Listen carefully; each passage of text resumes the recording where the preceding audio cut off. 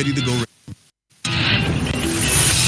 Welcome to NASCAR on USRN Countdown as we get ready to go racing. The Bristol Motor Speedway in Tennessee has always been a magnet for racing excitement. What's the attraction? 30-plus cars racing around a high-banked half-mile of mayhem under the lights on a Saturday night, surrounded by fans shoehorned into seats stacked to the sky. Oh, yeah. And it's an elimination night in the NASCAR playoffs. More memories are set to be made because it's the night race at Bristol.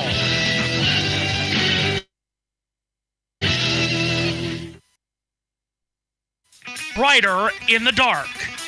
A track and a night loved by race fans and hated by drivers. A 500-lap traffic jam where patience wrestles with aggression and tempers are pushed to the brink. It's said that the seats at Bristol reach to the sky, when in reality the sky comes down to the seats to get a better view of the action. It's not NASCAR's biggest night, just its brightest night, where icons have created iconic moments for decades. Hardy's battle is back up. Labonte is sideways but wins the race, crashes, and he wins anyway. How about that? Terry Labonte takes the lead. Here comes Earnhardt. He hits Labonte. Labonte spins in turn two. The bump and run. There it is. Gordon underneath to the lead. 2 laps to go. The bump and run, the Bristol move. Back Kingdom gets into the wall. Tony Stewart crashes and the leads take it. Ready to rip somebody's freaking head off. It's Bristol, baby. At the end of this night in Thunder Valley, 4 drivers will be struck out of the playoffs. Buckle down and don't blink, or you'll miss it all. It's the night race at Bristol. You win.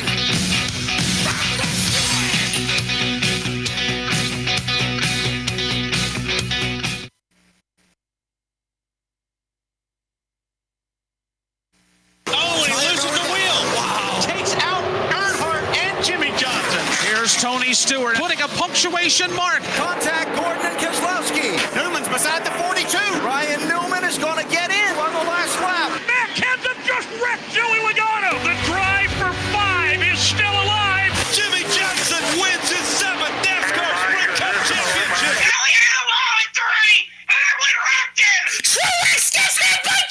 Chastain is riding the wall. Unbelievable. Logano's legacy is sealed.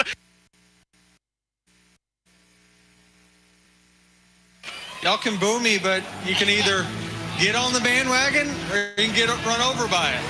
You still love the booze? Bring them all. Denny Hamlin never won to mince words last weekend in St. Louis. Those were the battle words spoken to his competition and the fans following his win, punching his ticket into the round of 12 of the NASCAR Cup Series playoff. But for 14 other drivers tonight, they fist fight for the final 10 spots into the next round of the NASCAR postseason. And tonight, it's the night race at Bristol that takes center stage for the NASCAR Cup Series. And USRN and JB Motorsports welcomes you along to Bristol, Tennessee. Hello, one and all.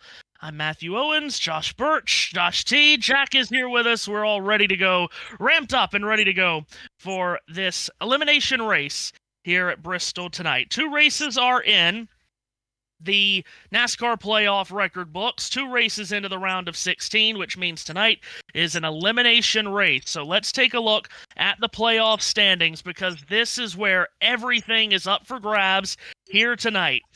Denny Hamlin, based on his win at Gateway last weekend, and Chase Briscoe with his dominant Darlington win, they're locked into the round of 12. Kyle Larson is a virtual lock into the next round. He's 60 points above the cut line. Darrell Wallace Jr. is plus 50. Ryan Blaney is plus 42. William Byron at plus 39. Tyler Reddick is 7th, 37 points above the cut line. Christopher Bell is plus 32. Chase Elliott plus 28, and Joey Logano plus 21. All of those drivers are fairly comfortable. We'll keep you up to date with their situations throughout the night. Where it gets tight is Ross Chastain is 11th, 19 points above the cut line, while Austin Cindric is on the bubble. He holds the final spot into the top 12 at 11 points to the good. Below the cut line is Austin Dillon minus 11, Shane Van Gisbergen minus 15, Alex Bowman at minus 35, and Josh Berry at minus 45 are in basic must-win situations.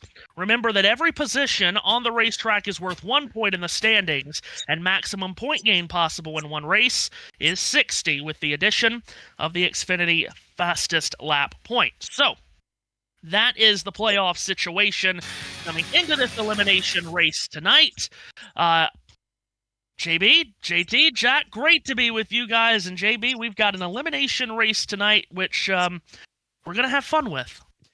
Yeah, and hopefully it's going to be a bit better than what we had last time we were here in the spring race as well. Good evening, everybody. Yeah, so the tyre wear doesn't look like it's going to be that big of an issue, which is better news for us all round. It also looks like we're going to be in for a cooler night, a better night of running.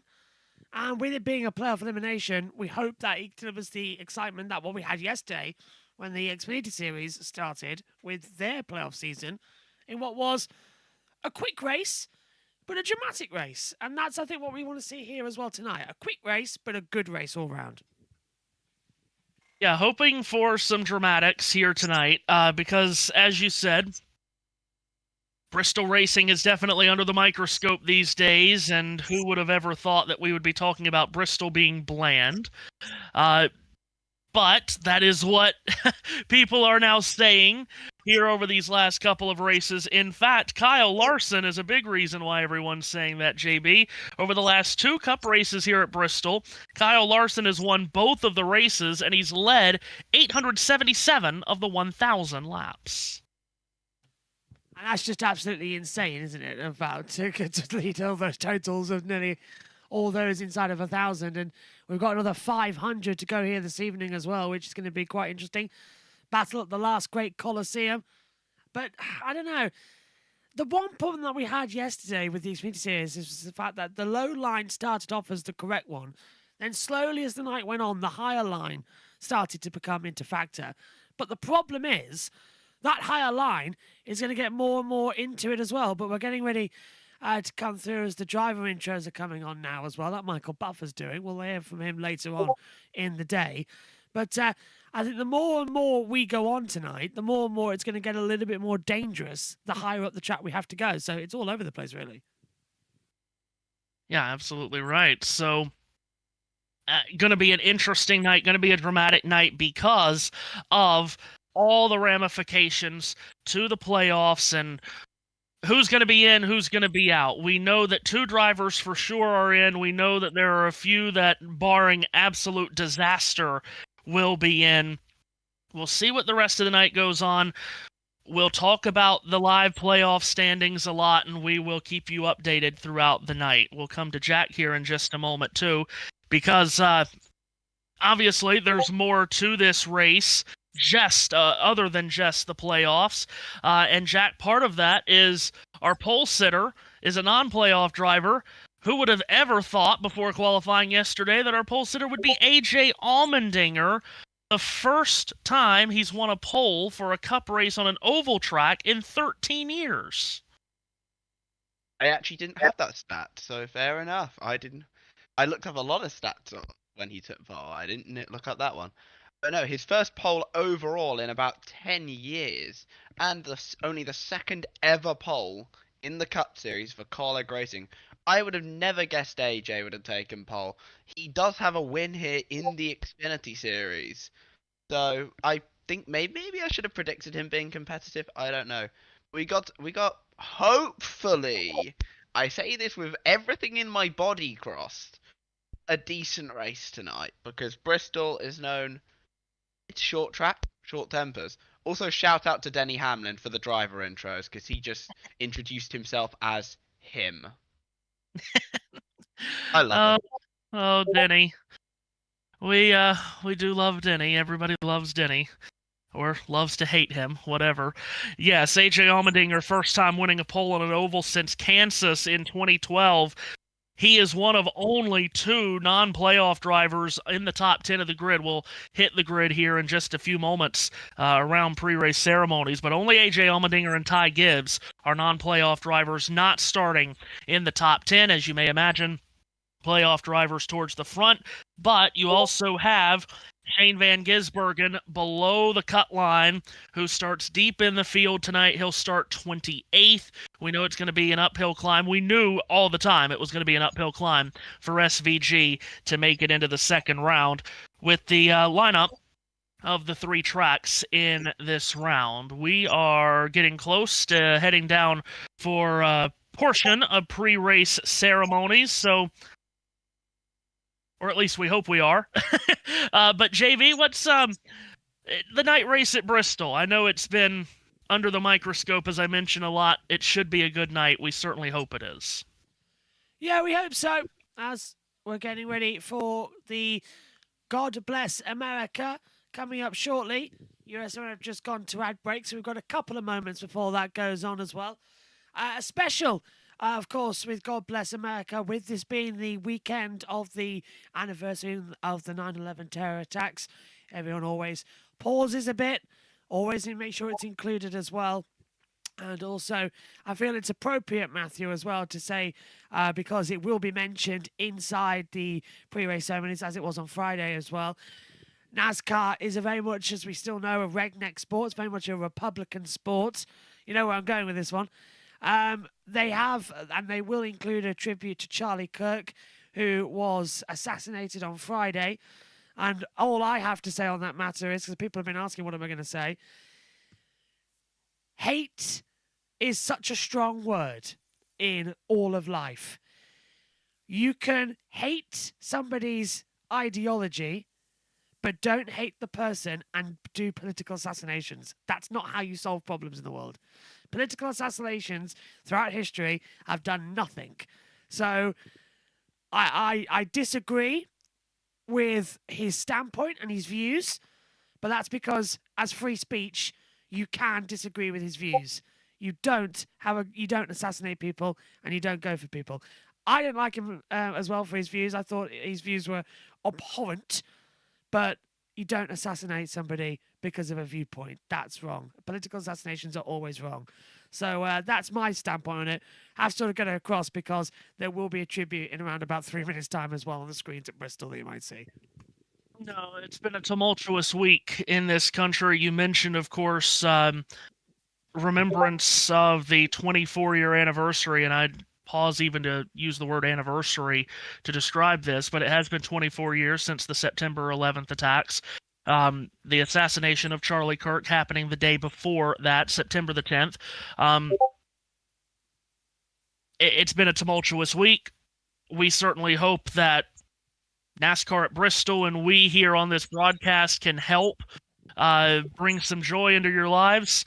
But no, these are things that happen in third world countries, and the United States is not a third world country, and it truthfully, as an American, it pisses me off what we've dealt with for not only this week, but for a long time now with the political temperature in this country. But we will put all of that behind us, or at least attempt to, here over the next couple of hours as we get ready for the night race at Bristol. Fans are packed into this Coliseum and ready to see 1,000 laps under the line. One above the cut line that he starts third. Tonight he could gain some early stage points. Time for tonight's pre-race ceremonies from Bristol.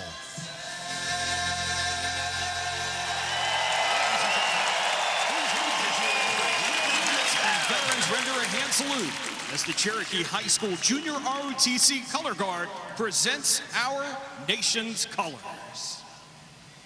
Here to offer tonight's invocation, please welcome from the Performance Racing Network, Rob Albright. Please join me in prayer. Lord, in this moment of quiet, we just want to stop and say thank you. Thank you for being able to enjoy our favorite sport with 100,000 of our friends. But Lord, we know as there's peace inside this Coliseum, there is strife outside it, far too much of it. There's division, there's hatred. Lord, that's not you. You're a God of peace. You're a God of love. In fact, your word says that you are love. And you loved each one of us enough, Lord, to want a personal relationship. So, Lord, I just would pray tonight, if there are those standing in this audience that can recognize an emptiness inside that only a relationship with you can fill. Father, I would pray that tonight, before they enjoy this race, they would invite your Son, who gave his life for us, a ransom for many, as their Savior and Lord. You're a good God, a good, good God. Amen. Here to perform our national anthem, please welcome back the children of the drivers and crews, a longtime Bristol Motor Speedway tradition, the Motor Racing Outreach Kids.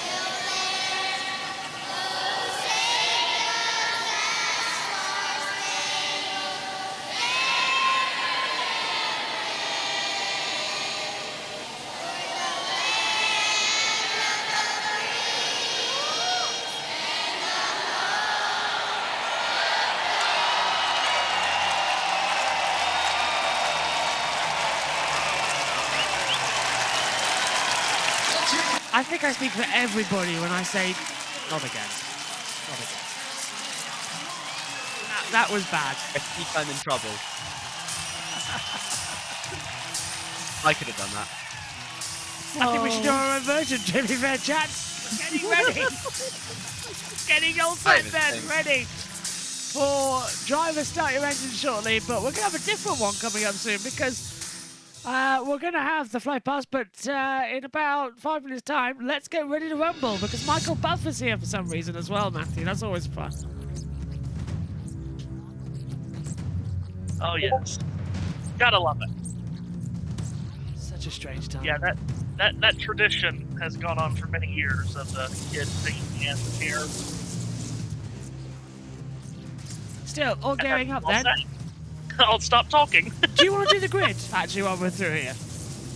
Yes, that's fine with me. Works for me. I'll turn the volume down then, because then you can go through your grid and get JT ready for it, because we've got a bit out of order.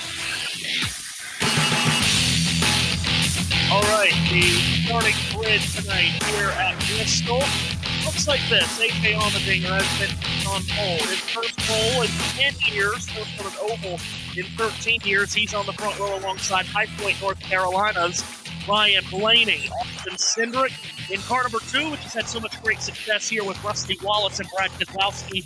He'll start third alongside Ty Gibbs. Kyle Larson's in the third row alongside Denny Hamlin. Those two considered the heavy favorites tonight.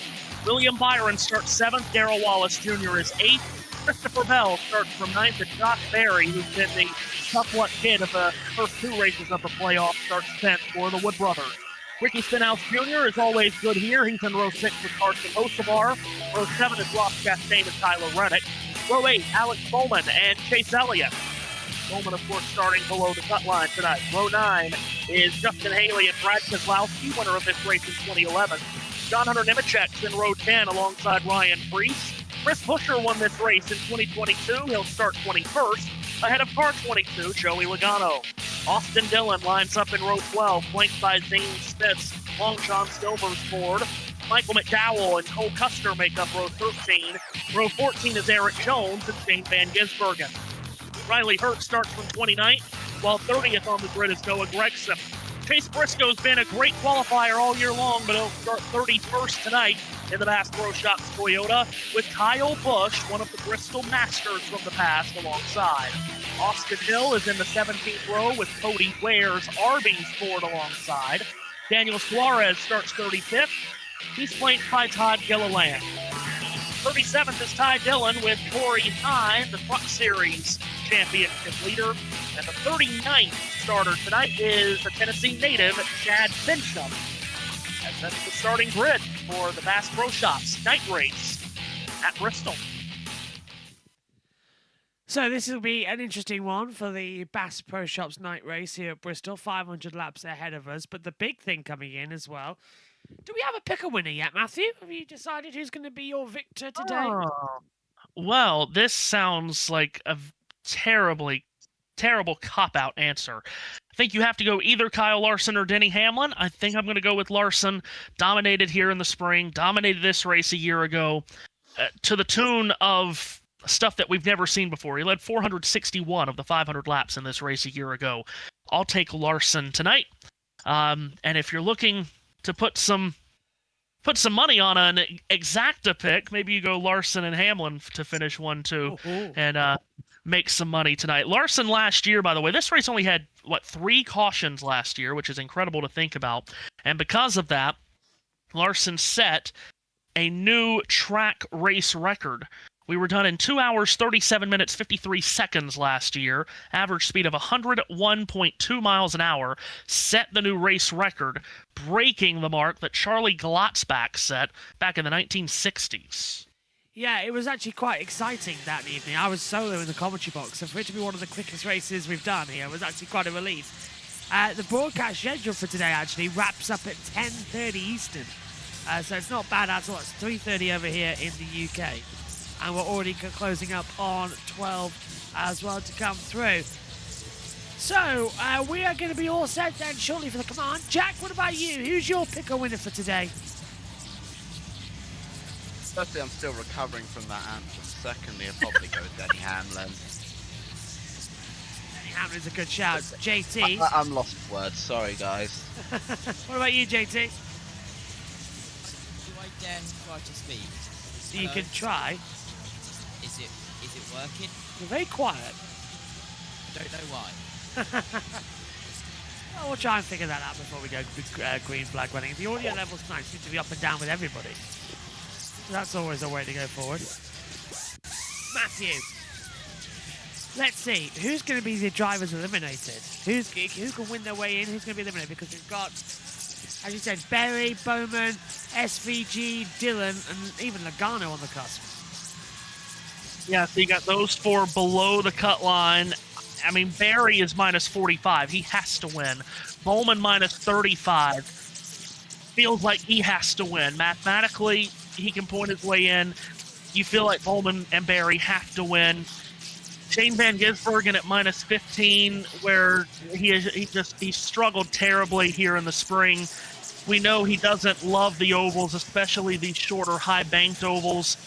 Austin Dillon might be the only one that stands a real chance to jump up above the cut line at minus 11. We know he's good on these short tracks. He won the last one that we raced on in Richmond. But honestly, if you were asking me to make a pick, I'd say the 12 above the cut line at the start are the 12 that'll be at the cut line above the cut line at the finish. Okay, let's send it downstairs to USA in case they broadcast the Let's Get Ready to Rumble moment. This champion knows what to do to manage through the night. Fortunately, he had a great week last week at St. Louis, and so he's got a little bit of a cushion to play in there. But as we know, anything and everything can happen here at Bristol and take it away from you in a hurry. One more peek at the playoff standings, DJ, and if you had to vote one driver to say, hey, they are the MVP of the round of 16, would you put Bubba Wallace high on that list? No, he'd be at the top of this list. Other than the 2 drivers that obviously won, in Chase Briscoe and Denny Hamlin, Bubba Wallace has done everything he's needed to do to put himself into the mix to move on to the next round. And certainly a big night for all these playoff teams. Austin Cindric just barely above the cut line, but he did starts third tonight. So we'll see if he can pull it off and get some early stage points. Here's Michael Buffer to get the field started. And now, here to say the most famous words in motorsports, please welcome noted conservationist and Bass Pro Shops founder Johnny Morris, his favorite fishing buddy JP, Bristol store manager Jeff Hall, country music stars Chris Jansen and Clay Self, and future conservationists Jesse Jansen, Maya Reagan, and Brooks Briscoe, plus select veterans proudly representing Bass Pro Shops' 4,000 veteran outfitters. On this beautiful night in the heart of America, all of us at Bass Pro Shops are very proud to dedicate tonight's great American race to our nation's true conservationists, America's hunters and anglers. And we're even more proud to dedicate this race to all who defend our freedoms here in the greatest land on earth.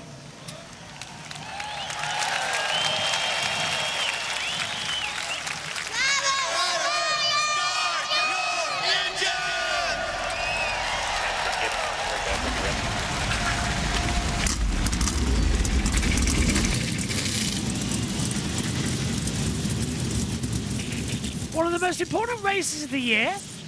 So far, they've mucked up the national anthem, they didn't broadcast Michael Buffer, and they've mucked up the commands. Exactly what are USA and NASCAR playing at today? Honestly, Matthew, it's down to you. Every command now has to have a preamble before we can say the words. And then we have to have, 17 people trying to say it all at once, including children. I'm looking forward to our commentary start today as well. Anyway. Should I try and shoehorn in some religious stuff as well? I'm glad actually to see that the stands are a bit more packed tonight. That yes, and I have to say, this has been a conversation during the week, and this isn't a time where we can dive deeply into it, being that this race is about to start. But there's been a lot of talk about the attendance in the spring race at Bristol here over the past, handful of years now. And, of course, the ongoing conversation about the quality of racing here at Bristol. I think we're at a time now where we can take the spring Bristol race off the schedule and make this night race the lone race of the year at Bristol. I'd like that. And hopefully that gets more people here for the night race. Make this summer race, this night race, the only race of the year. And I think that would, what that would do, it would bring the attendance, just like it did at Richmond, that we seen a few weeks back. Attendance would skyrocket when you have just one event. We see it at Michigan, we see it at Pocono, races that are tracks that used to have two races now has one. And instead of having two half-filled grandstands, you have one full grandstand. Got it at Richmond this year. I think it would be something good to try here, but obviously they're not next year because that spring Bristol race is still on the calendar. And it's Dover that's got the race going into it with the All-Star race, isn't it? Would this track work more as an All-Star race for the spring? It had the All-Star race 1 year. What was that, 2020, of course. That's a good question. So here we go. Turn it up.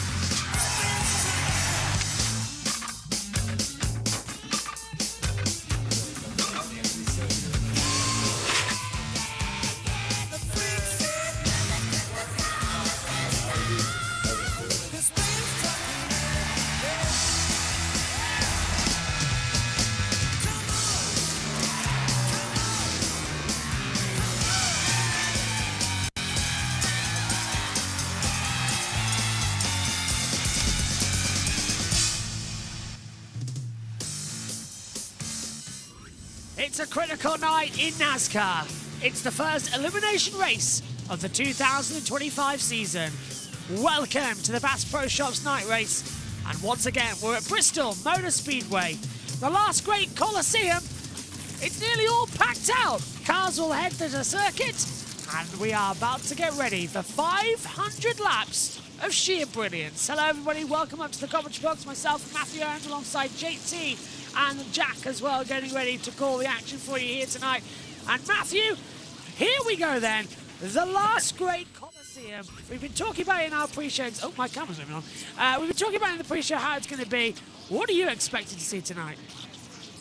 Last great Coliseum, and in many people's minds, it's the last great stand for the Great Coliseum. We want to see good racing here. We want to see intriguing racing. We know tonight, maybe ever, we're not going to get the racing we got here in 1999 or 2002 or the iconic classic Bristol night races.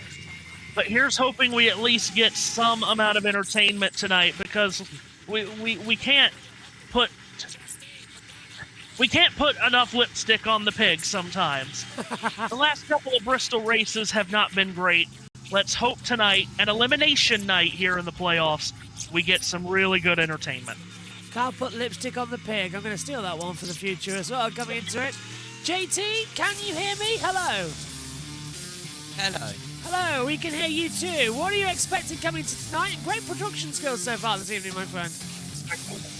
I tested new software. It worked, but the only annoying thing is that you have to have it absolutely nailed to the second every single part of it, otherwise the countdowns get unaligned with each other, which is a little bit annoying, but yeah, it doesn't help with the TV delay as well. Yeah. But I can tell you that the next ad break will be after the green flag, and it'll be 2 minutes in length, because, well, it's been correct up to now, and we shall see if they stick to their ad break schedule.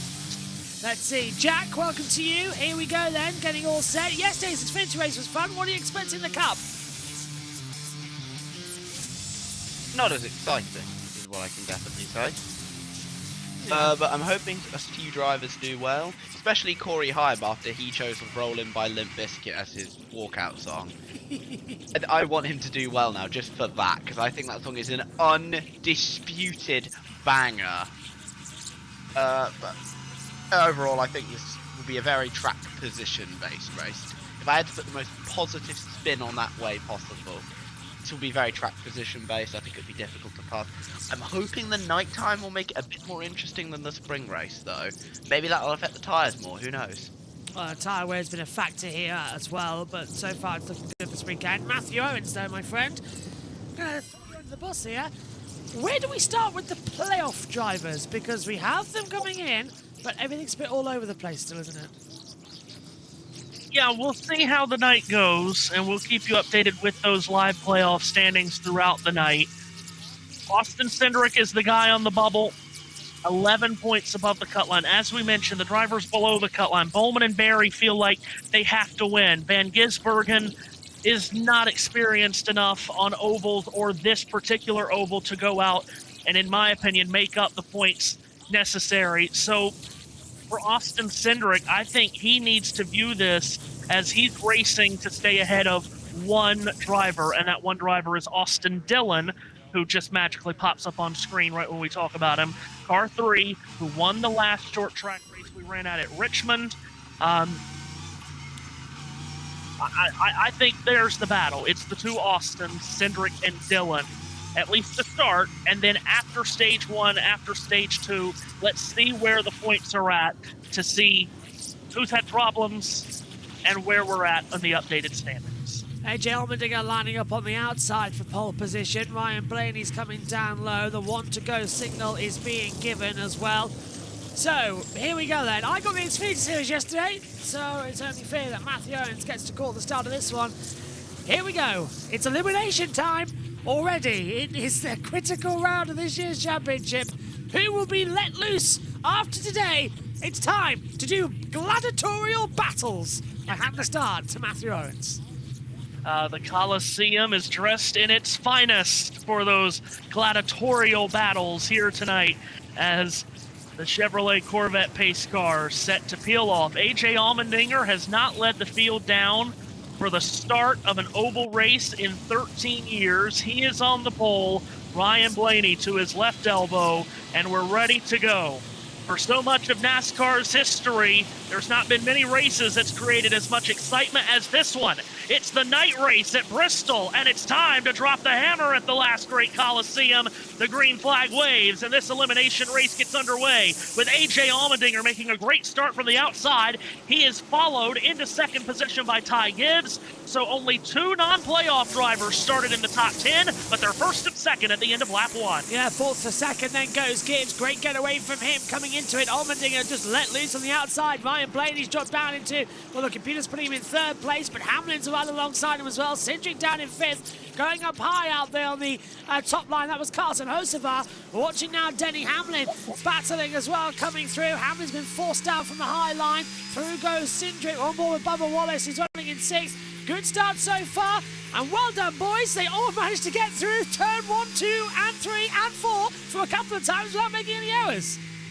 Yeah, they all got through that first lap cleanly. Denny Hamlin walks up the banking in turns 1 and 2. Darrell Wallace Jr. maneuvers his way around Hamlin up into the 5th position. They have applied PJ1 to the bottom of the racetrack this weekend as Hamlin gets loose again off the top of turn 4. Kyle Larson works his way to Hamlin's inside at turn 2. And at the start of this race, the expectation is that the bottom line will be dominant with the PJ1. Question is, how long will it take for the top lane to become dominant, as we expect it to eventually become that? Larson gets around Hamlin, who is trapped up high, JB. William Byron's going to try to get through now. And Byron goes through ahead. Now look to the 21 of Josh Berry, going down on the low line with that special sticky surface that was very high in the Xfinity race yesterday to get back through on the traction. Hamlin's looking loose out on the top there. He's trying to rubber up that middle lane, but it's not working out. 3 lanes at Bristol. Yeah, it looks likely, doesn't it? But he's hemorrhaging positions here. Look at this. He's now side by side with the 47. This is not the way Hamlin wanted to start this race, and he nearly rehooks himself, and Hamlin's got to get out of that. It's looking ridiculous now. Chastain's alongside him. Yeah, here in these early laps, it is going to look like old Bristol, where if you get on the top, you're just going to be bombarded by everyone down low. Hamlin should be able to find his way down here between Christopher Bell and Alex Bowman, and he does. So Hamlin, after getting trapped up high, lost a handful of positions. He's dropped outside the top 10. But yes, eventually throughout the night, the middle and the top will work its way in, will rubber itself in. We just don't know how long that is going to take. But right now, the bottom is where everybody wants to be. Laps click by quickly here, as we know. 15-second laps. We've already completed 10 of 500. That's how it goes as well. What do you make of the start then, JT?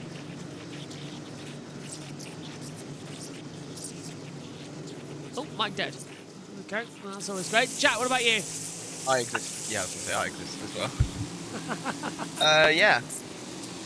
Nothing much for me to say. Ty Gibbs up into second is quite nice. Gibbs has the longest stint in JGR history without getting a win, exceeding the number set by the one and only JJ Yaley a while ago. Can he maybe snatch his first win tonight? So we'll keep an eye on the schedules as well as they come back through. As side-by-side steal, that's all the NASCAR, well, the only NASCAR coming through.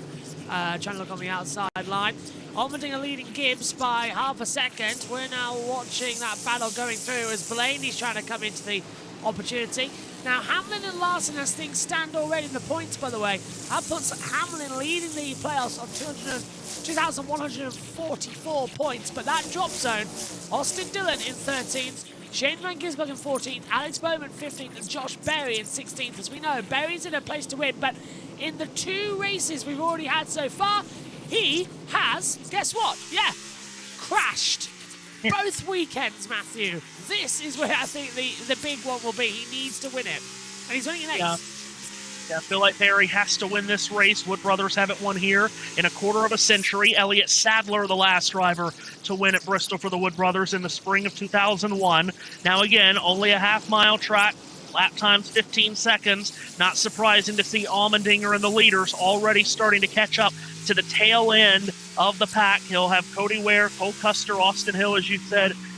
He'll be running up on them very shortly, and this is what quote-unquote new Bristol is all about. Now that we don't have 15, 20 cautions a race, you have to be surgical getting through lap traffic. So we'll see how the traffic plays a role in tonight's race, especially here in the early going, where next to no passes are being made at the top. Here is Allmendinger going to get around Chad Fincham going into turn 3, and now he's going to try to root his way underneath Cody Ware on the exit of turn 4. He does that, but in just that set of corners, JB, Allmendinger lost a lot of time to both Ty Gibbs and Ryan Blaney, and the top 3 are now nose to tail heading back to turn 3. All within half a second of each other as well, and Gibbs fancies a look. Remember, yesterday we were seeing surprise moves left, right, and centre, so I wouldn't be surprised to see Ty doing something. Remember last week, actually, as well, Gibbs was the man on the move throughout the entirety of the race, making moves on the high line, the low line. He can make any lane work. So are we going to see something similar here as we exit out of the last corner over the line? Look at that, he's looking for the low line. Allmendinger was looking for the middle lane, trying to grip that up, but they've got traffic just ahead of him as the 16 looks very out of shape. The 54 looking absolutely fantastic. Now, in the Xfinity race, that middle and high lane was about stage 2 when it started to get properly rubbered up with the drivers started deciding that was the point to go for it. That's after, of course, the first fuel stop. We're not expecting fuel stops in this first stage, so that is going to be quite interesting. Just 125 laps. We're already in 6.5 minutes at 25 laps. Boy, Ty Gibbs got a really good run, center of turns 1 and 2. He punches A.J. Allmendinger in the bumper cover, shoves Allmendinger up the banking in turn 3, and Ty Gibbs will go through to the lead. So A.J. Allmendinger leading laps at Bristol for just the second time in his career.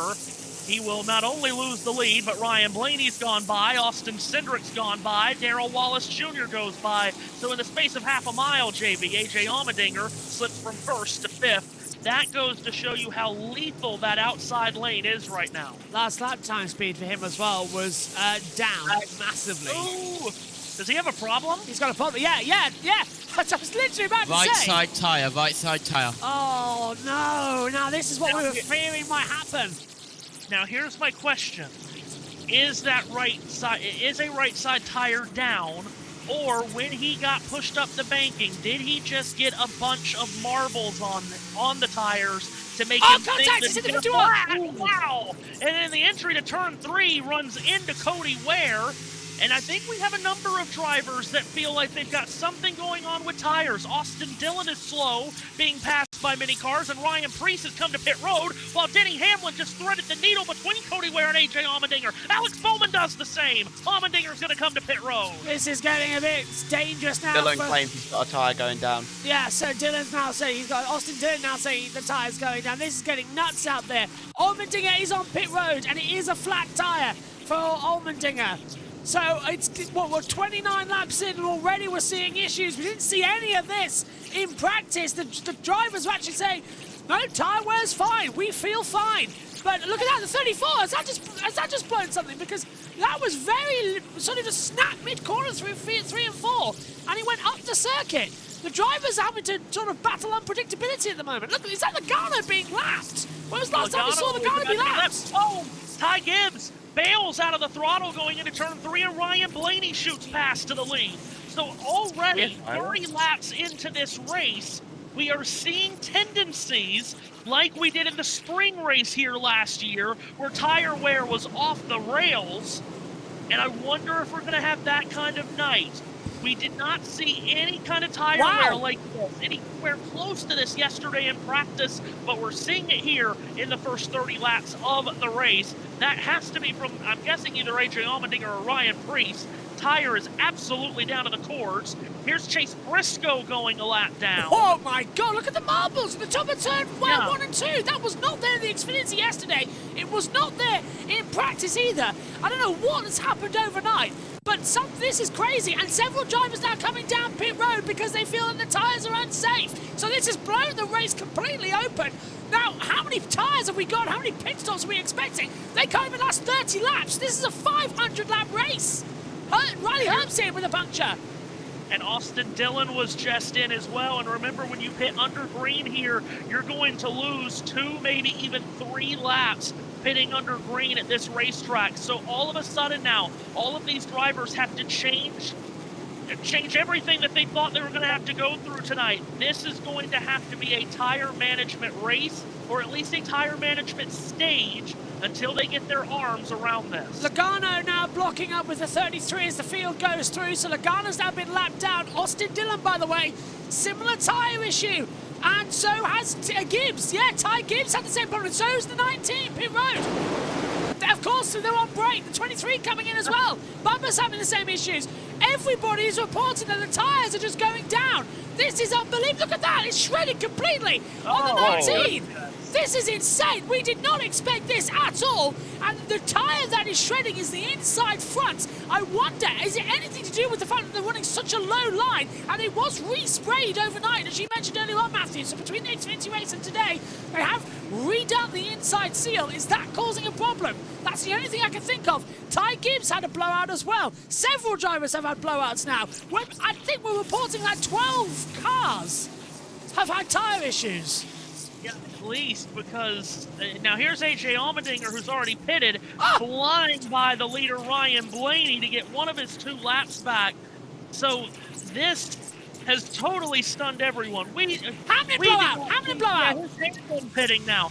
We didn't see anything close to this. No, Hamlin's had a blowout back straight, so he's having to come in now. Bob Pockrass, as we've lost TV pictures, Bob Pockrass has said that with only 10 sets of tyres for the race, they can't last 30, 35 laps. They would run out of tyres with 50 laps to go. So they can't just keep doing this. This is insane stuff.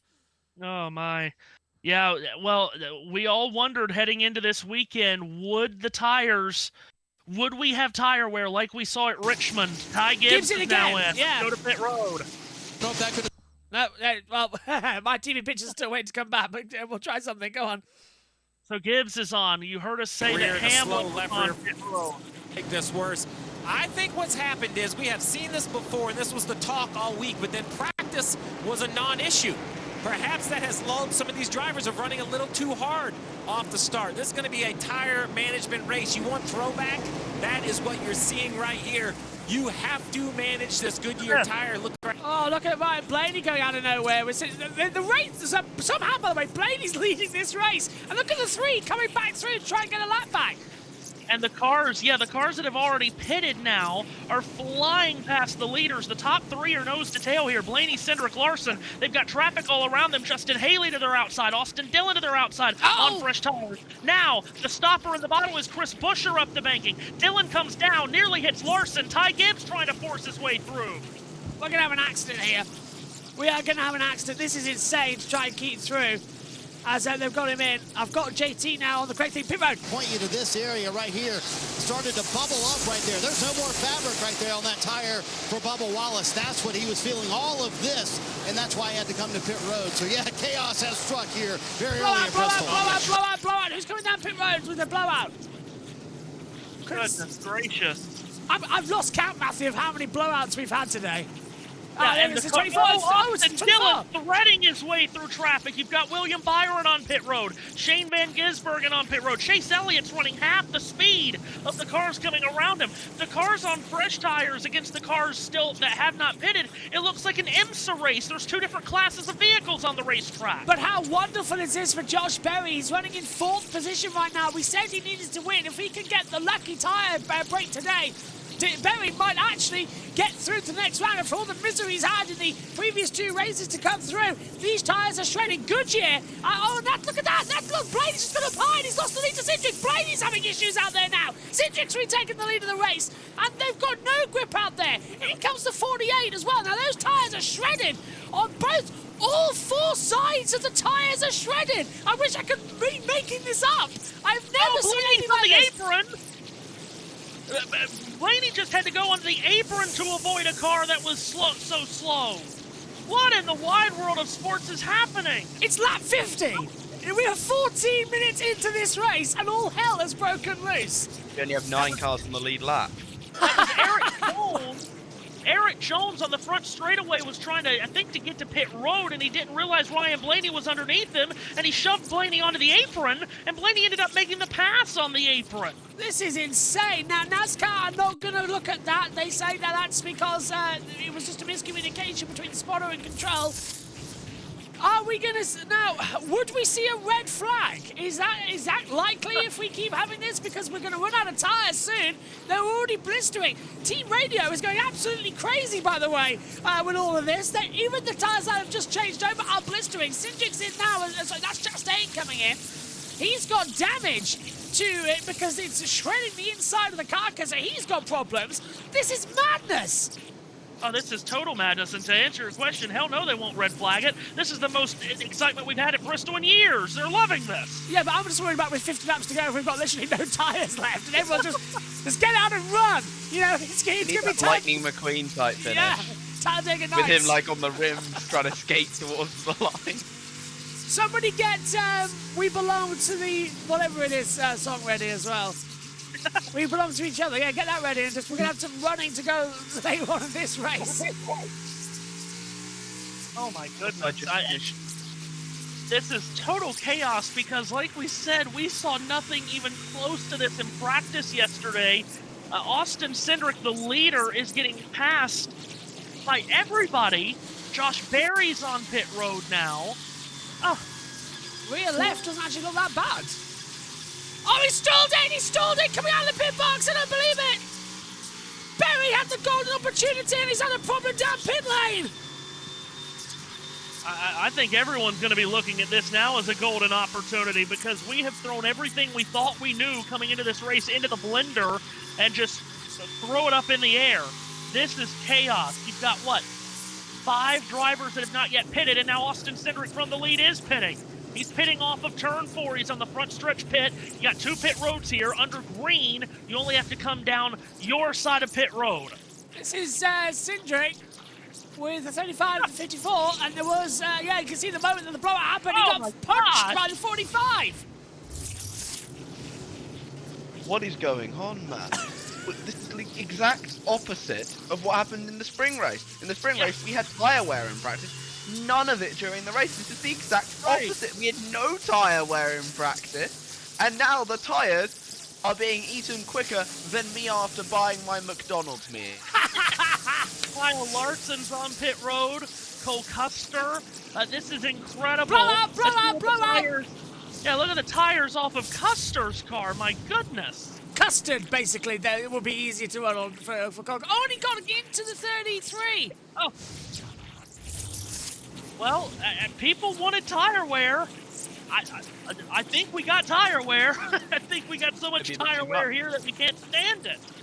Oh, that's the 12. That was Blaney losing out. He's also having issues. Look at that. Those tires are only, what, 10 laps old? Well, no, he hasn't pitted yet. Oh, is he not? What the hell is he running on? Well, he's gonna be in the wall here soon because everybody that's coming behind him is coming at him at 20 miles an hour quicker. Denny Hamlin just had to come to a stop, basically, to get around him. Darrell Wallace Jr. gets by. Unbelievable what's happening here. They're burning and shredding the tires as well, just to get the ones that can go back out again. But they've got no grip. Is he got a blowout?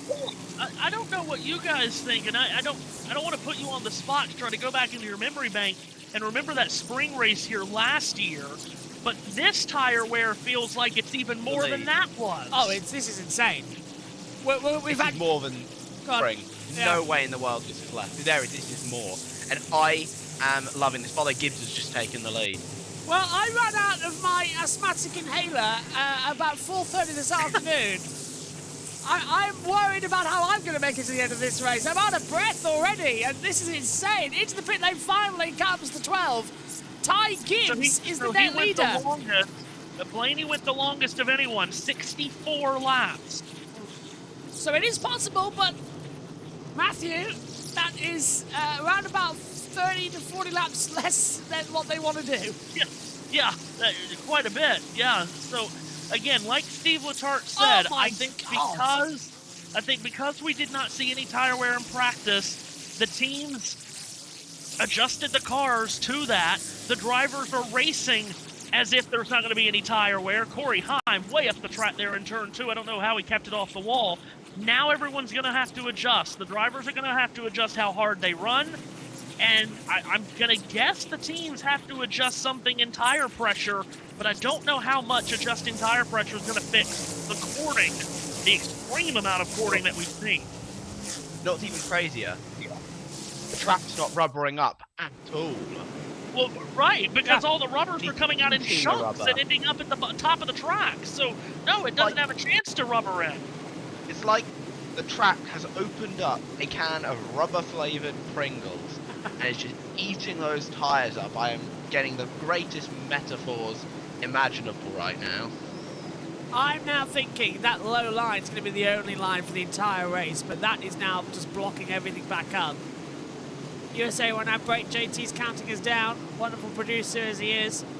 Bush now just ahead, keeping it all in. Matthew, I don't know anymore. I've lost track. I've lost it completely. I think the stage break here is going to be a good chance to catch everybody's breath. Now remember, in that spring race here last year that we keep talking about where we had that massive tire wear, Goodyear made extra tires available to teams, and it was on a first come, first served basis. Whoever gets here first can take some extra tires. We might be in that situation here.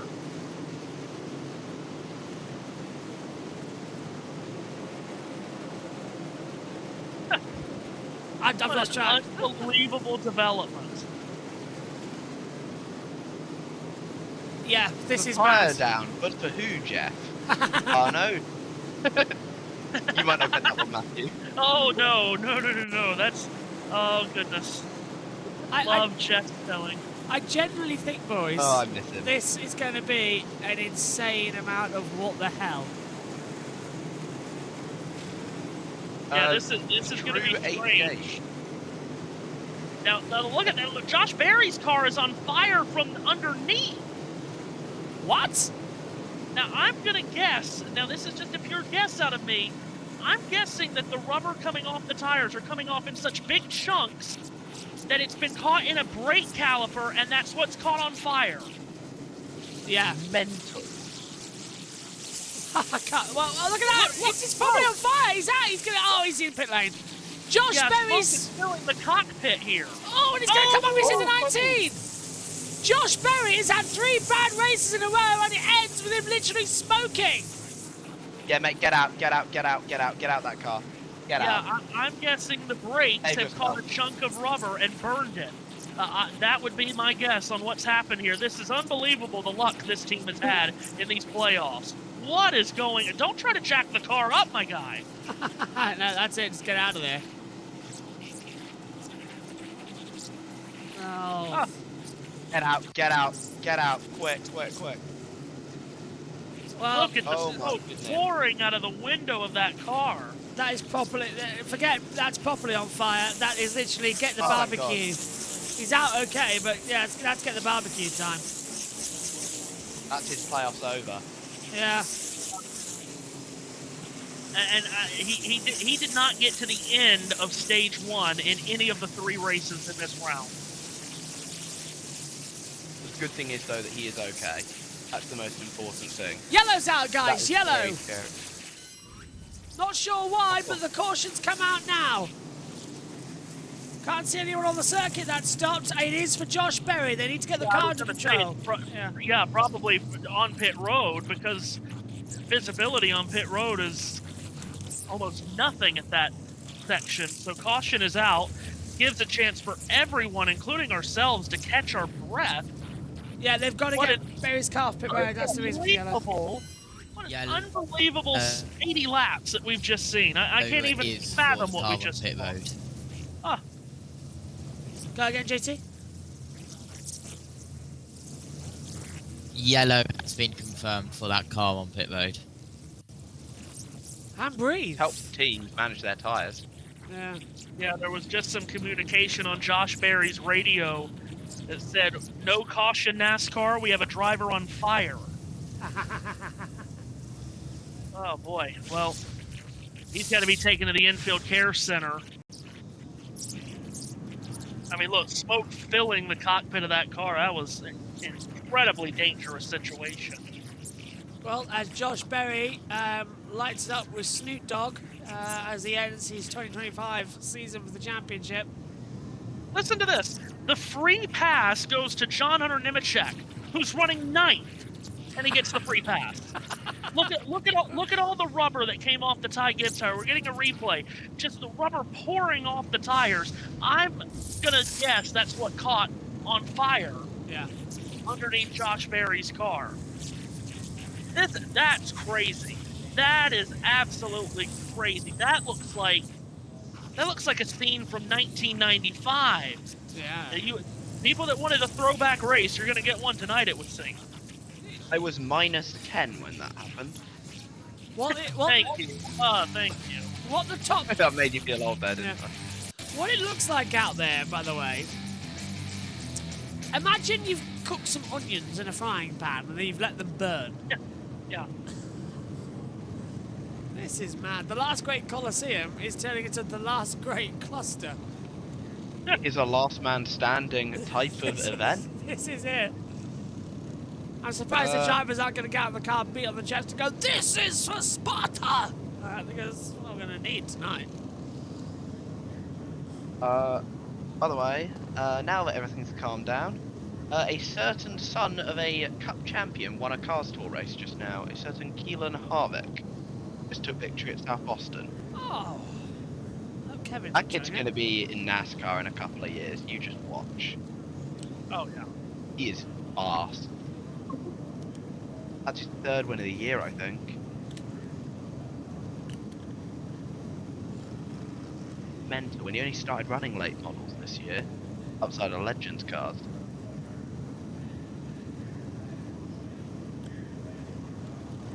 Taking a pink inhaler that was just standing here in the commentary box, so I hope that's okay. NASCAR going to sweep the circuit. That might take a while. Yeah. So if anybody wants to go and have their Sunday breakfast, off you go. Well, this is... Josh Berry. Yeah, go on. Want to hear a stat? Go for it. Pending tech inspection, Josh Berry is possibly the first driver ever to be eliminated in the playoffs at round 1 with 3 consecutive last place finishes. Yeah, that's true, actually, probably is. He has had literally everything that could possibly go wrong. 10 seconds left. Like, there is not a single driver on the track that has had worse luck than him. If you think you've had bad luck, look at Josh Berry these last 3 weeks. You're back with us. If you're watching on USA in the States, the first caution of the night. Fire on pit road. Guess who? Josh Berry. 3 bad races in a row. Matthew Owens alongside Josh Birch in the booth. As we have JT and Jack as NASCAR now sweeping the circuit. Matthew, it looks like a giant Hoover going up the top there as they literally suck up all that rubber from the high line. By the way, they should not be doing this. No. I am totally against this. This is what happens during a race. Tires wear, rubber gets set down in some form or fashion. It just so happens that tonight the rubber's coming up in chunks and they're ending up at the top of the track in total marble. But this should not be happening. They should not be sweeping this racetrack. We dealt with this for ages in the, I'm gonna say the line, the good old days. If there's rubber built up, building what we call marbles on the top of the track, you just have to avoid it. They should not be sweeping this track. I am totally against this. Cliff Daniel said if the car didn't catch on fire, they would have been okay. He said they have to go back on the lead lap before deciding the strategy for the rest of the race. Pit road coming down. Dave, Ty Gibbs, middle of your screen, said that the car was good on balance. Whatever we can do to save the right front. As for the bottom of the screen, William Byron, he said tighten the center, but okay to push pace, and that's a very dangerous thing to do tonight. Now, they'll have about 1/10 of a mile through turns 3 and 4 on the apron before they get to the other side of the pits and Marty Snyder. Dave, Austin Cindric asked, say, listen, exactly what Steve mentioned a moment ago. Tell me what pace I need to run on these tires. And then Brian Wilson made a very interesting observation. He said, based on the amount of tires we have left, we're going to need at least 55 laps per set for what we have left. You see Denny Hamlin as well coming to pit road, and he said, we are way too tight as Hamlin has to push back in his stall and now gets centered in the stall. He told Chris Gadd, we're way too tight for this kind of race, Kim. And Christopher Bell, one of those drivers that fell a lap down during all of that cycling. Crew Chief Adam Stevens said thinking Superman, so we'll see what that means in terms of your call. In terms of the balance, though, just needs to be a tick freer, he said, mid through corner exit, so he'll make his way all the way around to the front stretch where his box is. The crew will wait for him as he comes to a stop. Still 10 away for Christopher Bell, and we'll let them go to work here. Oh, tires for Christopher Bell. Great commentary there from the pit crew at USA, but they can't even get the fuel jack in. Go on, Matthew. It's always so great to hear from the pit reporters these days. We'll be back after this. No messages.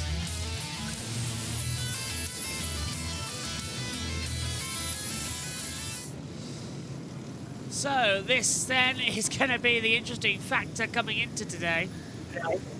89 of 125. We're closing up on the end. It should be quite a quick end to stage number 1. Then they'll go up again. I'm expecting, Matthew, a lot of pit stops even still, because that would be, what, 35 laps on one of the tyres. We saw them blowing out after 20 in this one. So we're going to see the tire life gradually start going up. Obviously, these drivers and teams were not expecting this. So when they started the race, they just went hard, right? Go hard, race hard, because we're not going to have to worry about any tire wear. Then we've learned, okay, yeah, we are going to have to worry about tire wear. So now these drivers are going to start backing their pace down to keep that from happening. So we're going to see more tire life. I cannot communicate enough, and I hate to mention this again. I cannot communicate it enough, though, that I hate that they went around under this caution and swept the top group. Yeah. That should not happen. We don't go around every other race when rubber's going down as we expect it to and sweep the bottom group or sweep the middle group for rubber that's laid in. We shouldn't be sweeping the top group when it becomes marbles. I hate that. I really hate that. What it's also now done, Matthew, is the fact is that now they're struggling. Sorry, who was that? Hello. Hello. Yeah, I've got some information for you. That they've swapped adverts around and it's confusing me. Anyway, they are making more tyres in the Goodyear facility that you can see on the left-hand side on the infield right at this moment. They are putting rims with tyres. If NASCAR allows teams to use extra compounds, that's a different story. But Goodyear are making more. Cheers, JT. If I were guessing, I would think NASCAR will let each team come down and get one extra set. Because like I said, I think tire life is going to start to go up, and I do think NASCAR will say you can have one more set. Ride it out a couple laps, and then yeah, when we slowed down, it was getting pretty bad there. Man, just so disappointing. That was going to be a lot of fun. That was right in our wheelhouse. We were moving forward. I think that's why we were trying to stick it out as long as we could, because that could have been our opportunity right there for sure. But man, it's been a tough couple weeks, but it hasn't been because of performance. These guys have been doing a great job. Just want to thank Miles and everybody on the Wood Brothers, everybody on the team's done a great job. Motorcraft, Quick Lane, Dex Imaging, Eero, all of our partners. Definitely not the way we wanted this first round to go, but we felt like we executed well and ran well and just hadn't had to finish this. So this is going to be a tough one to watch. That was going to be a lot of fun. All right, Josh Berry, okay, that's the tough part. Is it's been not the round of 16 that they wanted, but just glad to see he's okay, Lee. He ends out with the 1, 2, 3 into the 4.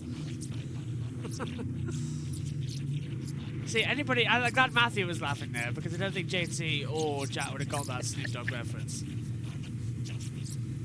Okay, so but a bunch of cars just took the wave around to get back on the lead lap. So to take the wave around, you're not allowed to pit under caution. So the cars that didn't pit under caution have taken the wave around to get one of their laps back. You're going to have Ty Gibbs the leader on the upcoming restart from William Byron, Zane Smith, A.J. Allmendinger, and Darrell Wallace Jr.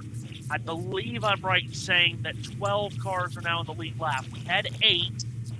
We got the free pass to John Hunter Nemechek, which made 9. And it looks like 3 cars that were 1 lap down took the wave around to get back on the lead lap. 4 cars took the wave around to get from 2 down to 1 down. So we're going to have 12 cars on the lead lap for the restart. Notable names off the lead lap: Chase Briscoe, Christopher Bell, Kyle Larson, Kyle Busch, Alex Bowman, Chase Elliott, Joey Logano, and Shane Van Gisbergen, all off the lead lap here, as we'll have, 31 laps to go in the stage when we get to green. And now, JB, all the drivers and crew chiefs know that this is going to be a different race from what they were planning on it being. So now it's time to go out and adjust and execute the adjusting. And let's see what the end of this stage is going to look like. Gibbs and Byron line up. We will go with about 30 laps remaining. Pace car pulls in. The last Great Coliseum is throwing up another confusion. The green flag falls and we are racing once more. Gibbs on the high line, sweeps down back low. At least they've swept it coming through, so that now we might see 2 to 3 wide, but the high line's not where you want to go. Few drivers getting out of it. There's more continuing further back, but Bell, Logano and Larson were side by side coming out of 1 and 2, and I think Larson's now still on the high line, and it's like I'm leaning trying to see where they were coming out of the commentary monitor. Still now Byron going down low. Zane Smith to second place. Go on, Matthew. William Byron was leaning on Zane Smith to try to get around him on the restart, couldn't do it. So Smith falls in line 2nd, from Byron 3rd, Chris Butcher 4th, and A.J. Allmendinger in line 5th. And again, this is going to be such a short burst to the end of the stage, so the battle for 13th is a huge battle to see who gets the free pass to get back on the lead lap. We'll keep an eye on that battle because right now it's Tyler Reddick and Chase Briscoe, 2 playoff drivers that run 13th and 14th for that free pass spot, and there'll be many others like Kyle Larson, Chase Elliott, Joey Logano, and Christopher Bell that tries to take it from them. So we're watching not only the leaders to the end of this stage, JB, we're also watching the battle for the free pass over these last 27 laps. Yeah, and Ryan Blaney's got dropped back a couple of places as well on that high line. Look at the 24 trying to go up high, but it's leaving that low, faster line open for Buscher to try to come through. Allmendinger's back up into the mix as well, out of absolutely nowhere. He's come back to fight. We're on board now with Bubba Wallace as they come through, but we've got a caution as the 48 has spun around. Alex Bowman, who started the night below the cut line. Everyone avoids him. And who was in the free pass spot? Looks like it was Chase Briscoe. Had gotten around Tyler Reddick. So Briscoe will get the free pass and get on the lead lap. See how it's happened here then, coming into it. So the 35 and the 48 are side by side. We've got the 20 just behind. I think the 35, well, actually, I think Bowman got on the apron and goes up into the 35 of Riley Hurst, but it just gets loose. How do you read that one, Jack? That's how I read it, to be honest. I think Riley doesn't give him a lot of room, but Bowman just loses it by himself and sends it around. Great job on everyone for avoiding him, in all honesty. It's a nice looking car that I hadn't seen his scheme before this weekend. That's such a really nice looking silver car. I haven't seen yeah, it looks like Bowman just lost it on his own. Big playoff implications there, as Bowman has had in all honesty, pretty miserable round of 16. Matthew, just a quick question before you start talking. I think we're taking them off one by one. Berry, 16, out. Bowman, 15, now getting in there as well. So watch out, because Austin Dillon SVG's there. Yeah, exactly. Now, what this caution does do, it's going to give other guys a chance to take the wave around and get back on the lead lap. So we know Chase Briscoe will get back on the lead lap for getting the free pass, but because we didn't put many laps on the tires during that spell of green flag racing, guys will be able to take the wave around if they so choose. But I just want to mention, I know we didn't get a lot of laps there on that restart, but you could visually tell, if you were watching it, as we were, of course, you could visually tell that everyone has backed their pace down to not chew through these tires. That's what this race now becomes. It now becomes managing your pace, managing those tires. think that's going to be the sort of important factor coming into this, is exactly what are we going to be witnessing in the remaining race. 3 cars coming down pit road, the 12, the 6, and I'm afraid I can't say it's the 47 coming down pit road. So they're now going to take an opportunity to try and get some new tyres and fuel. Dave. Lee, he had only been on pit road one time, was a lap down. I believe he took the wave around to get back on the lead lap. So they'll take 4 tires here and get Ryan back on his way as he tries to manage this chaotic night at Bristol. Makes sense though, doesn't it, Matthew, as well? Just to give him full fresh set tyres and just see if they can capitalise on the stage break. But you don't want to run through these things either. We've already talked about we might not have enough. Now, of course, Blaney, remember, went longer than anyone in that first green flag run. He went, I think it was 62 laps, we said. So that would help in making that decision. By the way, on YouTube, the comments are going crazy. There are a ton of people watching, a ton of people commenting. Viewership. I mean, 422 numbers of viewers and comments. Everybody can't believe what we've seen through the first 100 laps of this race. And guess what? We're only 20% through the race. Hello, everybody watching. Hopefully you're all enjoying yourself as well. Get your comments in. I want to know, do you think this is one of the races of the season? And it's going to be crazy as Austin Ennis come in for a new set of tyres. One of the craziest. It's one of the craziest. Spore coming down pit road. That's Briscoe in, Bowman in, McDowell in. I think into there also comes Hostfar, Gregson, Ryan Priest, Haley. Dylan's in as well, and I think Suarez. Now, to identify them on the driver tracker for you at home, if that grey numbering goes to a black box, that means they're coming down pit road this time by. A lot of drivers will take the wave around. I think that's going to be the case. Now look at the top of the banking. Remember, they swept that during the last caution in what? In like 15 laps. Less than that, yeah. How much it already got up there. So that's incredible. By the way, Jack, you hit the nail on the head earlier when you said it's the antithesis of what spring was, when we had crazy tire wear in practice and none in the race. Now we've reversed that order here this weekend. This is unreal. I want to hear an insane stat about Berry this round, by the way. Berry, this round consists of over 1,100 laps. Berry has run just 107 laps this round. Wow. He has not even run 10% of the round.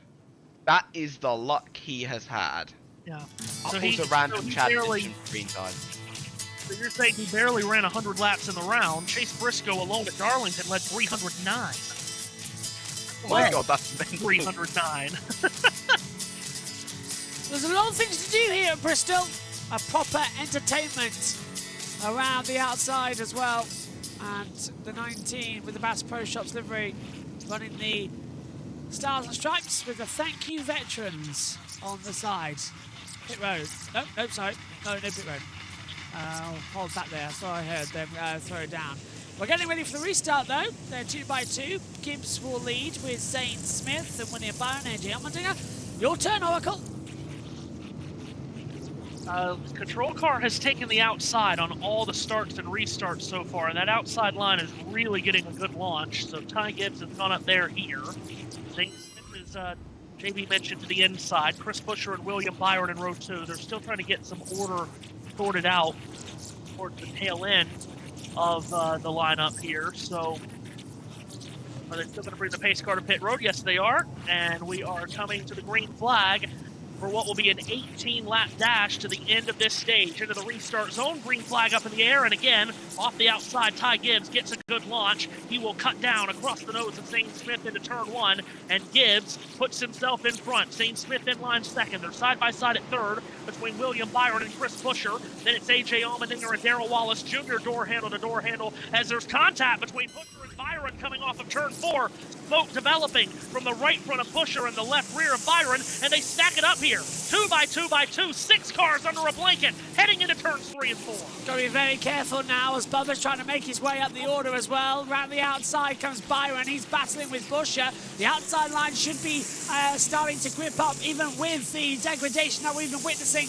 The end of stage 1 should be giving it, and that's allowed Byron to jump ahead. Buescher has to back out of it. Bubba's trying to come through out of nowhere. Allmendinger, who's run strong all day long, he's now battling battling with the man who's also run strong all day long, of Ryan Blaney in 12th. We've now got 13 on the lead lap, remember, running with 15 to go inside of stage number 1. Gibbs leads Zane Smith, 2 outside the playoffs running together.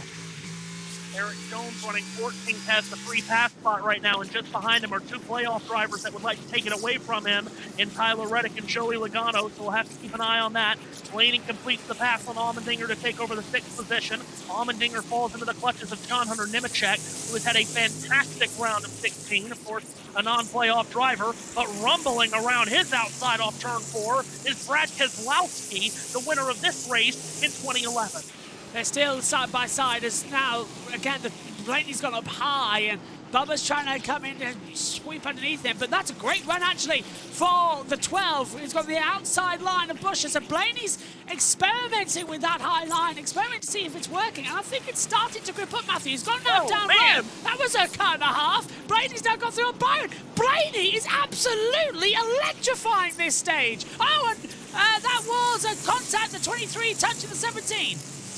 And remember, Blaney pitted under the caution, so even though his tires are only about 10 or 15 laps fresher than everybody, that goes to show you what the tire degradation is like tonight, because even though it's only about 10 or 15 laps, he is cutting through this field. Up into 3rd goes Blaney. Now, as he comes off of turn 2, he'll put the crosshairs on the bumper cover of the Zane Smith automobile. He's got less than 10 laps to get around Smith and Gibbs to get himself a stage win. Here's Blaney across the line, gonna sneak a peek to the inside of Smith. He opens up the door and then runs through it to 2nd position. I had one of my eyes closed there. I was like, is that going to work? It was so late to launch on the inside to turn 1. But now he's got 8 laps to get through Gibbs, who is slow compared to him as well. What do you think, Jack? He'll get him. He's going to get Gibbs. Look how much faster he is right now. And you know what? Maybe Blaney is just able to manage these tyres to perfection, because he was leading earlier on in the race. I feel like I've gone through an entire race in just 100 laps right now. This is mental. I don't know if the drivers like it, but I'm certainly enjoying it. I mean, hey, the drivers liked the, what's it called? 550 package with Atlanta. Yeah. We all hated it. Yeah.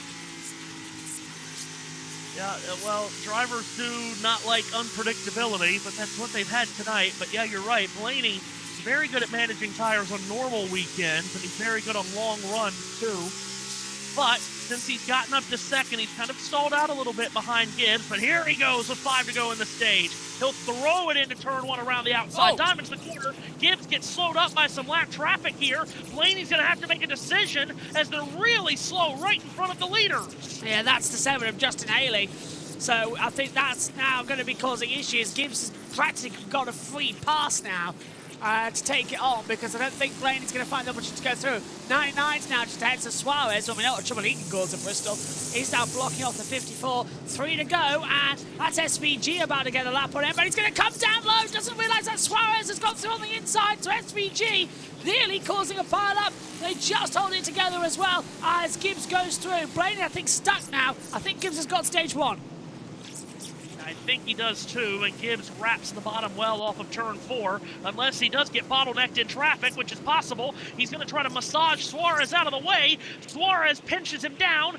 Gibbs has to bail out of the throttle on the exit of turn 2. It's going to open up a lane on the outside for Blaney. Here they come up of turn 4. Final lap of the stage, and it's side by side for the lead. JB, Blaney might have it in turn 1. Blaney's taking the high line, but has to lift up to get the cut back. He's still side by side with Gibbs coming out of 2 into 3 and 4. It's going to be very close towards the line for the end of stage 1 here. Who's going to have the biscuit on the last corner? It's side by side for the green checker. It's a photo finish, and it's Blaney who gets it by 35 thousandths of a second. Unbelievable end to stage 1, which felt like an eternity, but it's Ryan Blaney who picks up crucial stage points inside the playoff. He now moves up to 4th as we stand, matching points with that of Bubba Wallace. Fantastic. That's his 7th stage win of the year, and remember, not only is that 10 regular points, but it's also a playoff point that does carry through the rounds of the playoffs, so that's still a big playoff point for Blaney, who gets really close to clinching his spot into the next round with that stage win. And we are going to try to confirm here under this caution who is clinched their spot into the next round on points, because I'm sure Kyle Larson is very close, as to is Darrell Wallace Jr. We'll let you know who has clinched their spot, but those two, yes, Larson has clinched on points, is what Bob Pockris is saying. We knew Larson could get very close to doing that. Byron's jumped to 5th, so he's through. So 1 to 6 are through, basically. So that's Larson included. 2116. Reddick's 2101, Matthew. Bell 2093. Elliott 2086. 2083 for Logano. Cindric 2079. Chastain 2078. So that cutoff is getting rather close, but SVG's 2047, Dylan 2046, and of course we know that Bowman's had problems. He's on 2029. Berry's already out at 20110. Let's see here. Bob now saying he's confirming, just confirming. Yeah, I'm with him. I think Larson came in at plus 60, so really all he needed to do was guarantee himself 1 point, and he would be good. And now that Josh Berry's out of the race, Larson should have guaranteed 1 point. Because again, the standings can say one thing, but if you were to get a new winner, that would reshuffle, a winner from below the cut line, I should say, that would reshuffle. So Bob's going to confirm this for us, but I think we're pretty safe in saying that Larson is definitely in, and we might have some more. You said it, crazy into the stage. That's the craziest stage of the season. And you're back with us on USA to get into the action here. They're sweeping the track once more as we begin stage number 2. Another 125 laps ahead of us. That was just part 1, my friend. Part 2 is coming up right now. Ryan Blaney, the victor of stage 1. Oh, and he's throwing a drink bottle out the window. Oh, somebody get him a Dr. Pepper. What a fantastic opening stage. I reckon. Oh, they're all coming down now. Pit road's open. Oh, yeah. Everybody has to come with the tire wear tonight. My goodness. Let's head down there. Just got pipped by Ryan Blaney at the line. All these crews going to work in very tight quarters down here. Ty Gibbs at the top, in the middle, William Byron, who said his car has no drive to go hard in that run. And then bottom of your screen, Ryan Blaney, he said that his car was tight. They got those 10 stage points and 1 playoff point. Big deal for them, Marty. Lee mentioned that radio from Bubba Wallace. He told Charles tonight, listen, I know it's chaotic.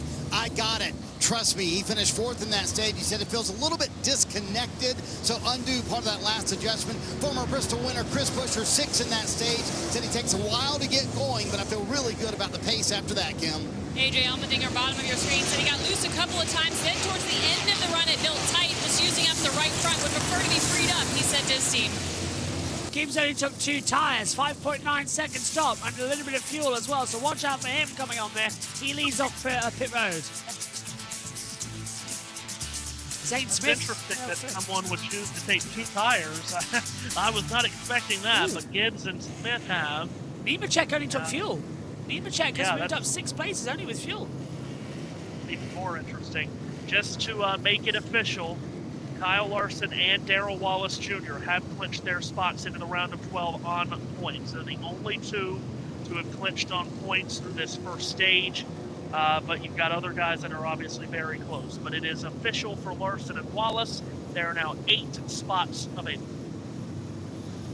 Everyone's still coming down pit road on the second phase now, so we'll keep that as it goes. This is lap 131, 369 to go. Into the pits comes the 66 as well. Well, I hope everybody's enjoying this one, because Bristol is throwing up an absolute barnstormer as well as they come into it.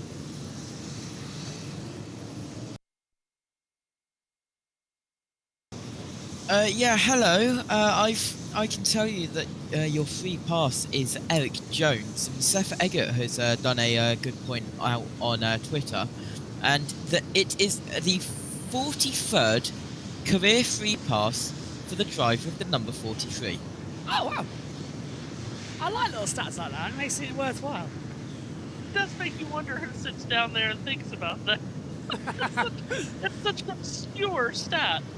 They think about better than me. I sit here and think about ad breaks. You're back with us on USA, stateside and around the world. They're sweeping the track before we get going for stage 2, so we're slightly a bit more delayed because of the tyre wear and the rumble. But Matthew, I know you don't like it, but I think we're going to have to sweep the track because if we left it for the full 500 laps, I think literally it would look like Shrek's swamp.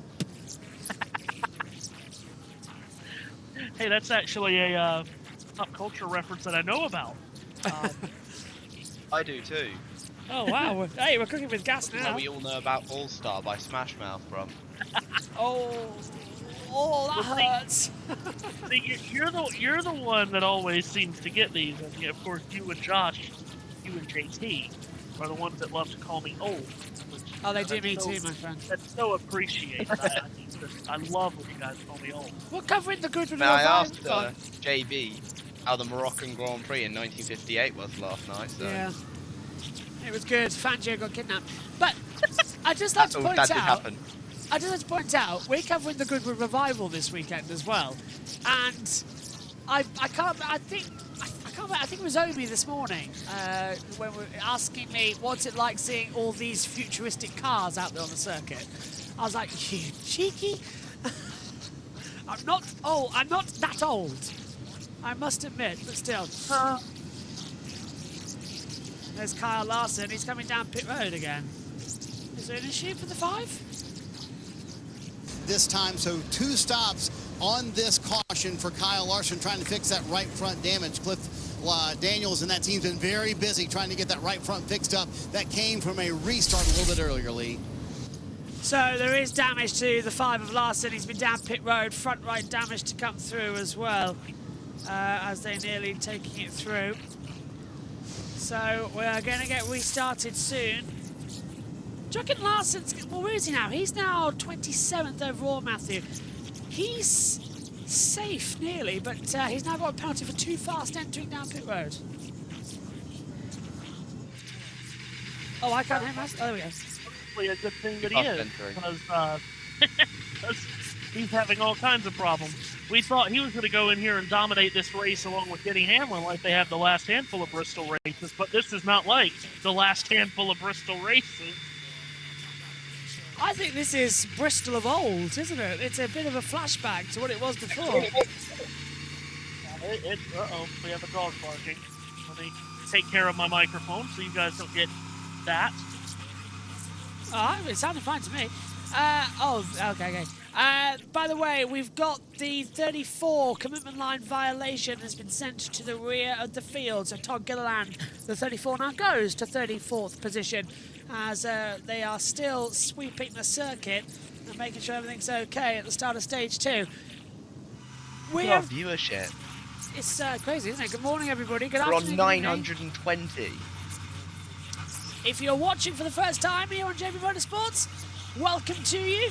And if you're listening on to USON, I hope you're enjoying the party as we're getting ready, as we come to the choose to start stage 2 of this incredible evening of racing at the Last Great Coliseum. 500 laps in total. We're running to halfway, so we're going to have to run 250 laps next time by. They're very slow though, coming out though to pick up here. So we're gearing up for the start. For the first time, please make sure to subscribe. It does really help the channel. We're very close to 10k. We are very close, yes. That would be something nice to clinch before the end of the season. But that means I'll have to turn up to Stumble and try and subscribe. You would have to do that. Here we go then. Start of stage 2 will come in. Gibbs on the outside, Zane Smith down low, behind comes Nemechek, and Bubba's already jumped the start, but we're going green for stage 2 of the Bass Pro Shops night race, and look at Bubba round the outside of 1 and 2, and Bubba Wallace takes the lead, sweeps down low into 3 and 4, and Bubba's taken it with superior skill. That was absolutely insane. He had so much more grip compared to Gibbs and Zane Smith, and now Bubba leads a lap, keeps up the traction once more. Everyone looks safely through further back as well. Byron running in 5th position, trying to move up, but that middle line, JT, so far not coming up. Yeah, absolutely. As we are now on board, looking round as we head in towards turn 1, currently lap 140 of 500. William Byron up wide round the outside of the 17 of Busher. And Byron out on the high line, going through is Busher, the 17 as you mentioned. Now we're on board with the 2 of Austin Cindric. Blaney's just behind him to try and gain some more run, and he's easily side by side with him as he come over the line in towards 1 and 2. That low line starting still with the grippier run. Bubba's now been repassed, so Ty Gibbs retakes the lead. Bubba's pace at the start is now dropping. He's got sent up high. Olmendinger retakes second position. Zane Smith's trying to come through. So Bubba's now lost the lead again, Jack. But it was a sensational start, but gone too early. Now Tyre catching up with him. Yeah, goodness me. What is this race? Oh, what actually is this? Olmendinger This is like touching. the rotating merry-go-round of different drivers. Cody Ware could be leading this race at some point. Where is Cody Ware on the timing screen right now as well? He is down in 37th position. He's only 3 laps down. He's a non-factor then today. He's only 3 laps down. It's all the world's possibility. Remind him, we've only got... Not Chad Densham, at least, who's 5 laps down in that JBMotorsports car. That's the first time we've mentioned Chad all race, but we've only got 17 cars in the lead lap. Now Byron's been I've got sent to up... mention him though, haven't I? That's I true, love my yeah. backmarker cards. Byron's been sent up high, so he's losing out a couple of positions. Cindric's coming in low as well. Wonderful start to stage 2 as Busher side by side. I feel sorry for Christopher Bell. He's about to be pushed out here as they come through. Down into 1 and 2. Caution's out. Not sure why. Oh, the 47's gone round. Oh, and the 66 had to put on the brakes. Oh, there's a pile up. 71's gone around. It's merry-go-round drama. And that's another car stopping. That is the 43 had an issue. Eric Jones. So, multi-cars going round at the exit of 4. It's starting with, oh, guess who? Ricky Stenhouse Jr. He's going to get touched by the 35. He hits the side of SVG. Riley. Yeah, Riley Herbst hits the back of the 47. He hits SVG but continues on. The 47 spins out.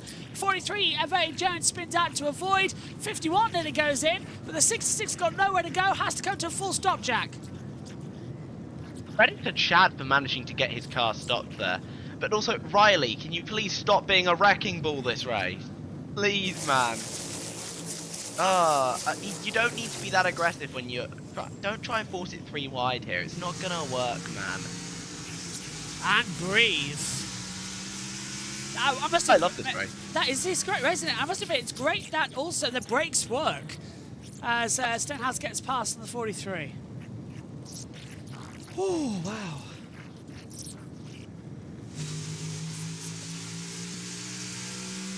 This race is insane.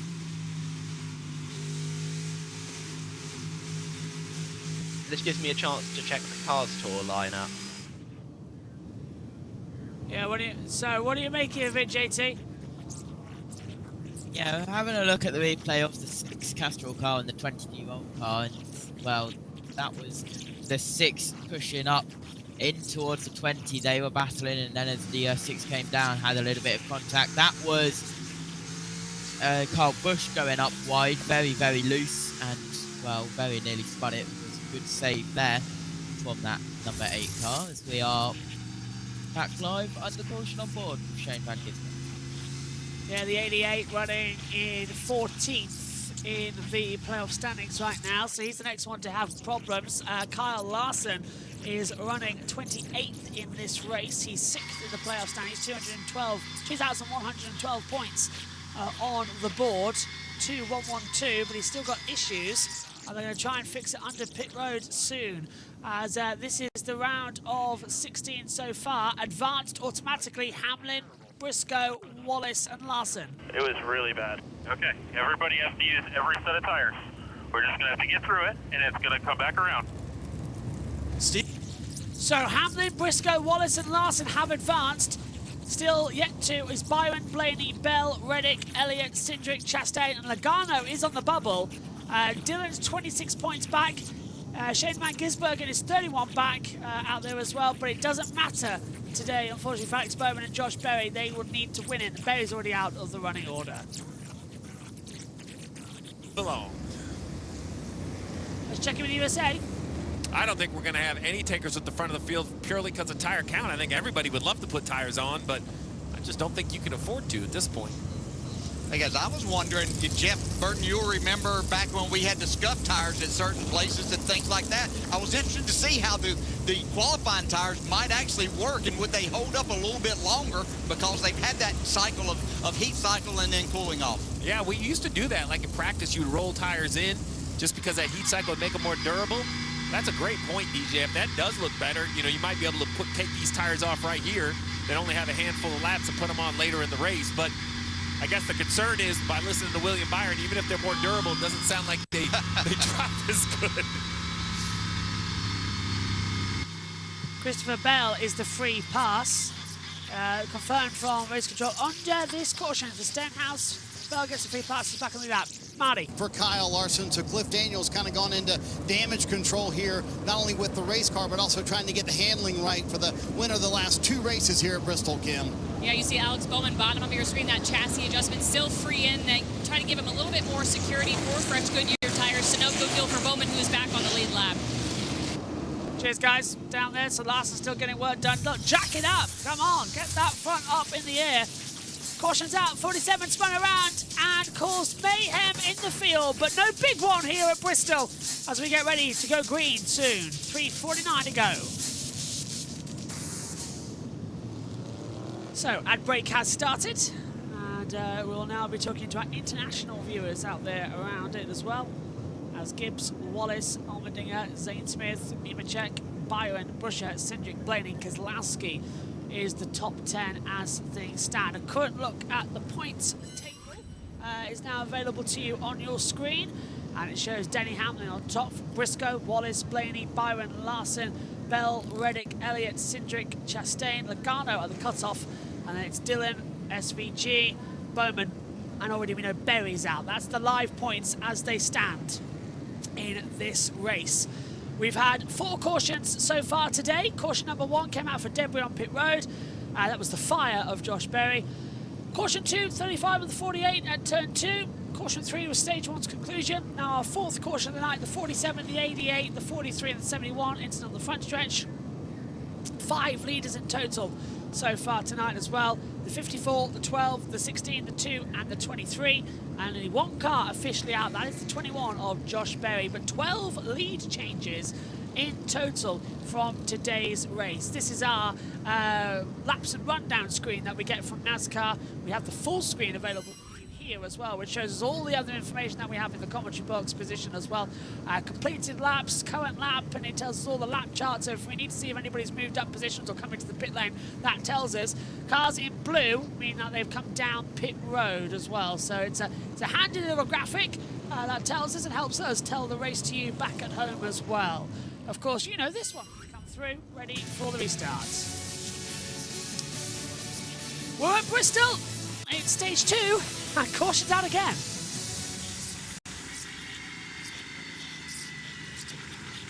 On board with our leader, Ty Gibbs. Bubba Wallace running in P2. Let's see if we can get another demon restart.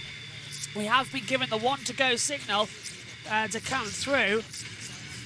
And they'll be backing up behind the Chevy pace car once more in this crazy, bizarre day we are having in the first elimination race of the 2025 season.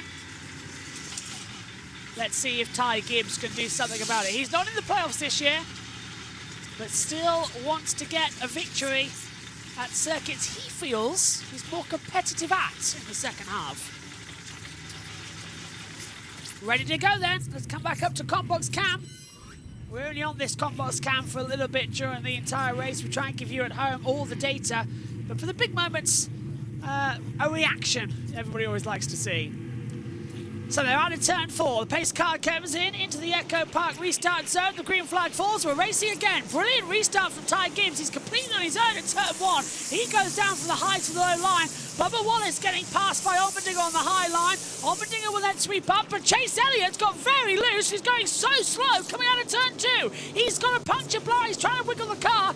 It looks like he's going to have to come down pit road. Wouldn't be surprised if a tyre's gone. He's lost all sorts of time. He's gone back to where the 66 was. Looks to be okay though, JT. I think he's got away with it. I think he went up high, thought he had a puncture, then had to come back low again, but he seems to be okay. Yeah, absolutely. As we're looking at the leaders at the top, let's have a look at the replay. Let's have a look at the number 9 of Chase Elliott on the outside. Checks up, tries to turn, and it just randomly stops turning.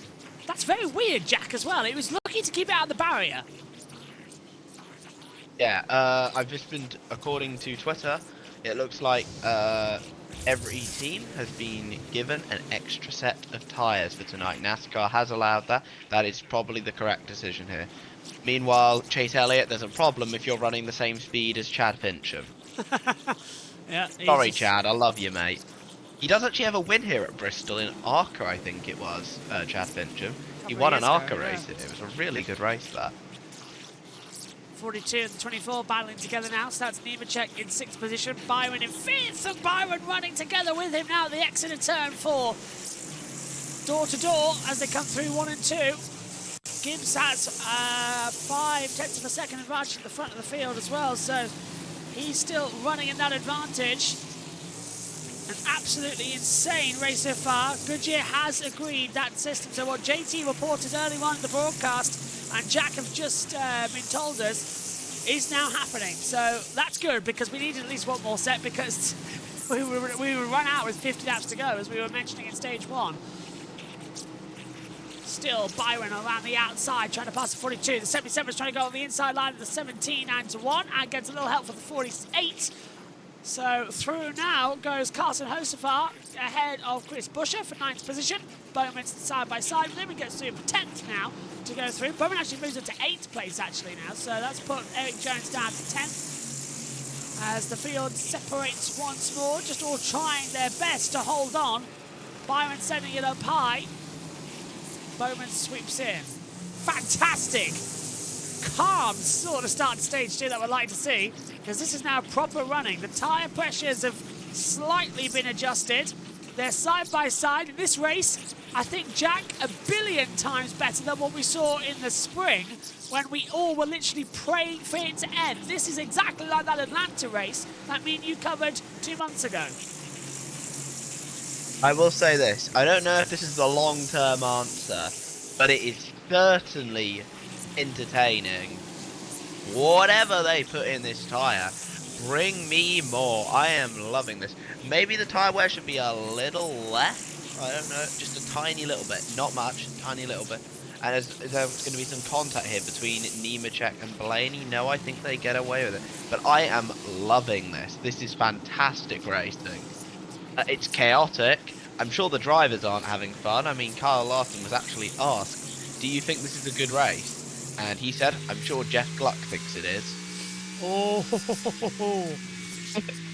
the commentators certainly are saying it's a good race, because it's 1:49 in the morning here in the UK, and we're enjoying watching this as we now ride with Bubba Wallace in 4th position. Ahead of him is Blaney, Hocevar, and then Ty Gibbs just half a second up the road in front of them.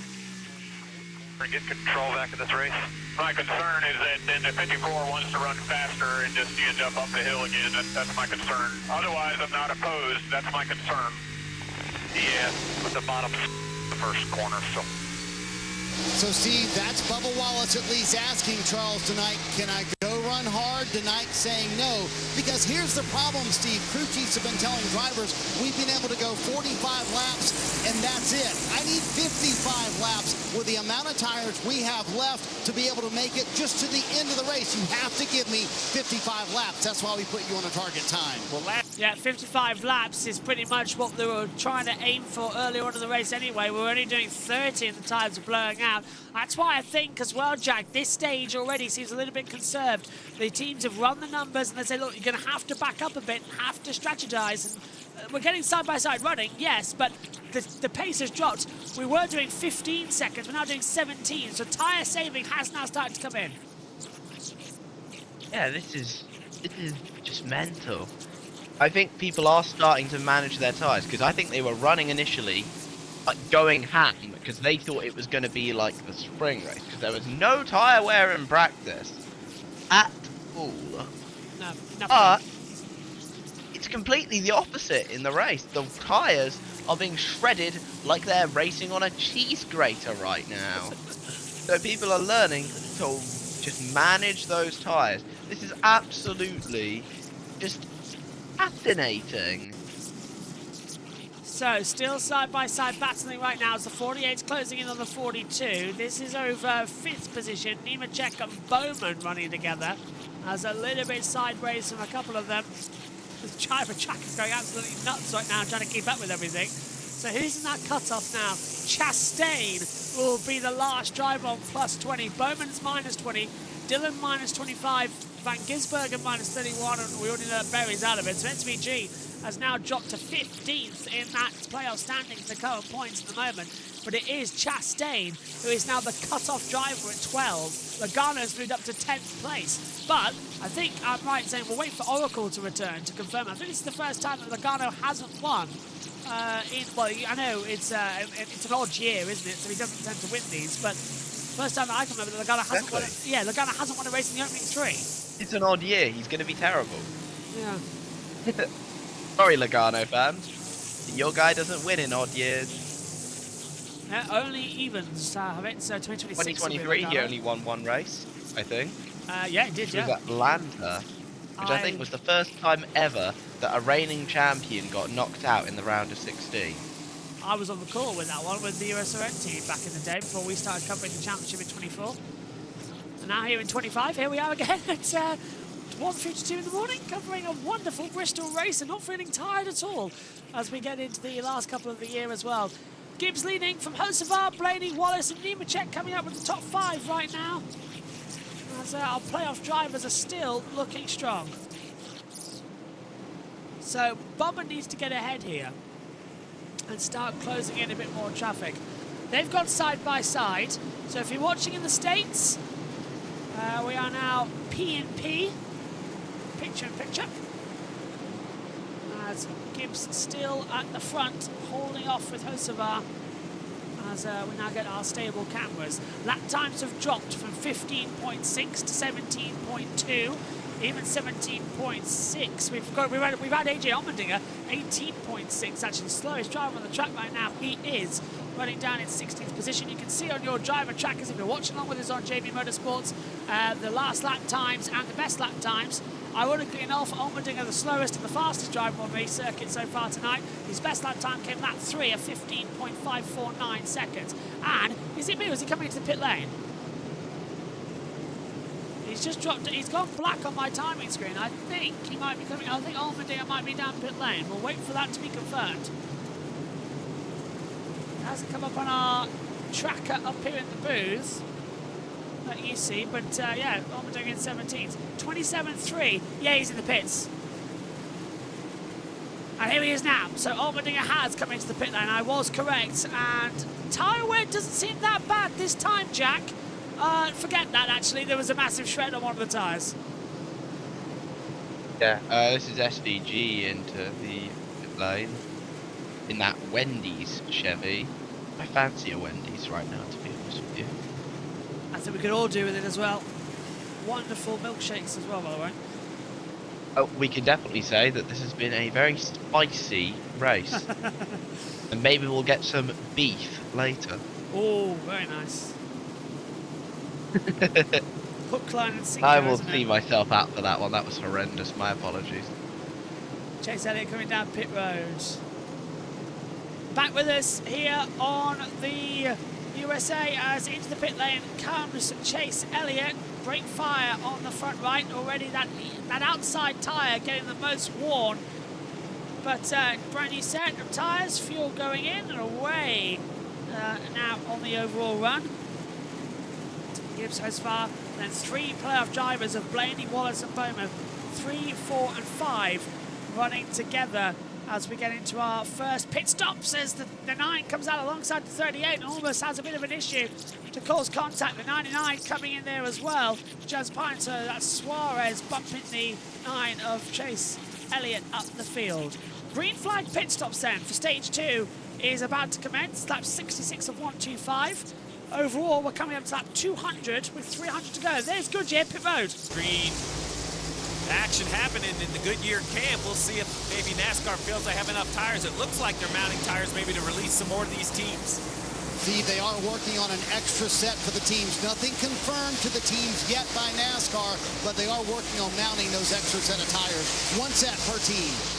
Yeah, so they are working on it. It's into the pit lane now. Comes William Byron in the 24 car. Back down pit road. 91 as he came down pit road. Last time he pitted was 1:30, I believe. So that's plenty of laps on these tires. He'll get 4 more here. Way he goes, super smooth. As lap traffic starts to come into JT, if you were... Oh, and Gibbs flies up the inside of the 33.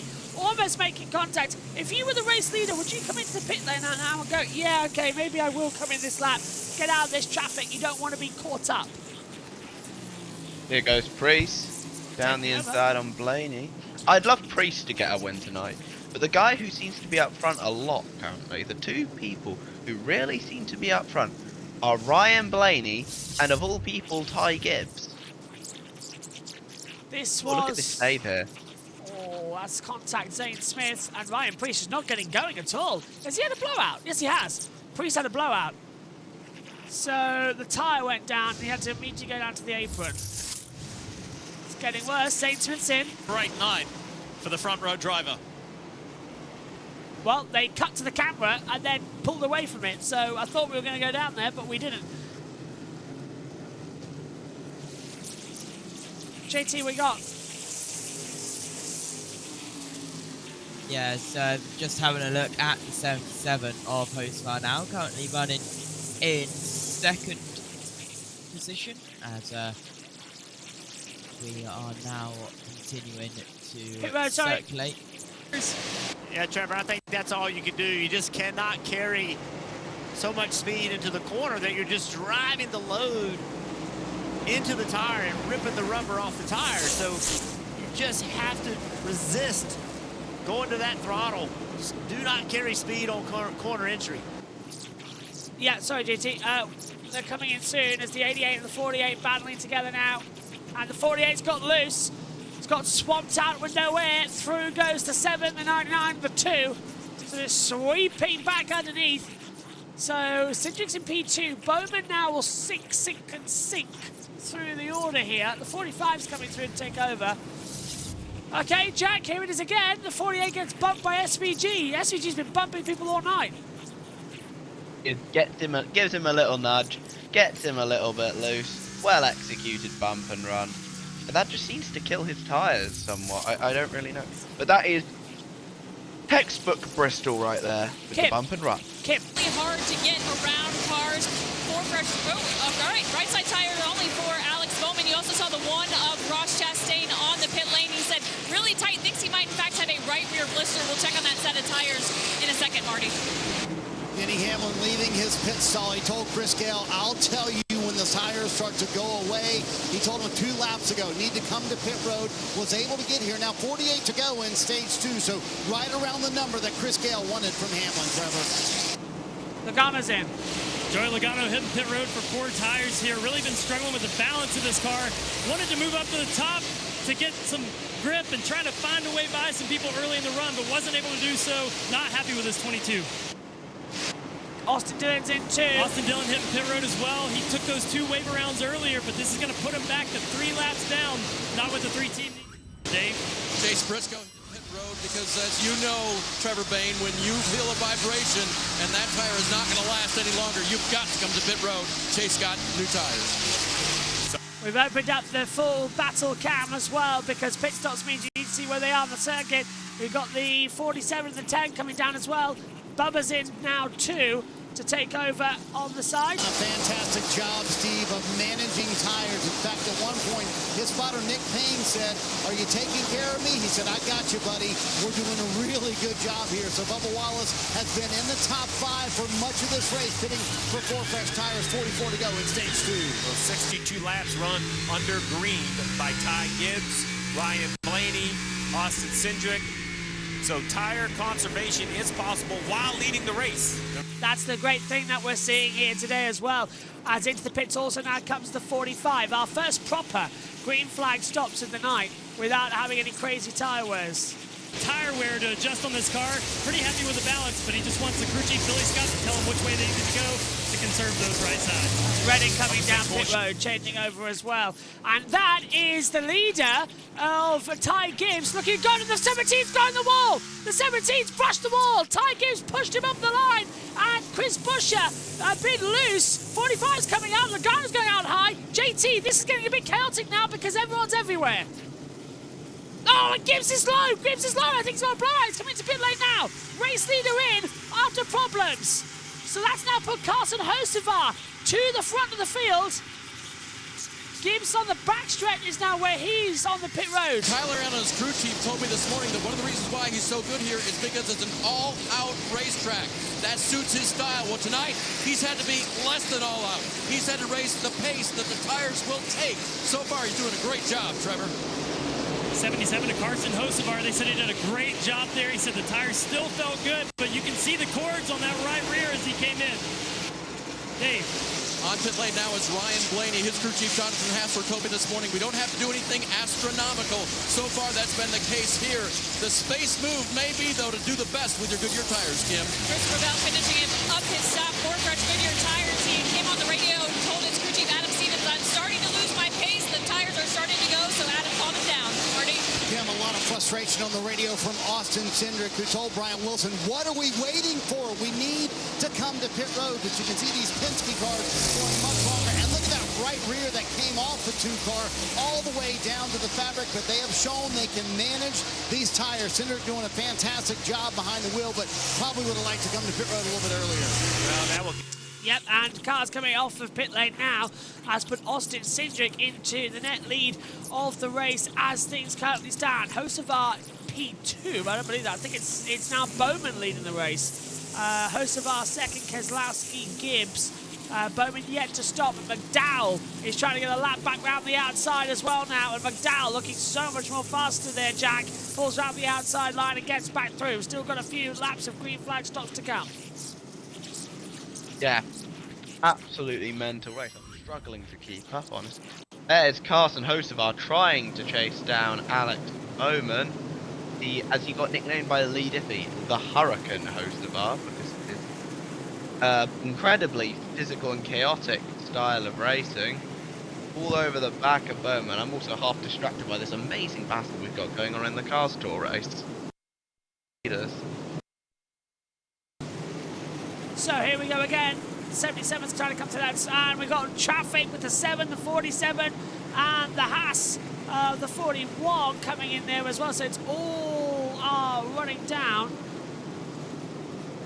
It's just absolutely crazy what's happening at the moment with this whole situation. As the 77 gets through on the 8, so that's Busch going down. Oh, that's new. Tyres are different for the Cup cars here. This is the first time for this right side tyre. The loads are different too. That's from Bob Popcraster. We'll get this is what Bob's saying on Twitter.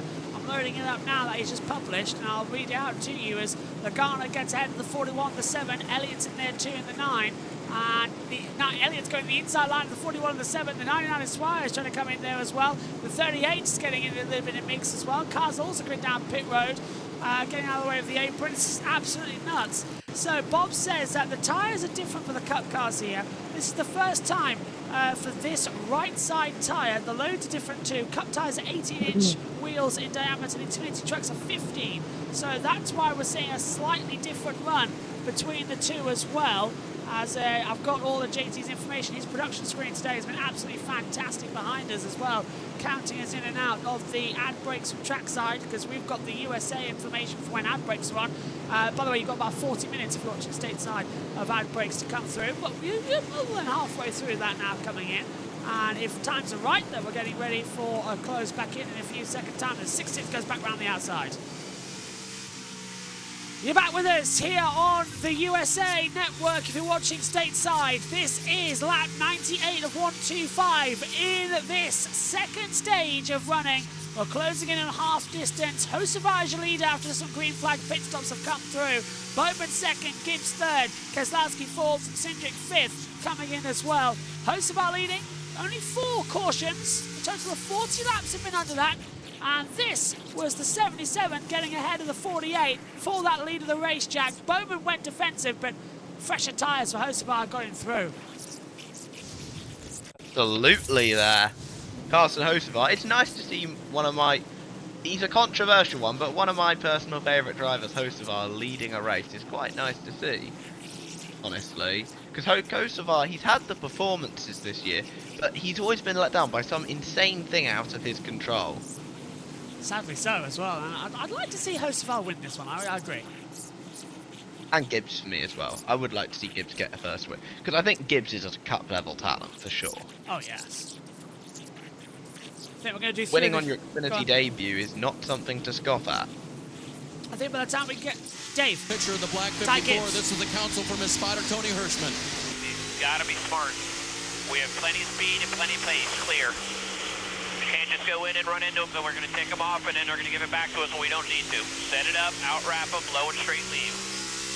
Don't run into these guys when he goes by, right? So that they don't get mad at him later. So don't make these tires mad. Don't make the other drivers mad. Right now, he's a mad push for the lead.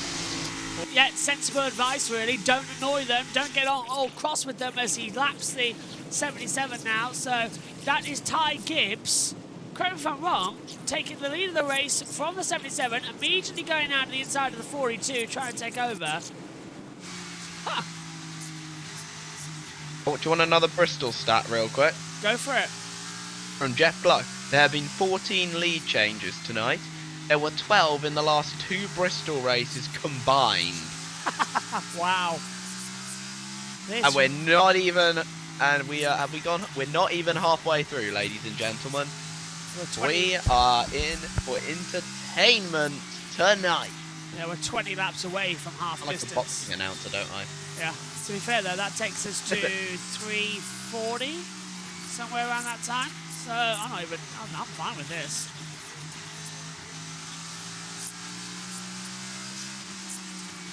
I'm hoping we get out by 3:40, because then I gotta stay up an extra hour and 15 minutes to cover the Arca West race, because it starts at, get this, 10:45 EST. That's also going to be on the All American Speedway. Yeah. Sounds like it's going to be a good race, though. Looks like it. Arca's always been a quite exciting one this season. They were running here a few days ago as well, where the championship being decided.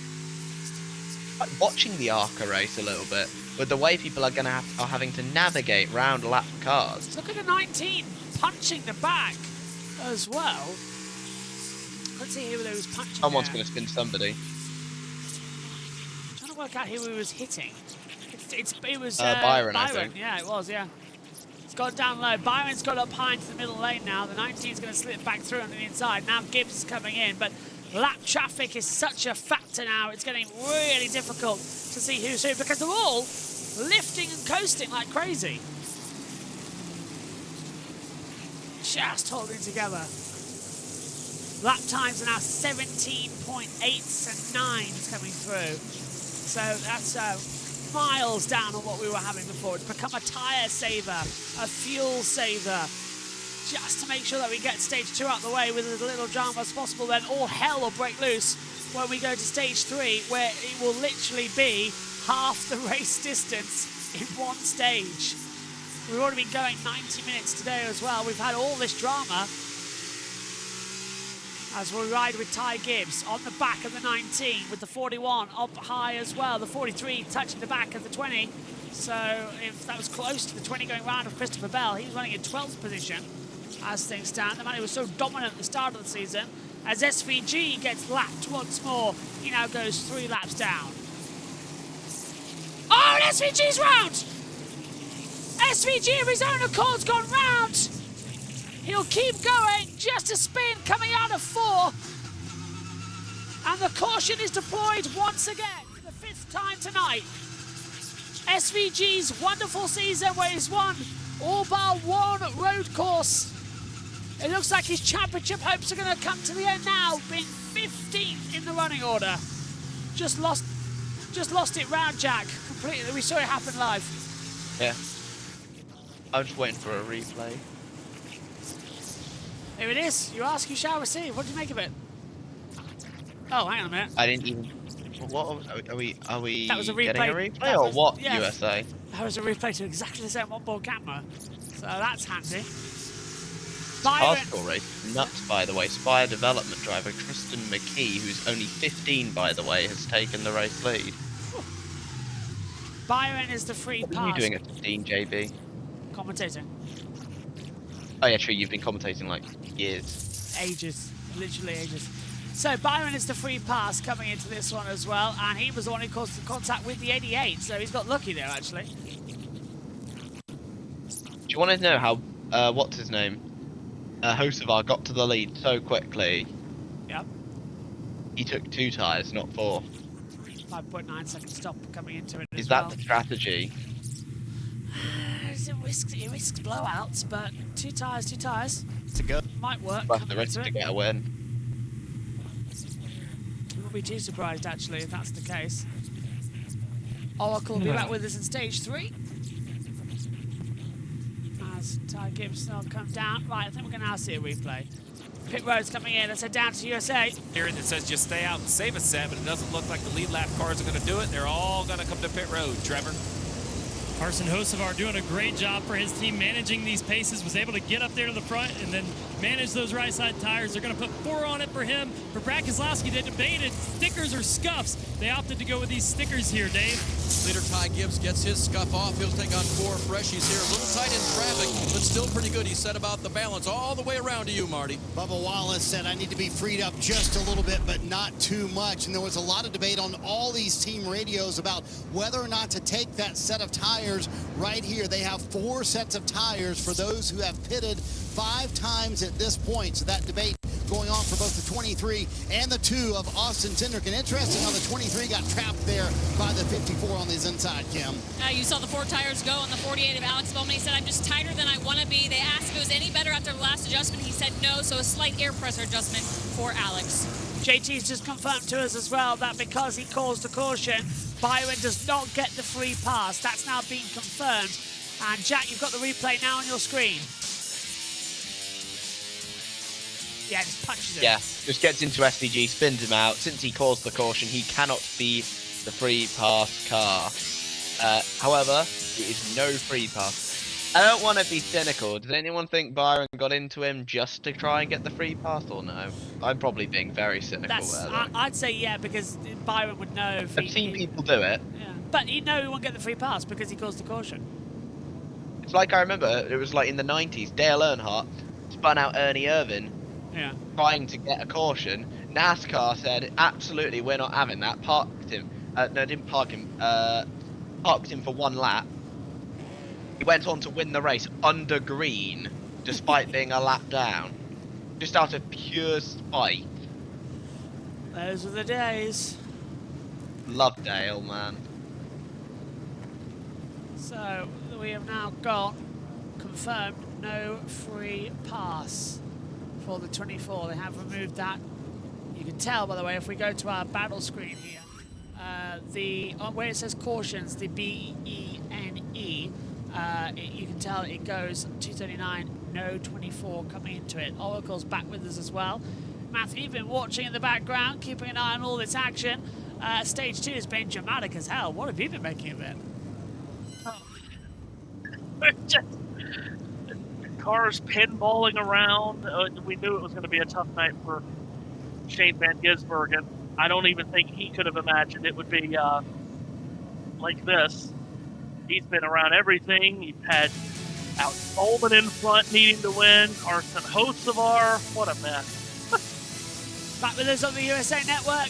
We're going to have a total of, well, 6 laps or so until we'll end the stage. It'll be a sort of green checker to end this one.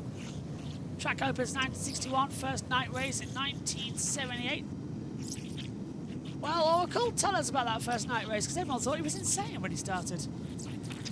Yeah, this was really the first of the tracks to go under the lights, and then, you know, places like Richmond followed, and never would have expected big tracks like Charlotte and Daytona to get lights. But yeah, that put Bristol really and truly on the map when they had a night race back in the late 70s. And boy, you would come here in the spring for the day race, and this is when it wasn't concrete. It was not a concrete surface, and it looked totally different. You didn't have these ginormous grandstands reaching up to the heavens, and it looked totally different, but it looked so different from what you got those days because you did not see night races outside of one race a year at the Nashville Fairgrounds. Really put Bristol on the map, that's for sure. It says something that 30 years later, Formula One decided to have a night race in Singapore. Yeah. That's how long it took. Even MotoGP had a night race before Formula One. It was insane how long F1 waited to go there. Now how many have we got on the calendar? Bahrain is one, coming into it.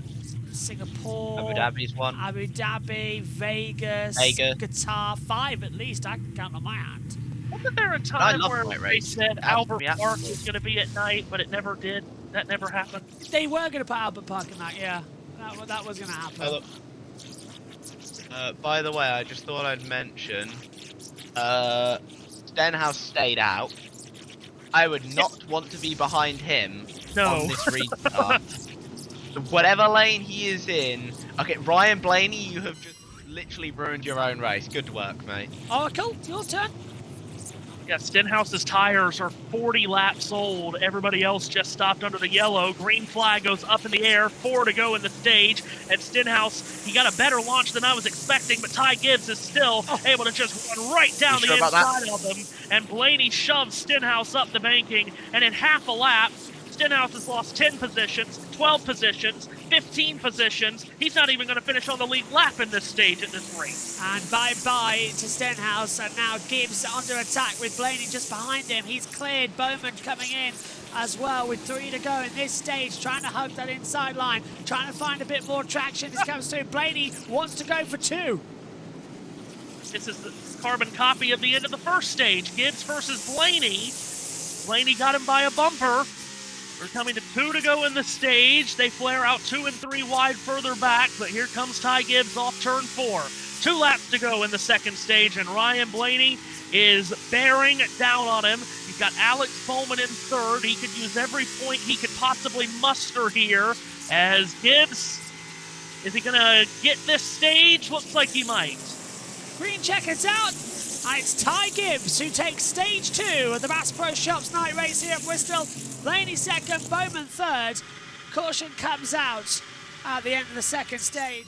And that was a mighty good second stage. It's drama, it's chaos, it's been half the race. 250 laps still remain. Stage 3 coming up next.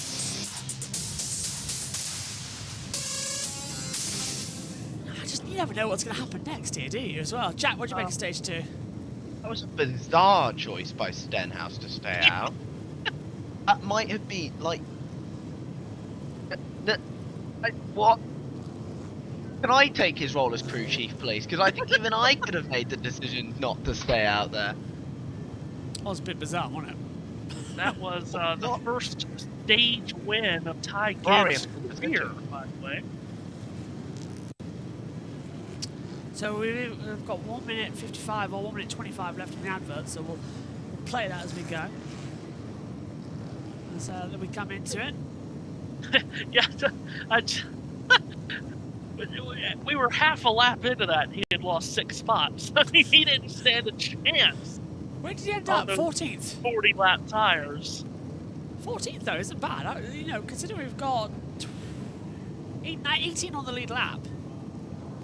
By the way, now Byron is the free pass. So that's now confirmed again. And it's crazy how that first stage, where we had so many green flag pit stops, has shaped the rest of this race with cars getting trapped a lap down and then unable to get them back. And guys like William Byron just now getting them back. So we've had it confirmed, by the way, that they're going to sweep the track again, and Ryan Blaney, with that second place, has clinched a spot in the next round. So 5 drivers confirmed: Briscoe, Hamlin, Larson, Wallace and Blaney. Back with us, ready for stage 3 of the wonderful Bass Pro Shops night race at Bristol Motor Speedway. We have been treated here tonight to one of the best of the season as they fly in behind the pace car again. Matthew Owens alongside me in the booth, alongside with JT and Jack. And yeah, Matthew, they've swapped positions 11 and 12. So Hamlin's gone ahead of Briscoe. No, correction. Briscoe's gone ahead of Bell as the timing screen comes through. Well, like you said, this has been just a stunning night. No one could have ever predicted this. And I think, Jack, I'll turn to you here, because I think this is what's so puzzling to everyone, is we just don't know what's causing this. Remember last spring, it was because it was cold. Yeah. Then it was cold on practice day this spring, and it was warmer for the race, but it's in no way would you call this cold tonight. We're in the mid-60s. This is not, you know, some cold night. So we're quite, think of. Yeah, we're quite puzzled on why this is happening. I love how good you're literally throwing it one tire at a time, by the way. Go on, Jack. Matthew, can I ask you one question? Is there anyone after stage 2 that's locked in on point? Just Blaney. Right, so that is the person in the chat, thank you. Yeah, so just Blaney. So now clinched officially is Briscoe, Hamlin, Larson, Wallace, Blaney. So getting ready, I think, to head down to USA shortly. There's Goodyear working frantically. All these sticker sets that will go on. But we've got 245 laps to go. Oh, this is going to be nuts. Half the race, by the way, still left. Yeah. I can't just breathe. That is crazy imagery. See half of that tire corded. See, I'm surprised we've got this far into the race. I thought we would at least have had a stoppage by now. Marty. It's working really hard getting this extra set mounted and balanced and ready. We're going to go back to the same amount of sets that we had in the spring race where we saw this same sort of condition. We're ready to go. You know, the industry has asked for this. We got the best drivers, the best crew chiefs. We're going to ask them to manage it, and we're delivering on exactly what we were asked to do. What have you seen from the tire tonight? I know you tried to go to a softer right side. Has anything caught you guys off guard this evening? You know, the temperatures have gotten really cool right now. I mean, I'm in a sweater, and as that temperature has dropped, it's returned to back what we saw spring 18 months ago. So the tire's behaving exactly like it should. Yeah, so I'm going to have Brad walk with me here. You can see all these sets that we've been showing from up high, but they already have numbers on them, Steve. So yes, once they get a set for every race team, all of these tires, one more set will be released to the teams. Thanks, Mark. Okay, I will just bring Matthew into this as well to say, is this now a problem with NASCAR? The fact that we didn't have practice at the same time as the race. Practice was held 3 hours earlier. So, okay. And we just heard from a Goodyear Racing official there, and I just said it's not overly cold, and then he says it is cold. I mean, it's the mid-60s. I guess it depends on what you consider to be cold. But, I mean, that's nothing new for this race, to have practice and qualifying during the day on Friday before this race gets run at night. With that said, this race used to be run in August, where the temperatures would be very similar from Friday afternoon to what it would be Saturday evening. No doubt, we are probably about, 8 to 10 degrees cooler than we were during PN2 yesterday. Here's what I want to highlight from what we just heard there. This is what NASCAR and the fans and the drivers and the teams have asked for. They have wanted, on these short tracks, softer tires. Yeah. Because everybody has hated the short track racing. NASCAR has said we can't really do anything more with the cars. This is on Goodyear to make a softer tire. And they put Goodyear in a very tight and confined box. And Brad Moran, who you just heard from there, just said it all right there. The teams have asked for this. NASCAR's asked for this. This is what they have come up with. We hope you like it. If you don't complain, because this is what you wanted. Marty. Dave, pardon me. That's okay, Lee. Thanks, His Lee. crew chief, Jonathan Hassler, just told his driver, we are in good shape. That backs up what you're talking about. 19 points earned today. He's in the green now. Moving on to the next round, Marty. Dave, a long debate between Austin Cindric and Brian Wilson about whether or not to pit here. But I think a lot of teams, seeing that Goodyear will release an extra set to these teams, made the decision, let's come now. Let's see what we can get done here. This will leave them with 3 sets of tires once they put that on, and once NASCAR releases that extra set, Kim. Yeah, and you saw Christopher Bell come down. When they came down on lap 241, they took left, so brought him down this time to put on right side tires. Interesting run. Says the final stage is coming up shortly here. Stage 3 is next. Oracle? Yeah, and I just want to finish, I guess, polish off the point I was just making. Because you're going to see on social media, you're going to see fans say, oh, Goodyear brought a stupid tire, Goodyear's stupid, they can't do their jobs. Who cares what they think? Well, I agree with you on who cares what they think, but then you're going to, those are the people that say, yeah, those are the people that say NASCAR doesn't listen to us, NASCAR doesn't care about the fans, those are the people that say that.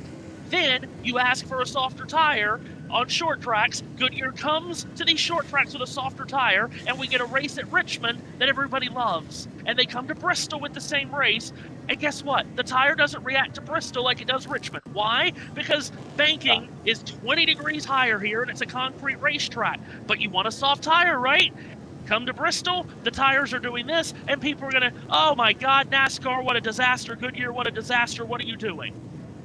No, you cannot have it both ways. So I really would like to cut that off as quickly as we can, because you know you're going to hear people say that Goodyear brought a crap tire. This is like Indianapolis 2008 all over again.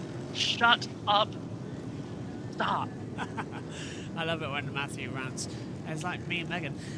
Just by the way, they have going to release the tyres once they've been mounted for every set of team that want them, but also the correct wording is that the teams don't get these for free. They have to buy this extra set of tyres. They have to pay. And I guess, and that makes sense, and I guess the only other thing I would follow up to what I just said is, it would seem as if with this car and Goodyear right now, you've got one or two options. There's no in between. You either get what we had in the spring, which I think we can all agree was a terribly boring race, or you get what we're getting tonight. There does not seem to be a middle ground. So what would you rather? Would you rather have a tire management race that all this is going on? Or do you want to see a 500-lap race at Bristol, have 3 cautions, to be finished in 2.5 hours, and one guy lead 460 laps, and there be next to no passing? JT's told me something, and I can't find out where we're going through. Well, this race is turning into an absolute barnstormer here. We're halfway with the final stage to come, and it really is a lottery at the moment. Very good. Oh, good job out of you. I will say, this Cars Tour race just got interesting. Tristan McKee and Mini Tyrrell battling very physically for the lead, and McKee then completely uses Tyrrell up the track, and Tyrrell doesn't appreciate it very much, bumps him in the next corner. McKee's around, used up his tyres, he's probably done. Tyrrell's been sent to the rear for intentionally wrecking, and now Caden Honeycutt is leading the race. Just been getting really interesting here now. Just got news from JT, who's working behind the scenes for us as well as up here in the booth. 6 teams are left to get tyres set up, done before they can be released to the field. So 6 more sets to do. Oh my God, Connor Jones is near the lead. We could have a Connor Jones win. That would be 20 tyres if I'm not mistaken, Matthew. I hope I'm right. I hope I'm good. 66 was too fast and it's gone to the back of the field. Don't ask me to that, but... He was already at the back, wasn't he? The 66? Yes. Chad Fincham, who, by the way, is saying he's on the radio, he's having the most fun he's ever had. At least one driver's enjoying this. I respect that. He's in a slower car, but he's having fun. By the way, Ryan Blaney has just been told by crew chief Jonathan Hassler that the plan is to have the tires go 60 laps before pitting. And remember, that's about what Blaney did on that first stint when he went longer than everybody else. He went 62 laps. So Jonathan Hassler and Ryan Blaney's plan is to go 60 laps here. Matthew, and Austin Dillon has been sent to the back of the field for safety violations. So the playoff driver's in trouble already. And we're getting ready to start stage number 3 here of the Bass Pro Shops to come out of the last corner. So Ty Gibbs versus Alex Bowman. Then we get Chris Buescher alongside the 77 of Carson Hocevar out of the last corner. Pace car's in. Halfway there. Let's bring it home. Stage 3 is underway here at Bristol. Good start again from Gibbs. Just takes off so much. He can choose whatever line he likes. Bowman has got literally nowhere. He's holding the back up. We've got 3 wide to turn 2, Matthew. Yeah, Bowman just could not get going through the center of 1 and 2 and got everyone behind him jacked up as we complete the first lap off the restart. It's Gibbs and Buescher first and second. Here's Chase Briscoe trying to wedge his way to the inside of Zane Smith. He's done that. Briscoe's going to get to third. Nope, not yet. Zane Smith's going to counter back. But Alex Bowman, terrible sequence for him on this restart. He's dropped from 2nd to 6th. But Bowman, needing to win this race, is still in the mix here, getting into this final stage. As Josh said, still a long, long way to go. Yeah, Jack, what do you make of that one? Because Elliot's side by side with now Bubba Wallace, but it was all getting chaotic out there. Yeah, I think things are slightly calming down, but calm in this race is a nuclear bomb. So, Caution's out! Oh, caution! Why? Who though? SVG, blowout rear. Boy, he had a tough night. Oh. Well, by the way, if this is Cindric's pretty good in the playoffs right now. From what I know, Dylan would need to finish about 16 spots ahead of him to get in. Well, I'm going to take this opportunity to go and get a coat, because it's getting very cold in here, so I'll hand over to Matthew. What is this for Shane? The right front off at 3 laps. Is that the 3rd incident he's had tonight, is it? See what happened?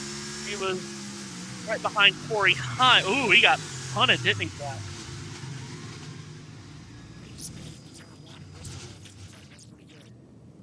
See who got him from behind. Could not tell who that was. Oh, was it Ty Dillon? Oh, yeah, it was. Yep. The Ty with a punt job there on Shane, and that was a punt, if you can say that. That was proper punt. That I don't know if that was just a misjudgment or if anything happened before that. That was a hard hit. Should we say that it was a rugby kick rather than a punt? Yeah, I think we could say that. SVG enjoying it himself loves a rugby kick, so.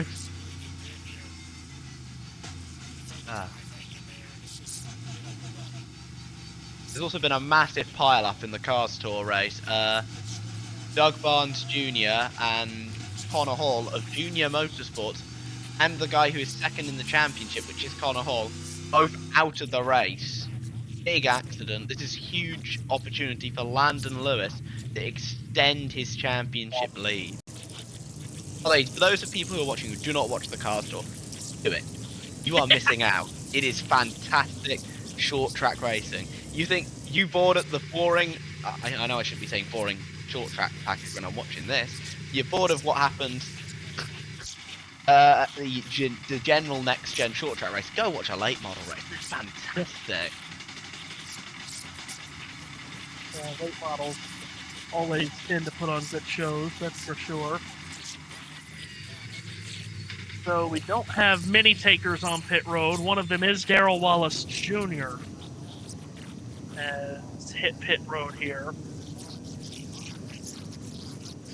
And let's go down to the pits. Yeah. Car on pit road. So here's the interesting scenario. Once NASCAR releases that extra set of tires, this will still leave Bubba Wallace and his team with 3 sets of tires. So interesting, Steve. Some teams holding on to that extra set of tires, and we're getting word now that NASCAR has just now released that extra set of tires. So the move here from Charles tonight to bring his driver down pit road, knowing, hey, we're getting that extra set of tires here in a moment. We'll see what all the teams decide to do with them. Our team is going to get the tires that have been released. Release the tires. We want to get a fresh set. By the way, Ty Gibbs has led a bunch of laps tonight. Jack, here's a stat for you. Gibbs now has led the second most laps of any driver in Cup Series history without a Cup win. He has overtaken Joe Ruttman, who was second on that list at 807. He is now behind only Mike Skinner, who owns the record with 1,029 laps led in his career without a win. Who was that? Sorry, who? Sorry, I missed that. Was it Mike Skinner, did you say? Yeah, Mike Skinner owns the record. Ty Gibbs is now second. Champion, wasn't he? Yeah, Truck Series champion many times over Mike Skinner. Wow. He won the very first truck championship back in 1995. And they mainly raced on short tracks. Yes, it was a lovely, lovely schedule that the Truck Series once had. A dream late model schedule for me. Yeah, basically. And then decided to go to the bigger tracks in the Cup Series and Push Series. Well, I think they're all right in Daytona. I like the trucks in Daytona. That's always chaotic. Yeah, I don't think it's bad to have them at places like Daytona and Michigan and Charlotte. By the way, I said Mike Skinner is a multiple-time champion. That's bad on me. He only won the one in '95. But yes, I don't mind having them at tracks like Michigan, Charlotte, and Daytona. But at the same time, yeah, keep them mostly on the street. Yeah, because that's what it was built on. So the 1995 Truck Series schedule included Phoenix, Tucson, Saugus, Mesa Marin, Portland, Evergreen, I-70, Louisville, Bristol, Milwaukee, Colorado, Topeka, IRP, Flemington, Richmond, Martinsville, North Wilkesboro, Sonoma, and then again Mesa Marin and Phoenix. So the biggest track that they ran at was, of course, Sonoma on the road course. The largest oval that they ran on was Milwaukee, 1 mile. So, frog in my throat. 275 and 225 to go. Tyres have become available, by the way, and the teams are now putting their pressures on them, so everything is now set to go. Goodyear have done a wonderful job to get that set ready, and we're coming back to the start. So, Oracle, it's your turn. Cool. As I've now put a coat on. Very good. Well, glad you're warm. The action has been hot all night long. Green flag up in the air. Ty Gibbs again gets the launch off the outside of row 1. He jukes to the lead, but Chase Briscoe is going to quickly go right round the outside of him. And Chase Briscoe, who started 31st and has been a lap down for many laps in this race, is able to stumble his way to the lead, and it's all Toyotas in the front. Briscoe, Gibbs, and Bell, 1, 2, 3. Wonderful restart from Briscoe to keep it through. Gibbs, Bell coming in there. Now we're watching, that's further back, that's the 38, Zane Smith trying to get through on the inside. John Hunt Nemechek, 3 wide, as the 43's dropping back. The 7 trying to come back through. So I've Justin Haley, there's a Corey DeJoy. That's how much we're sort of remembering last year coming through, isn't it, with that 7 car. Allmendinger again battling with Stenhouse, but look at the cut-off line now, actually. It's Chastain on plus 18, Bowman minus 18. Dillon's going to be out of it. SVG we already know is, and so Berry out already. So it's a bad night for them, but great at the front as Briscoe is doing brilliantly. As look at Gibbs coming down low, almost on the apron, trying to get through. He's going to re-hook the back 19 as well. He almost goes around. That was something else. Gibbs opened up a door. Briscoe tried to shut it down. Gibbs had left side tires on the apron there. Uh-oh, we got another yellow, do we? Yep. Custer has spun a solo spin off the bottom of, I believe that's turn 4. Rear right's broken, Matthew. So yellow flies again as Cole Custer, yeah, you're right, right rear has totally been shattered, hasn't it? Contact with the 10. Failed on its own? No, this is contact with the 10. Did he get punted? Oh, Ty Dillon again? What are you doing, Ty? You're not Austin. You're not meant to wreck this many people.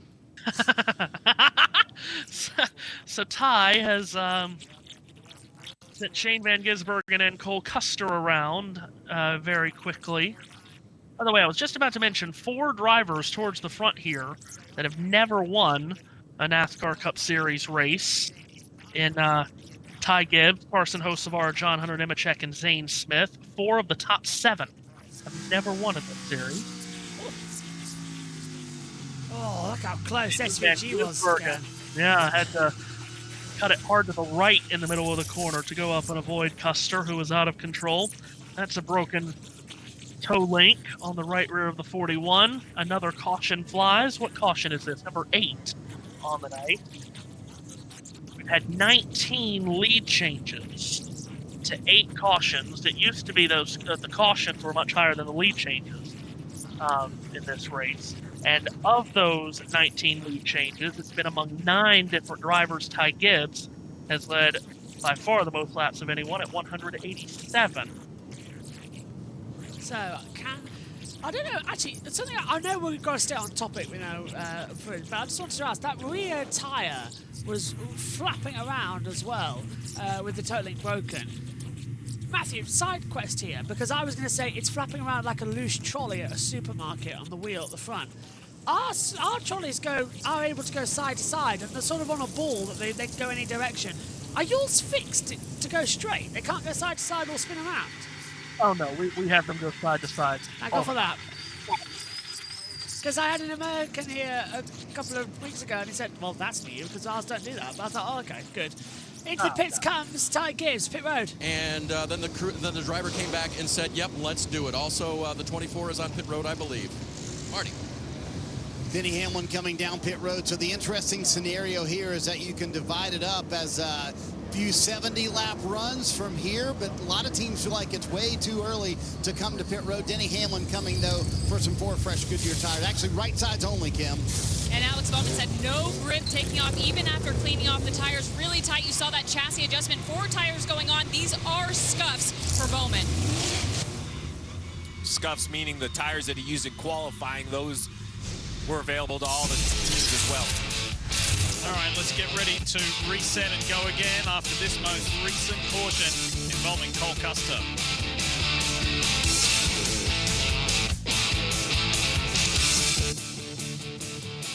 Well, lap times keep on coming.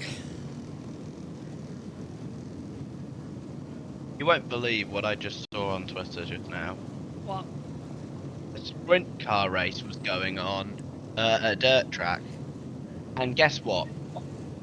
There was a flipped car on the front stretch after a collision. And it took them 3 laps to notice. It took them yes, 3 laps to throw the caution. You have no idea how dangerous that is. The commentator was going nuts. Yeah. Rightly so. That's so dangerous. So, yes, I know what you're talking. Awful Announcing actually picked that up. And Awful Announcing, that's not a Twitter account for As You May It. Is it me? Me for Awful Announcing. It's just a nice sports media account. They picked that up, which is very rare for them to pick up any kind of racing, especially racing like that. Yeah, that's not acceptable. Well, to be fair, did anyone else see, I forgive you if you haven't, but Oracle, the Goodwood Revival meeting today as well, we had a car flip over. And it took them 2 laps to red flag the race when they needed medical attention. It was a bit bizarre. Do we care about safety or not? No, they don't. Like, I'm sorry. It's just ridiculous. At the end of the day, people die doing this, like, motorsport every year. And if the more we can do to reduce that... Imagine if somebody had hit that flipped car. Imagine if somebody had hit that. We already had Stuart Friesen seriously injured in a crash earlier this year. We don't need any more. That was because of poor track design. So you're back with us here on the USA as we get ready for more action. Let's see what's going to happen next, though, with 213 laps to go. Spending more time under caution in this third stage. It's slowing the race pace down dramatically. Only an hour 15 left on the clock. So well to get this one in. Let's see if that will become the factor coming up shortly. And we're coming to the restart, though. Whose turn is it? Is it mine? I think it is, isn't it? It is. Right. Oh, hang on. Maybe not, because they're still choosing. Stop at the backstretch as they're organising things. So 16 has been given the free pass. AJ Allmendinger, the pole sitter. Getting very chilly now up here in the comms box as well. I'm going to have to start doing jumping jacks as well. To get it. It's not quite heater time yet, like it has been in the winter months, but I would say come the 2 weeks' time when we're doing this for the MotoGP, it would be heater time, definitely. Briscoe and Bell then, side by side, but it'll be Buescher who restarts P2, and Briscoe gets such a great restart as the green flag falls. Bell will take second position. Buescher's going to drop back, and oh no, he's got the inside line. Buescher got so much more traction. Fantastic restart. Coming out of nowhere, look at the 12, sweeping round the outside out of turn 3 and 4. So, a great restart and a great run to come in once again. Hocevar battling with Bell over 4th and 3rd positions. Buescher in P2, Bell should just sneak ahead, but Matthew, it's getting a little bit chaotic further back as well. 2, maybe 3 cars going side by side, but if a big one happens, it's going to be between Bell and Hocevar. They are door to door.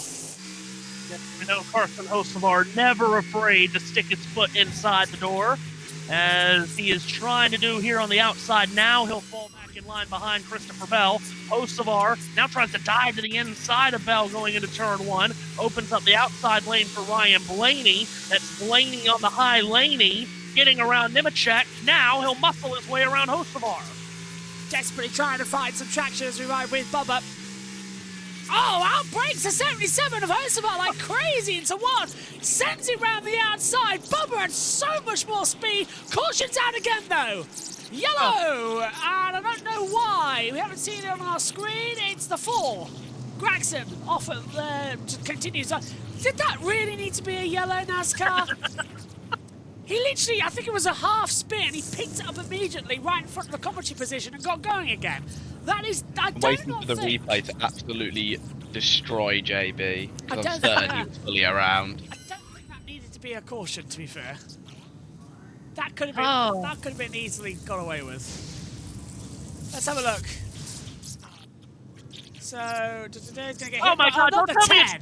it's Don't tell me, no! No, it's a 34. Oh Okay, it wasn't, he's innocent. Oh, he was fully God. around, that's a caution. He's halfway round, but picks up the thing immediately. That didn't need to be a caution. I'm saying that. Okay, Yeah, Ty Dillon, you are innocent in this one. Look like some contact between Todd Gilliland, Noah Gregson. No, he's not innocent. The race control system has given him the 10 and the 4 incident backstretch. Oh, for God's sake! Yeah, JT. Ty, I tried, man. JT's flashing a message at me now on the background screen saying that because that's 16 seconds was always a caution. Look, that didn't need to be a caution. I'll just say. I know, I can see why, but no. But yeah, just take a look then at the caution screen that you see on your monitor. The 10 and the 4 instant backstretch, that's the reasoning. So 3 cautions in a row now for the 10. Well. By the way, if this got mentioned earlier and I missed it while I was away, I apologize, but Josh Berry is going to finish last for a 3rd straight race. That has not happened. A driver has not finished last in 3 straight Cup races since Ryan Preece in 2020. Are you allowed to swear on USRN? Yeah, sure. Good. I'm going to mute JBM. He's flashing a message at me on race control, saying about I don't even know if that was that a curse word. It's a British word. I didn't know. We have some very interesting insults. I mean, not really allowed. You, I mean, I've heard you it. absolute anything becomes an insult here. Yeah. I've heard it many times, but I never knew that it was viewed as that kind of a word over there. Okay. To be fair, Just we are. another, To be fair, I've just just realised. another thing to keep in mind before I get there next year. We are. We've We are. someone an watersheds. avocado over here. We are actually past watershed, so I could have actually just said that one. There's another word. So okay, I'll tell you the story because we're under caution. So, hold on. 3 passes the 1 as they come through. The 34 may have started it, but officially it's the 10 for the 3rd caution in a row. That's caused a problem. Hi, Dylan. You are not your brother. Stop wrecking people. Please. Thank you, the little owl one. Are you right, JT? Because your systems have gone absolutely crazy up there in the comms box. Go on, Oracle. Go on. I had to find the right timer and I couldn't, so I had to set it up on the backup timer. I see. Go on, Oracle. Tell us your story. We have the very talented Rebecca Lowe over here in the U.S. She's the Premier League presenter for NBC. And because it's on NBC, they have the partnership with the Dan Patrick Show, which is a very popular Danica radio. Patrick. Yeah, not Danica Patrick. I go for Dan. that. Okay. No one would watch that. So she joins that Dan Patrick Show every now and again, and they have this great chemistry because he's an older guy, he's in his 60s, and he's from Ohio, doesn't know a whole lot about, as JT would call it, soccer. But we call it football. You call it. You call it soccer. We call it football. Yeah, because we play it with our feet. Yeah, right. I only call it soccer just to, just. You play posh rugby. Right, of course. I'm watching football right now. So what they do a lot of times when Rebecca joins Dan is talk about British terminology. And there is, of course, a word that you guys have over there that is a big no-no that starts with a W. And that means nothing over here to us. And Dan absolutely loves saying that word, just slipping it in, and just having Rebecca lose her mind. W-A-N? Yes. Yeah. And see, I've never looked at that as some, terrible word, but apparently it is certainly on the list. Well, to be fair, while we've got it, I suppose you've got a different name for it over there. But one thing that always makes me laugh out loud is the fact that in IndyCar, certainly during the NBC days, and certainly as well when it came through for Fox still, their temporary pit lane camera, their static one, it's called the jerk cam. And it always makes me laugh because that means completely 2 other different things again, like the W one that you're on about. Yeah. Your turn, Oracle. Come to the green. Sorry. Go on. Steve Briscoe has the outside line as the green flag flies, and he gets the launch. He'll leave Chris Buescher and Christopher Bell to battle for second, but Bell over jumps the cushion in 1 and 2. Buescher goes by him, Wallace goes by him, and now Bell is still struggling in 3 and 4. Ryan Blaney gets through into the 4th position. Bell has to fall back in line 5th ahead of Zane Smith. Ty Gibbs on fresh tires trying to get back to the front, JB. He motors right around the outside of John Hunter Nemechek. That high line seems to have finally got back in contention as we tick over 300 laps now, as Elliott now gets back through as well. So everything's now status quo as what we saw kind of in the Xfinity race yesterday. But they're not gripping up as much as we see. It's an old-fashioned surface here, isn't it? I got redone a couple of years ago, but they kept it as much the same as they could. But it's just not giving enough grip out there. So it's sliding, it's messy. But get on the right line, get a nice toe, side draft, you're through. Hamlin now, we're riding with, as he gets past on the outside line by Keselowski. Jack, which would you say now? Outside or inside line is the best? I'd say outside right now. I have absolutely no idea. Whatever the drivers want to do, everything seems to work. It just depends on what tyres you got. And that there is a Joey Logano heading around the outside of a wild Denny Hamlin right here. And round he goes. He's going to go round an even wilder Eric Jones. I would have to agree with that. Is I don't think there is a lane that's better than the other right now. I do think it's just depending on the situation, the circumstances of the moment. But certainly you could see JB guys making more passes around the outside than we did at the start of the race. No doubt about that. Just to answer Laurie's question in the YouTube chat right now, how many cautions we've had? 9. 9 cautions. Know you knew German, JB? Yeah, it's so great to see so many people still in the chat section, in the comments. We got 1,215. Yeah, and hope you're enjoying all of this action still. We've just got under 200 laps to go in this race, so a long way still to go. 192 to be exact. As here's Darrell Wallace Jr. He's going to pull around the outside of Chris Buescher. They're going to go side by side. This is for the second position. Wallace has a nose in front heading to 3. Buescher then stuffs it back down around the inside. And as they exit turn 4, it's nose-to-nose stuff here for second. Wallace against Buescher. Buescher washes up the banking. Contact made, and it invites Ryan Blaney, who arrives on the scene. Yeah, but the 23's not done yet. He's rear hooking him. He's rear hooking him. He's going to go right, surely. Stop rear hooking, but the caution's out. Oh, and Elliott's blown a tyre. Oh, and the 43's in trouble as well. And Elliott's got real trouble. Damage to the front of that car. The left front, actually the entire front of that car caved in. Oh, Chase Elliott in trouble here. He was 49 points above the cut line when this happened. So Chase Elliott has found trouble in a stack-up, it would seem.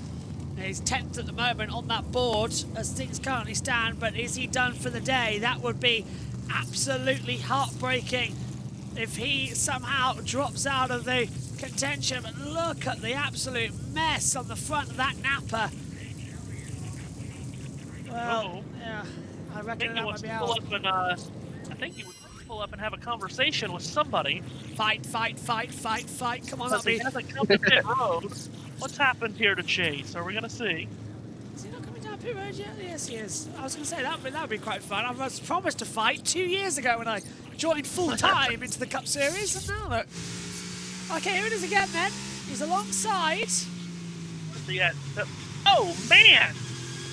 Who whacked him into the wall there? Who was behind the 42?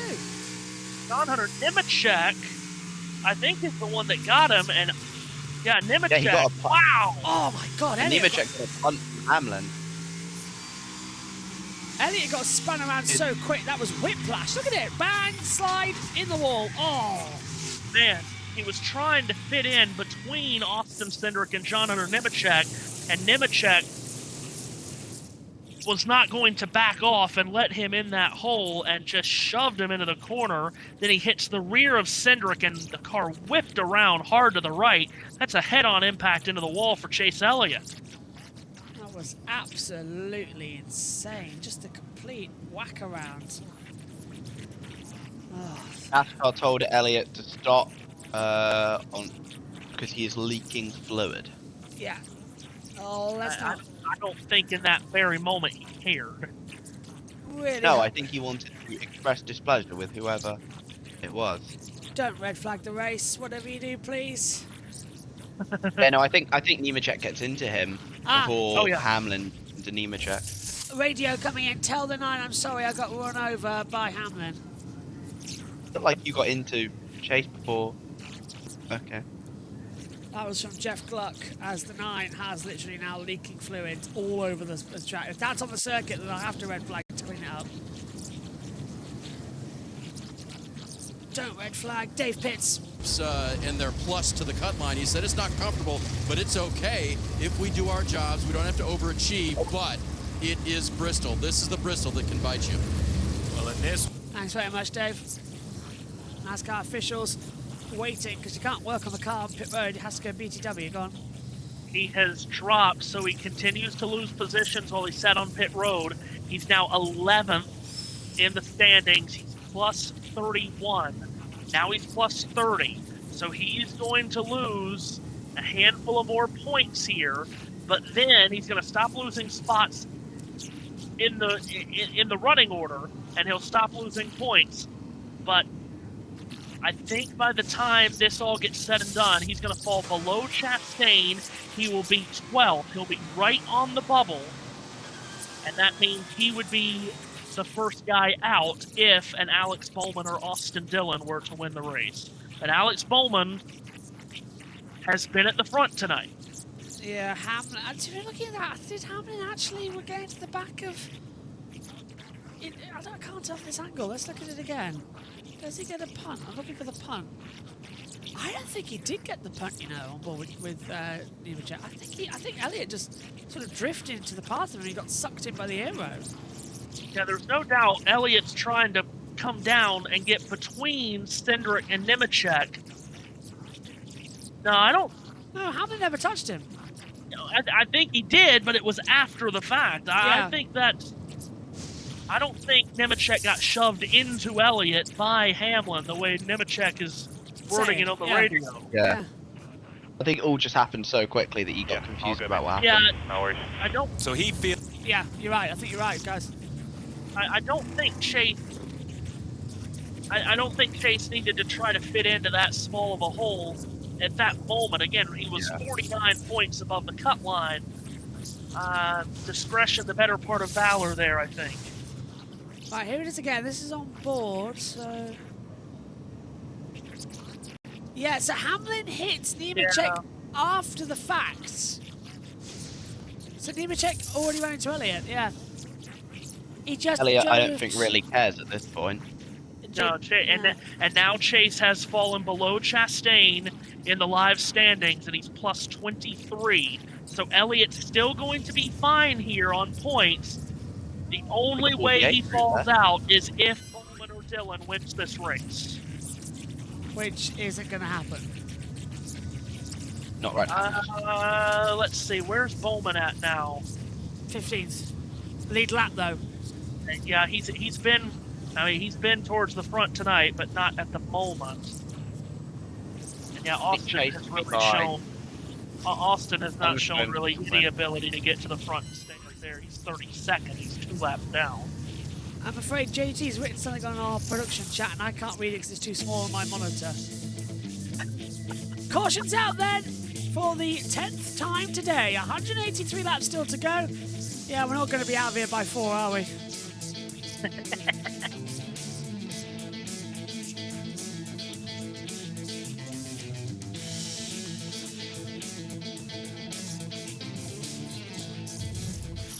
That took a while to finish over, but it did. It took a very long time.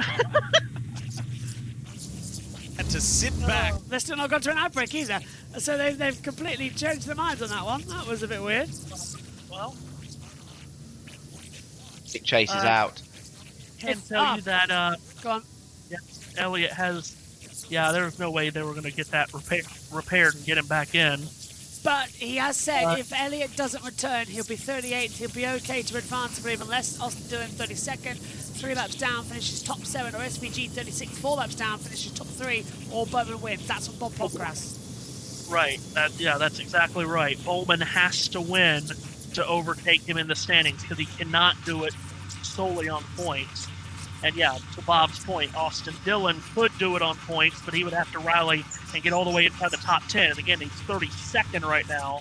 So next week, NASCAR heads to New Hampshire Motor Speedway up in the Northeast. And it'll be a Craftsman Truck Series and Cup Series doubleheader. Xfinity Series is off. Truck Series will run next Saturday at noon Eastern Time, around the Magic Mile of New Hampshire. And then the Cup Series on Sunday, our once-a-year trip. That's another racetrack that once had 2 dates. It's down to 1, and it's helped attendance and a lot of other things going down to 1 date. So next Saturday, Truck Series runs the Team EJP 175 at New Hampshire. That is their round of 10 elimination race. 2 drivers will be eliminated from the playoffs.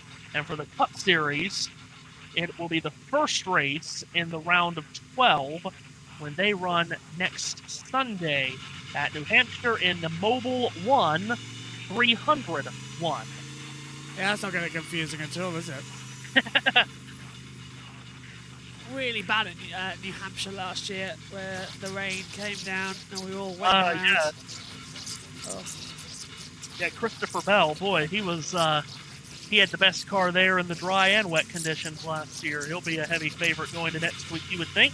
He loves New Hampshire. He's one, I think it is, I don't have the stat right in front of me, being that we're not doing the New Hampshire race at the current moment, but I believe in 5 Cup races at New Hampshire, Bell has finished first or second in 3 of them. Yeah. I also want to mention one other thing about Christopher Bell at New Hampshire. He has a 100% win rate there in the Xfinity Series. Yeah, he always wins there in the Xfinity. Yeah, I think right. we should rebrand it at this point to Christopher Bell Motor Speedway. I think he even has a win there in trucks, I'm not sure. He did. We covered the race. Yeah, he did. He did the triples. That was Xfinity, I think he won last year. But I think he does actually have a win there in trucks in the past. I think he might... Does he ever... No, ARCA doesn't go to New Hampshire, does it? JT's just flashed up, I need to be up at 5:30. Yay! JT, you're not sleeping. Cars Tour race just finished, by the way. Caden Honeycutt won. Can't you... JT, you've got a 3-hour, 30-minute drive, but can't you just drive... You can't sleep on the drive? It's hard to sleep in a car, to be fair. Second half of the message. Oh, yes, I sleep in it, yeah. To be fair, we've worked out somebody's coming down over the COTA week, fingers crossed, by the way, over the COTA weekend. And we've worked out that when we drive back somewhere, I'm going to be dead because it's the same weekend as the American Grand Prix for MotoGP, for Formula 1, sorry, but MotoGP in Australia. So I'm on the nights and then get no sleep in the day. So that's going to be fun. Sunday evening after the after the Formula 1 race, I'm just going to be asleep. So yeah, I'll be incommunicado for a while as I get a holiday in October. Yeah, I get a holiday, not in the summer. No, I get a holiday in October, about 3 weeks before the end of the regular, the working season. I get a holiday. Not nice, is it? Next year, that's not the case. I will be taking a week off. Really? You? Yes, I'll be taking a week off. Can we get that in writing? Yes, I'm going to. Once we get on the calendar, a weekend when it's only like NASCAR and IndyCar, I'm taking a week off, and I am going to Italy. Oh, very good. Well, I'm hoping to be over there in England at some point. Yes, you're here in March and April, aren't you? That's the hope, that time of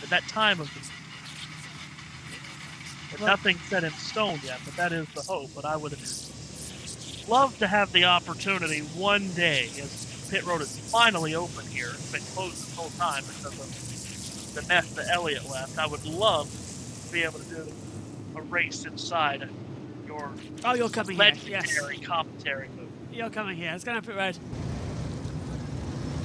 Are they there? No, they're on ad break. Oh. Are they? Oh. Well, I've got nothing. You see Chase Briscoe getting 4 tires at 12. The silent. Ryan Blaney also getting 4 tires.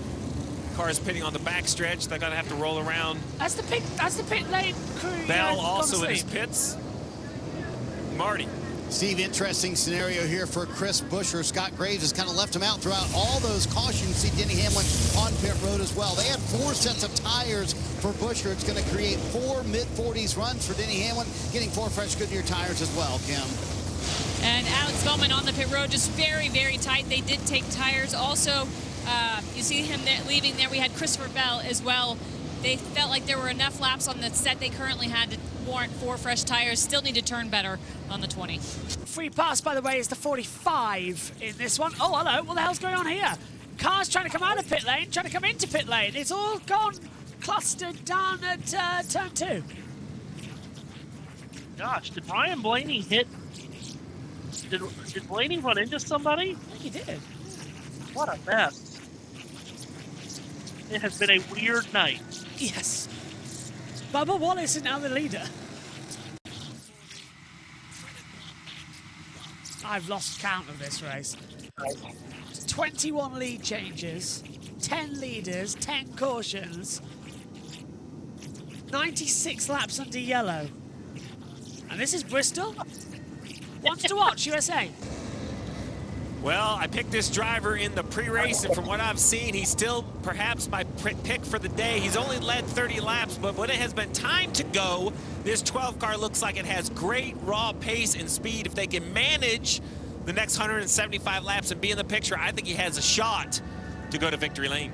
How about the Robin Hood number 23 for 2311 Racing of Bubba Wallace? Spent some time with Bubba last night. He is super relaxed, super chilled, and just enjoying his racing. That Brickyard 400 win was a game changer. Keep this in mind. He was third in this race a year ago, and in the first 2 playoff races so far, he's top 10. He's the one to watch. Nobody did? Not yet. Well, we left that to DJ. Where'd he go? Well, I think he's on the dinner break. He's on a dinner break before his post-race show. You want to hang out after the checkered flag? DJ will be back down there at Victory Lane. All right, by the way, the 42 has gone to the rear for an uncontrolled tire. Oh, wow, that's a real shame. He was having another really good run for John Hunter Nemechek. Do you know what I said about it's time for the heater? I wish I could have the heater on, but unfortunately, there's loads of boxes in front of the heater. So it's now got to the point where I'm cold. Let's have a look back at the playoffs. Darlington, Berry off.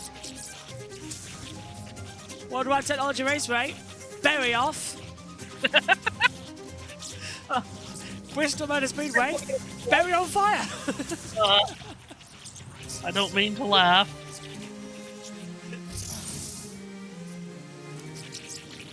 Oh, that's some very interesting music.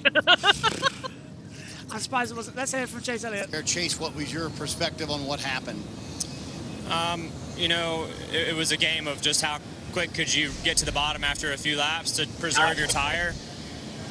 And I thought I was doing the smart thing. You know, the Penske guys had got position on me, so I was just trying to get back down in line. And, yeah, I got a huge shot, you know, from behind. And I don't know if maybe he had gotten hit or I just stacked the lane up, you know, that much or what. But, yeah, nonetheless, it happened and it's done. And say we're in a bit of a pickle here now. So will you sit, wait, and watch to see what happens the rest of the night? I mean, I think we have to be done, right? I mean, there's no way. Well, I mean, points-wise.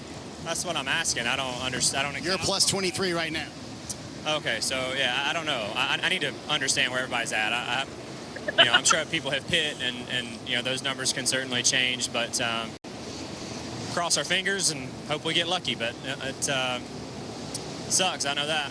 Going to be a waiting game for Chase Elliott and the 9 team for the rest of the evening. He's literally saying, whose go is it now? I have no idea. I will say, I'll take the... Okay, you go ahead, JB. Green flag's out. We're racing again. A side-by-side. Gibbs and Wallace into one. Wallace swings up high, but the exit of turn 2, he's already there. I think Cindric's backed up massively as well. He's got no tyre and backing up even worse. Justin Hayes got absolutely nothing. He's just dropped. This is insane on a restart coming through. So it's a good restart as we complete the opener on the run, Matthew. That's a very interesting interview that Chase Elliott just gave there. He honestly thought he was done with the playoffs after that crash. No, he still has a really good chance of advancing. Someone needs to tell him the situation. What he can't have is his teammate Alex Bowman win the race. And Bowman on the move here off that restart, trying to get around Austin Hill and some other cars. As at the front, a lead change. Chase Briscoe gets around Darrell Wallace Jr. Still all Toyotas at the front here. First, second, third, Briscoe, Wallace, and Gibbs. Yeah, and I'm watching that Hocevar and the Chevy as well to see what he can do. But look at the 48, that high line. He's tried to go through. He's lost out 3 places already, Matthew. So he wasn't the workout he was expecting to come into it, but still that inside line not doing well. As I can't hear the USA commentary team. There they are coming through. So they've, I think USA were having a bit of a technical problem there, but they're back with it now as they come out onto the backstretch once more. And again, Busher at the 17 battling with the 54 Gibbs. This is over. Fourth position now. Third and fourth battling hard. Go. Oh, well, hello. Carson Hocevar takes a shot from Brad Keselowski. The two Michigan-born drivers come together in a battle for sixth. Hocevar holding on to that spot. RFK cars running extremely well. All three of them are in the top 10, with Busher in third, Keselowski in seventh, and Ryan Preece in ninth. Of course, RFK have normally gone well here. Busher won this race 3 years ago. Gibbs and Wallace still jousting for third. Gibbs takes that spot away from Wallace, opens up the inside for Christopher Bell to try to follow him through, and Bell's going to get by Wallace to take over fourth. Interesting here from Seth Eggert on Twitter that JT's told me as well. With 100 laps run into caution, this is the first race with the NASCAR Next Gen to hit the centennial mark for caution laps. Last Cup race time over 100 laps into caution was the 2015 Martinsville playoff race. My God. Is that not the one where Kenseth did Kenza? Yes. Yeah. I salute you, Sir Matt Kenseth. That's insane. It's been that long. You did say 2015, right? I didn't mishear that? No, it's 2015, yeah. Yep. So that would have been Kenseth running into Joey Logano, and Jeff Gordon getting the 93rd and final win of his legendary career. Don't get me started on Jeff Gordon moments. As back to the front, Briscoe, Busher, and Bell across the line, first, second, and third. We are starting to tick down the laps. I know the lap count is still high. When they come across the line, 160 laps to go. But if we keep green for a while, those laps will quickly be shrinking. But as we've talked about, Toyotas, they have dominated the first round of these playoffs, and they're dominating here. They're in first, third, fourth, and fifth. The only interloper in the top five is a Ford and Chris Busher. The top-running Chevrolet is Carson Hocevar in ninth.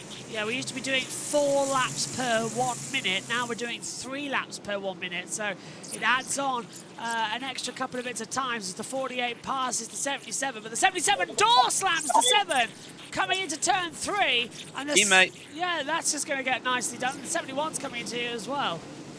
All three of the Spire cars right together here. Haley, Hocevar, and McDowell. And Alex Bowman, as you mentioned, JB, got past the cars in that scramble. So Bowman's starting to move up the running order, which, of course, he has to win this race. He's up in 13th. Hocevar has really backpedaled the last couple of laps. Remember, I just said he was the top-running Chevrolet, and he was 9th. Now he's 15th. JT's back as well in the back of the booth. I presume he's got a cup of tea or something. I'm going to guess. As he goes around the outside again. That's Haley passing Bowman. And now, 77 Hocevar's in there. Oh, pork pie and sausage rolls, even better.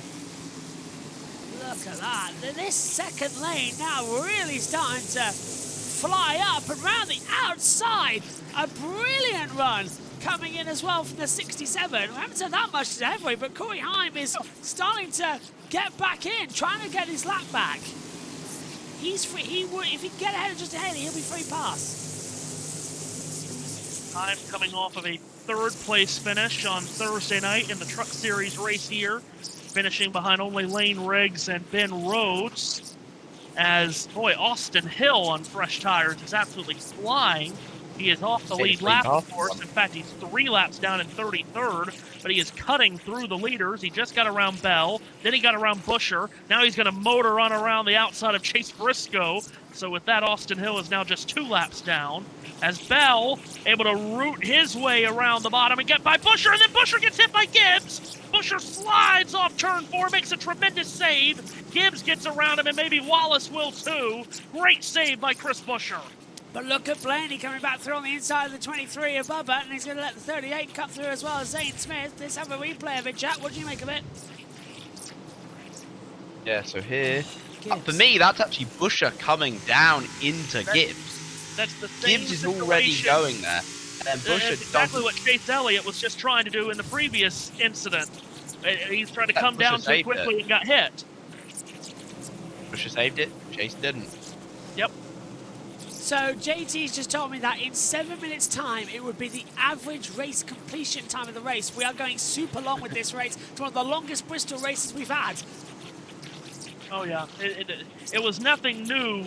Again, I'm going to use our favorite term back in the day for this race to go about 4 hours with all the yellow that we had.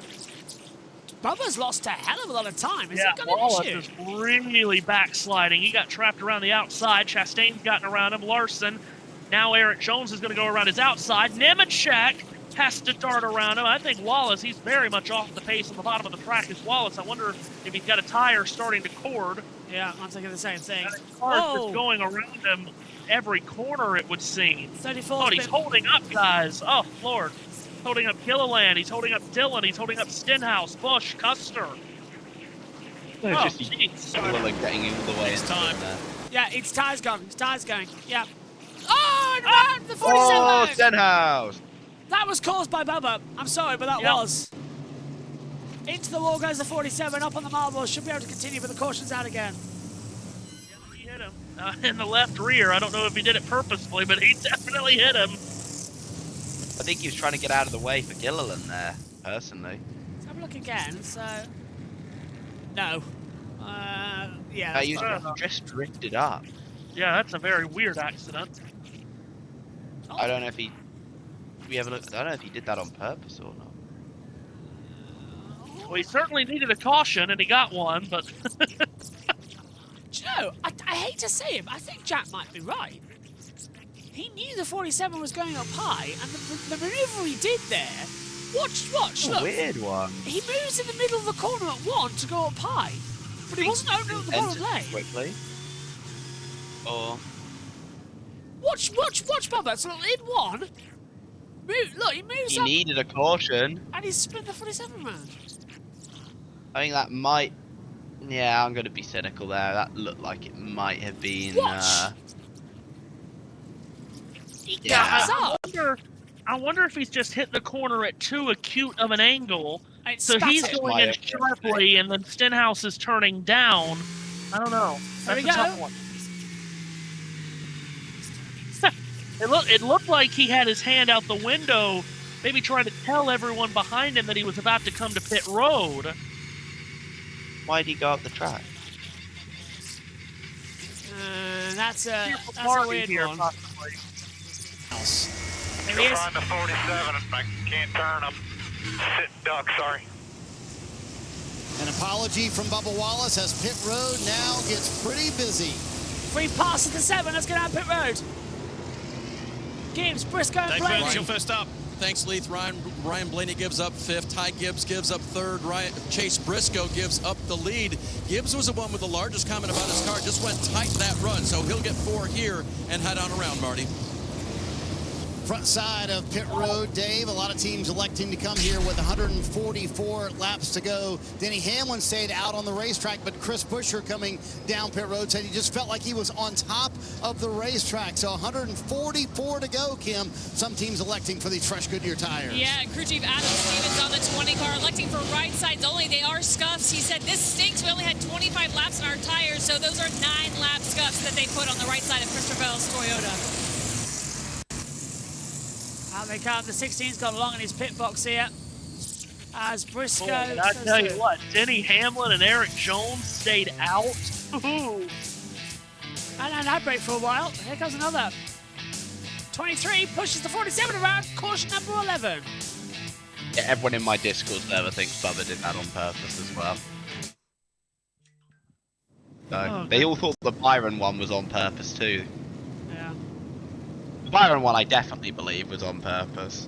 He needed a caution to get the free pass, so he just spun someone out. And that's what Bubba did here, I think. I think he just needed a caution, and Ricky Stenhouse was his innocent victim. By the way, in the comments, Sherry is asking who's under the cut. So right now you've got Chase Elliott out of the race, but on the bubble. He is ahead. He is got the last spot. And below the bubble is Alex Bowman, Austin Dillon, Shane Van Gisbergen, and Josh Berry. Same 4 that was under the cut to begin the night. Berry is out of the race, so he's done. Van Gisbergen has had a terrible night. I don't know if that's JB or JT that's just put the points up on the screen, but thank you for that. So right now you've got Elliott plus, I'm trying to do some math here. What is Elliott? Plus 12 to Bowman. So Bowman is minus 12. Dillon is minus 22. Van Gisbergen is minus 30. And then Barry, of course, is done. And so Byron sent to the rear for speeding. No. Yeah. A break for Byron, who's had a difficult night, but so that you got Elliott.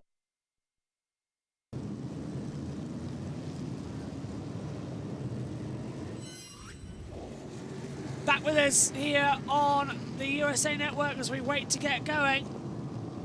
Top three now, no, sorry, top four are now Hamlin, Briscoe, Bell and Bowman going through as playoff drivers. Back to Matthew's point. Yeah, it was just, so Elliott, the only way Bowman can knock Elliott out is if he finishes, what was it, 7th or better? I think so. No. Let me read. Bowman has to win. The only way Austin Dillon can do it on points is 7th or better. Yeah. Austin Dillon right now is, good Lord, where he's 30th laps down. That's insane. So Bowman has to win. Dillon would have to make up 23 positions and 2 laps. So Elliott, Dillon-y, I don't want to say he's in a great spot, but he's in an okay spot. Back with us on USA as well as the music comes through. Secondary timers working, coming through.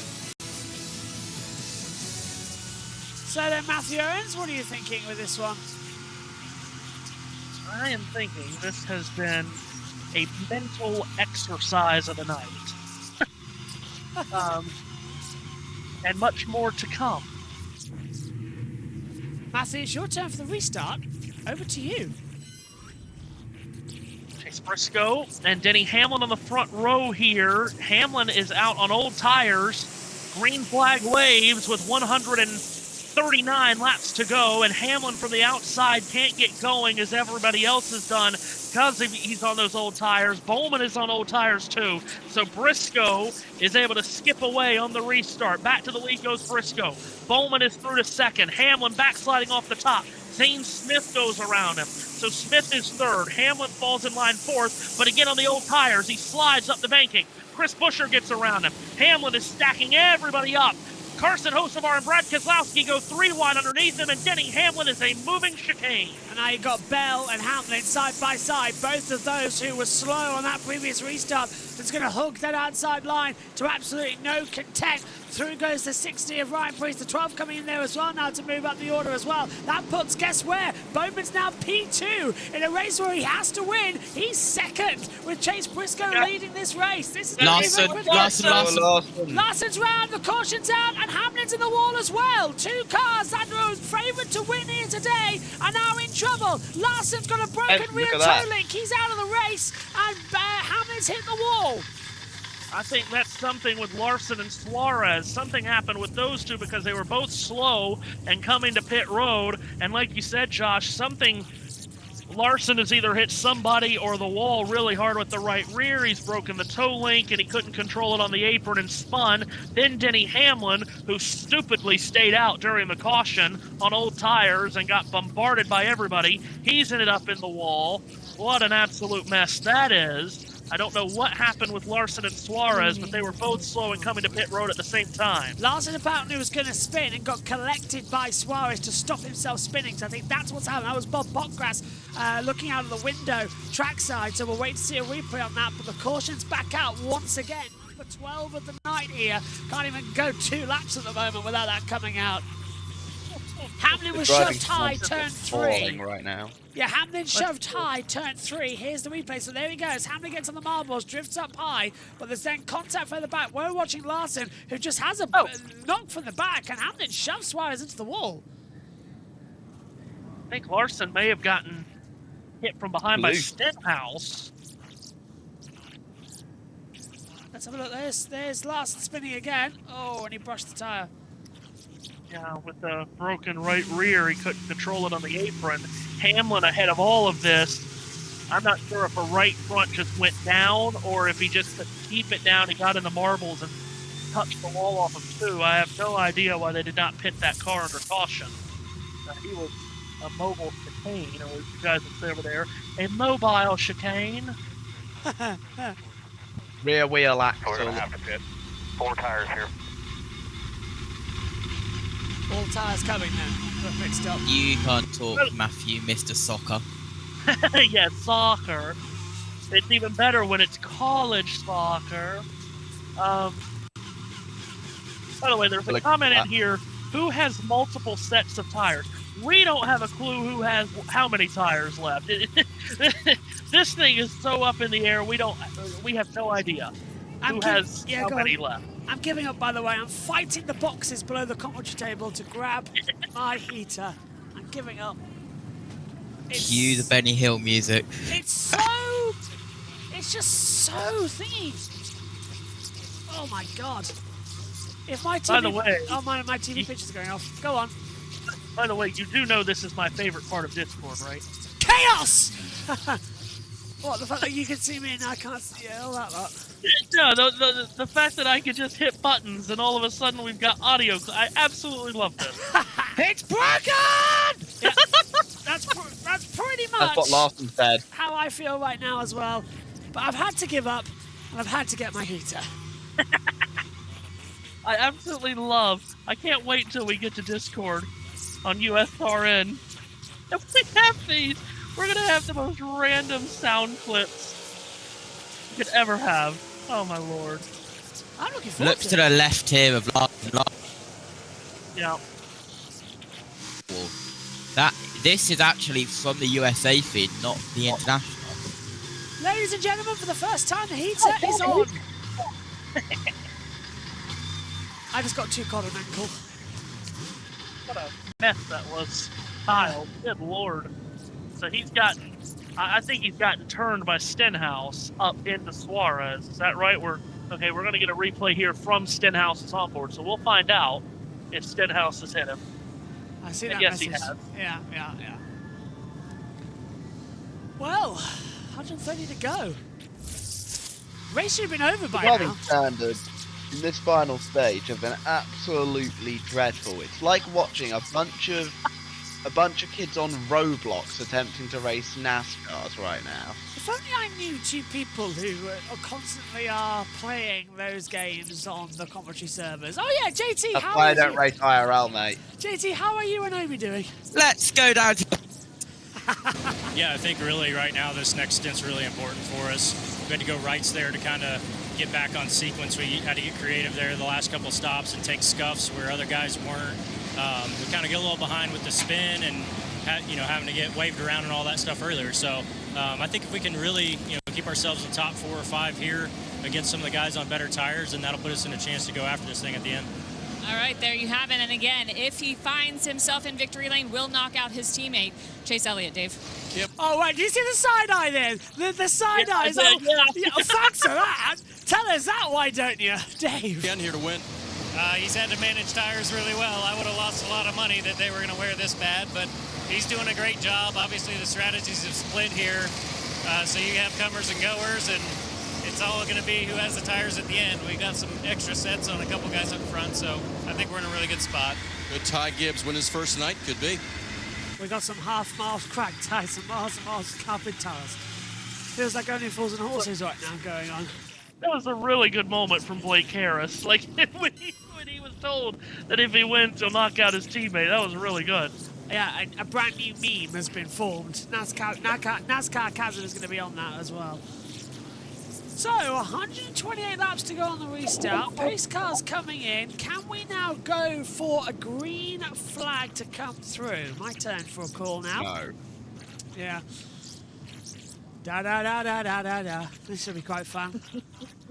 This music starts playing. Still got 128 to go. Oh my word. This is taking Look at forever. We are not going. We are not going. Oh, okay. Want to clean. So they're going to stay behind. Okay, another lap behind. Okay. Why haven't we gone? That's quite weird. Let me check Twitter. Considering where he I started have absolutely no idea. in 22nd place to be running 9th. Ah, they need to remove Suarez from pit road. Suarez has gone behind the wall. That's why the pit road's not clear to go. Here we go, this time by. The restart will be coming. Briscoe out, Bowman in on the row 1, then Busher and Zane Smith. Logano is going to be coming back up the mix for 9th position. Remember, if Bowman wins this race, he kicks out Chase Elliott. Here we go again then, for the 13th time today. We're in the restart zone and Bowman did not get going at all. Briscoe has crossed the line completely on his own, a 2/10 advantage before even turn 1. And look at Bowman completely standing still. He drops 3 places in 1 corner. Now he's going to have Busher and Ty Gibbs battling with him. Logano round the outside now, getting ahead of Ryan Boyce and McDowell.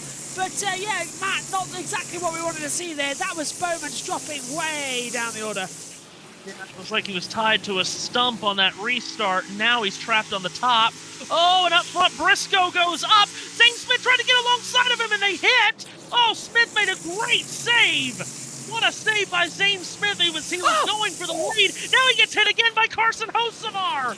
Smith keeps it pointed in the right direction. It is right. Bowman up the track. My goodness, and this is not the time for a full screen commercial. So the 19, replay, whatever. 19 goes up, comes back down, hits the 38, and then the 77 goes, I'll have a piece of that, and 2 corners later, knocks him again, and Bowman just gets a snap mid-corner at turn 4, and goes straight up towards the wall. He manages to save it. Was it a tap from the 17 that sent that loose? I'm not sure, but there was that 3-wide moment, Matthew, you were on about. As there's the 77 touching the 38, and then there's the snap from the 48 mid-corner. That's really bizarre, mid-apex in the apron. Well, remember, he did not pit when all of these guys he's racing around did pit a couple of cautions ago, so his tire's a bit older on that 48. He's settled back in line 6 and trying to just log some laps here and get to a point where he can come to pit road, hopefully, for his sake, under a yellow. But Briscoe leads from Hocevar, Smith, Busher, and Gibbs. 4 of the top 5 are non-playoff drivers. In fact, 6 of the top 10 are non-playoff drivers, with Keselowski and Priest in 7th and 9th. But it's Briscoe up front as we have 120 laps left. I'll tell you one thing though, chaps, as well. Just got this in from JT. If you're part of the 35,000 that have been watching on JB Motorsports today, you've witnessed a race that is in history.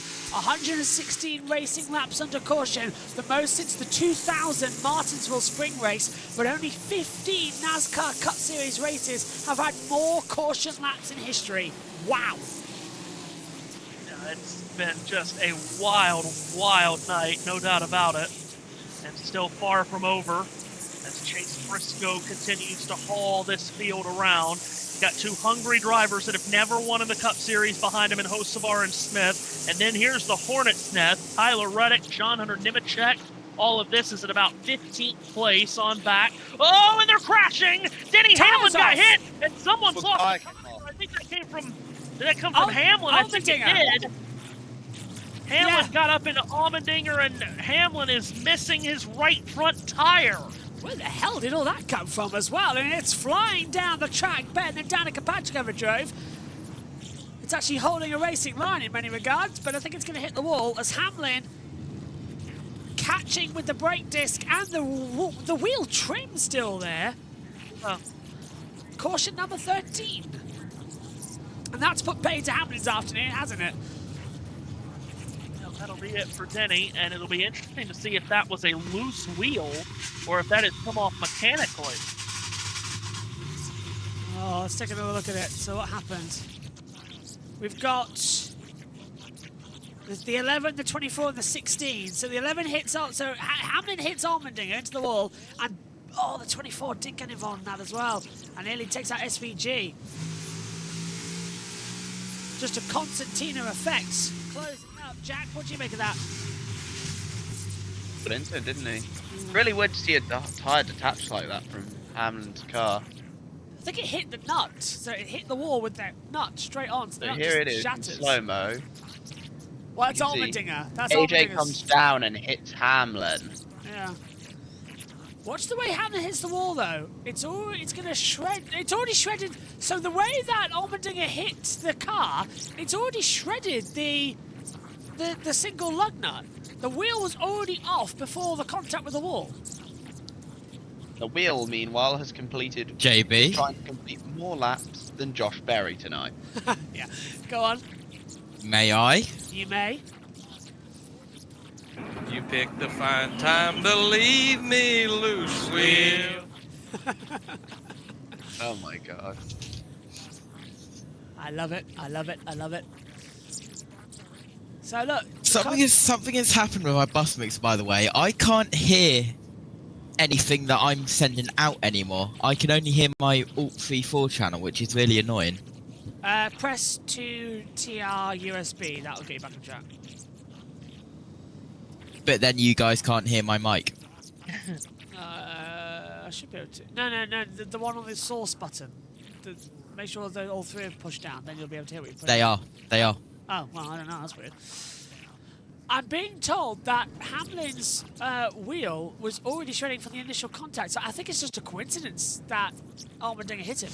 That wheel was already going. That's what I was trying to dissect here, is was the wheel already coming off? Because, this is important, if NASCAR deemed that wheel was loose and came off on its own by fault of the pit crew, they will lose a couple of pit crew members for the next 2 weeks.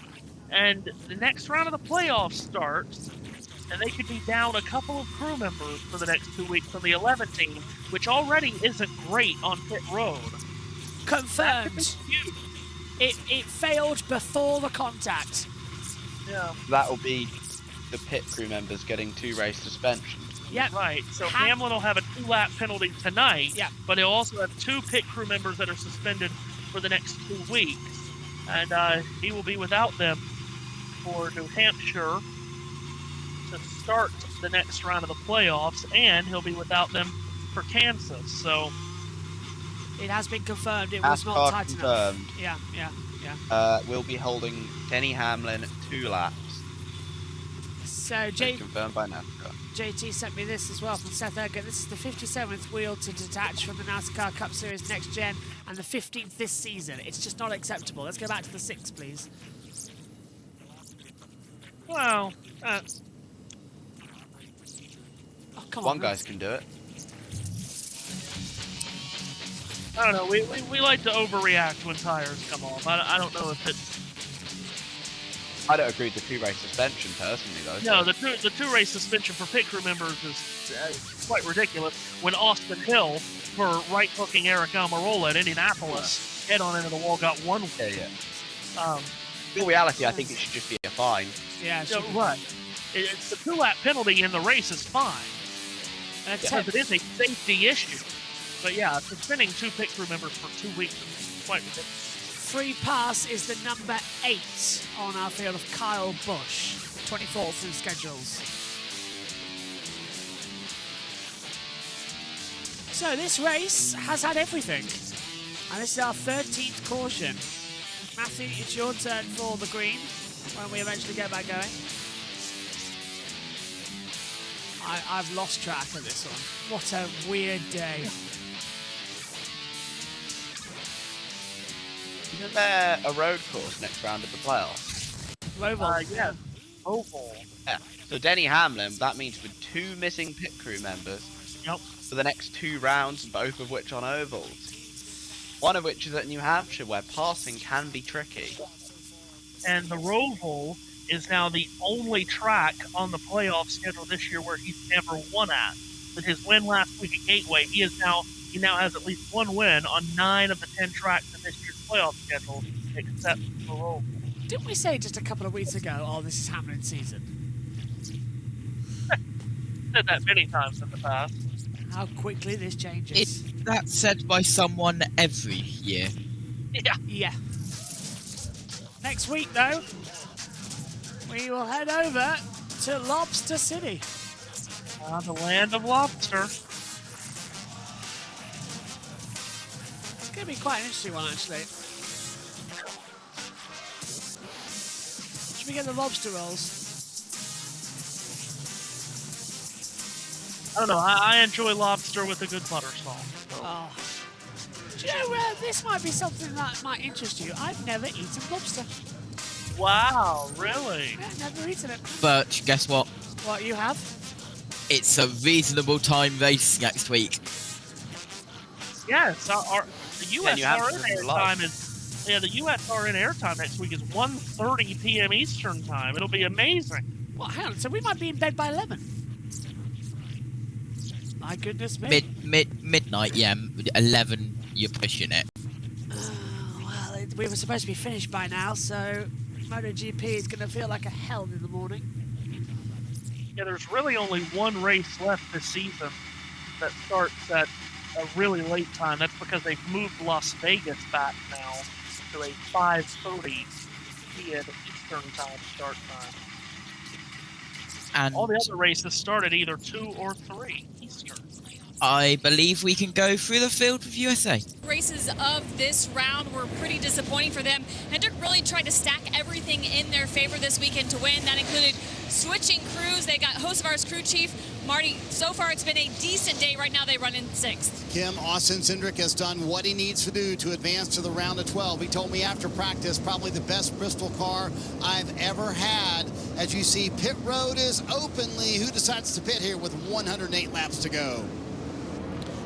Logano's in, so too is Hocevar, and Trevor's there. Carson Hocevar, known for taking risks, has been able to strike the balance tonight. He's gone for it when it's mattered, but he showed patience too. They took 4 tires. They've got one more set of stickers left. Joey Logano puts on his last set of stickers here on pit road.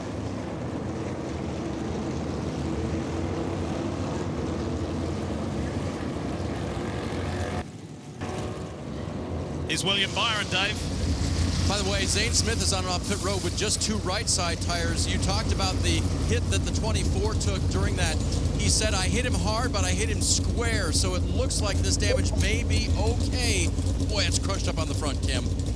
And the Christopher Bell machine in. They'll take fresh tires. Really just slightly tight has been the complaint all night. Otherwise, that car is great pace. Talk about how chaotic. I love JG's thinking of a NASCAR chasm. Race control, loose wheel, every crew chief begins chasing it down the track on foot. Well, apparently, the 11 is trying to argue that the contact caused the wheel to come off. I think they're going to try and keep arguing that so they avoid the 2 race crew members suspension. Well, I don't know if I believe them on that though. No, the only way contact loosens up one of these one lug nut wheels, it has to be a hell of a lot of contact, and that was not nearly enough. That wheel was loose. He's not going to win that argument. I mean, someone has to get absolutely harpooned for contact to take out one of these single lug wheels.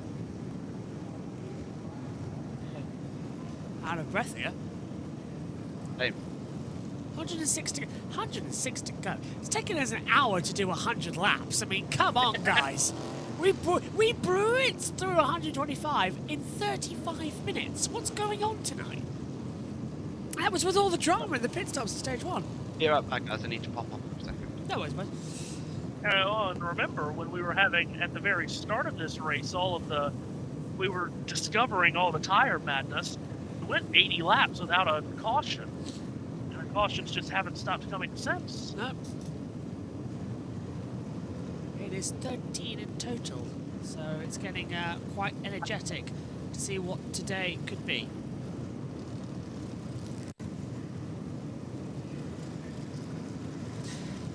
Still going as the field gets organised out here. Back on with the team in 50 seconds time. Did we mention that Trevor Bain reported about Logano scuffed, how he's only got scuffed tyres left? No, we did not. And it's over 100 laps to go, and he's only got scuffed tyres left. Where's Logano in the field? Logano's 11th. He's through though, isn't he, Matthew? I can't see how he would change over. Oh, I can't hear Matthew.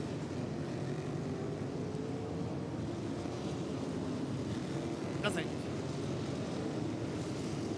As well, while we try and get Matthew back, the field are bunching up with the choose rule to get in for the restart. Whose go is it? Back with us. Matthew, we can hear you. Go on. Oh, very good. Okay, very good. You're back with us. Season high of 13 cautions. We're getting ready for the restart. Oracle's got it as they turn out a 4. All right, Toyota's on the front row again. Briscoe, the control car on the outside. That's the lane that's been getting the good launch all night long. Green flag waves, it gets the good launch again. Briscoe is away to the lead. Ty Gibbs tried to fall in line second, but Chris Buescher crosses over underneath him, and they'll go side by side into turn 3. Gibbs cuts down, gets back ahead of Buescher, so Gibbs confirms second up. Buescher comes right back at him, though, on the exit of turn 4.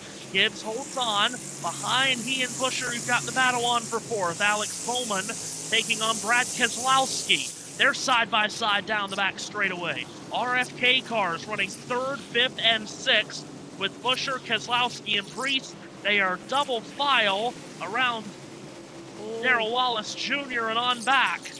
Logano's closing up everywhere. He's now pushing the back of the 38 as well. The 7's just going on towards the wall. Bell goes through. The 34 switching up on the high line. He gets a tap from the 4. He taps the 34. He taps the 7. They not make contact coming out of 4. But now, again, they're going to go around the outside of Bubba Wallace. And Cindric's got no pace as well compared to the 38, who's pushing down more power out there, as well as Zane Smith, who's in a gaggle of playoff cars coming through at the moment. So it's not the race we were expecting, but guess what? Less than 100 laps to go here at Bristol. This should start going quite quick now if we get some green flag running, as Briscoe leads Gibbs and Buescher. Now is Gibbs, Buescher or Keselowski about to win their first race of the season? This is going to get very tasty. This would be his first win ever. Same goes for Ryan Priest, who's 6th, and Zane Smith, who is 8th. Those 3 drivers have never won in the Cup Series. As you mentioned, we're under 100 laps to go. Chase Elliott still sitting in the live standings on the bubble at plus 13. The only way he can be knocked out is if Alex Bowman wins this race, or if Austin Dillon were to somehow rally and get inside the top 10. But right now, Dillon is 2 laps down, back in the 29th position. But Bowman is 5th and could still win this race and knock out his teammate. Good side-by-side action going on. Outside the top 10, Tyler Reddick, along with Todd Gilliland, Noah Gregson, and Christopher Bell. In fact, that's right at 10th position, 10th, 11th, 12th, and 13th. Just had it confirmed. By the way, you mentioned the 13 cautions. Sorry there, Josh. You mentioned the 13 cautions, the most this season, still well shy of the record for this race, which was hit in 2003 when we had 20 cautions. Now you've done it. By the way, yeah, Suarez is officially out of the race now, so he's done for the night. So that is 3 cars officially done. The 9, the 21, and the 99. 36 still running in this race. Yeah, despite all of the cautions and all of the chaos, there's only those couple that are out of the race, which is quite incredible to think about. Meanwhile, by the way, Zane Smith running 7th. He's on the freshest tires of all the leaders. The 6 guys ahead of him have about 50 laps on their tires, but Zane Smith tires are fresh, so watch for the 38 car to be cutting through traffic here on this run. You mentioned about how this was shy of the 20 cautions we've had here, but the 129 laps under caution here tonight. Seth Heckert's reporting that it's the most caution laps in a NASCAR Cup Series race since the 1997 Bristol Spring Race, which ran to 132 caution laps. So we're creeping up.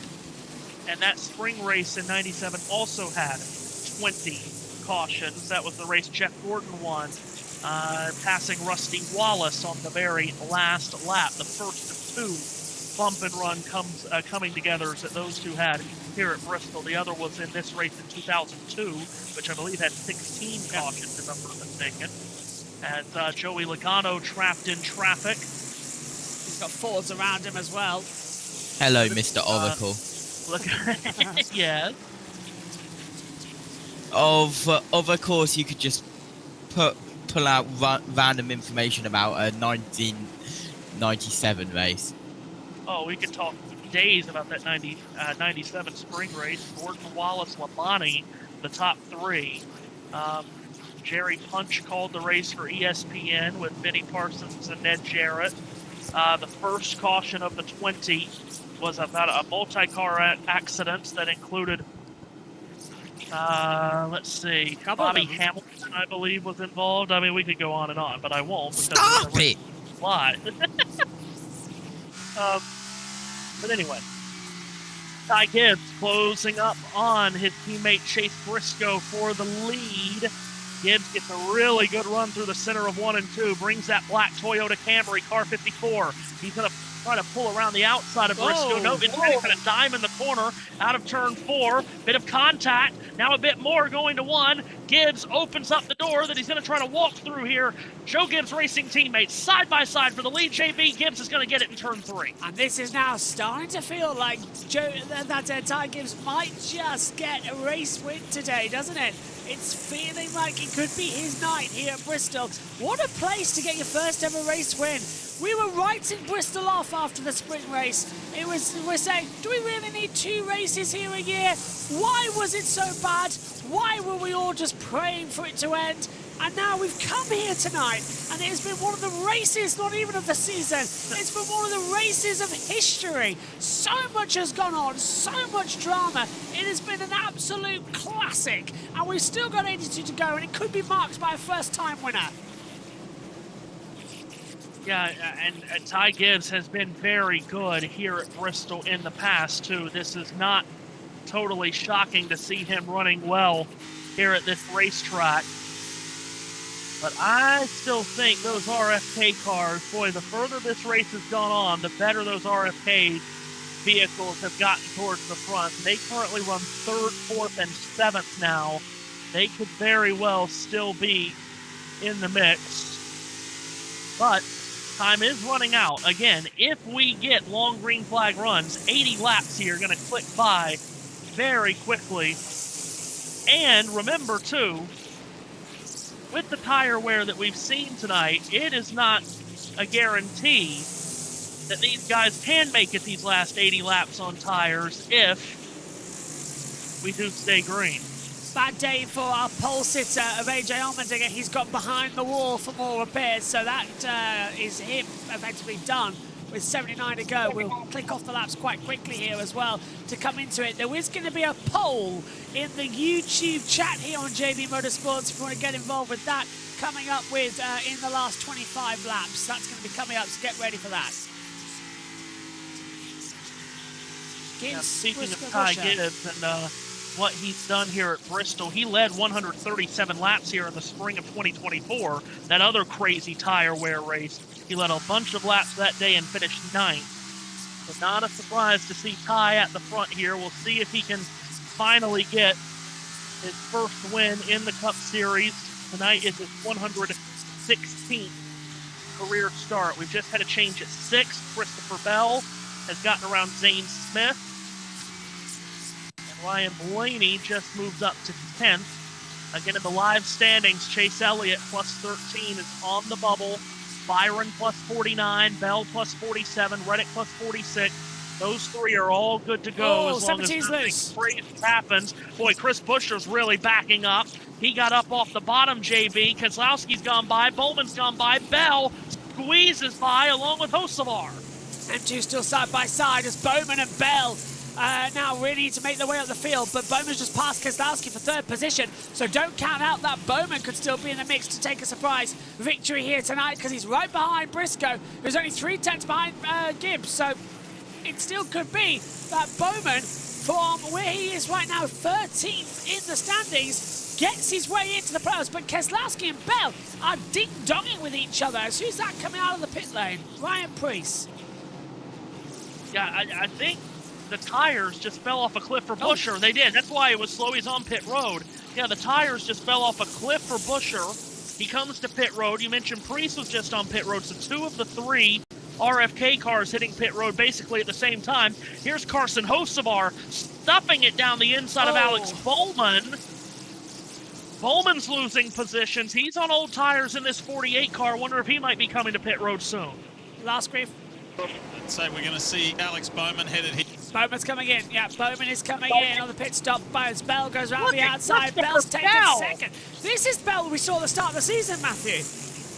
Yeah, Bell is flying. He's just gotten around Hocevar, and just as quickly as he's done that, he's chasing down Gibbs. He's going to go to the outside of Gibbs, turn 3, and Christopher Bell, like a shot, shoots to the lead. Like a bat out of hell for Bell.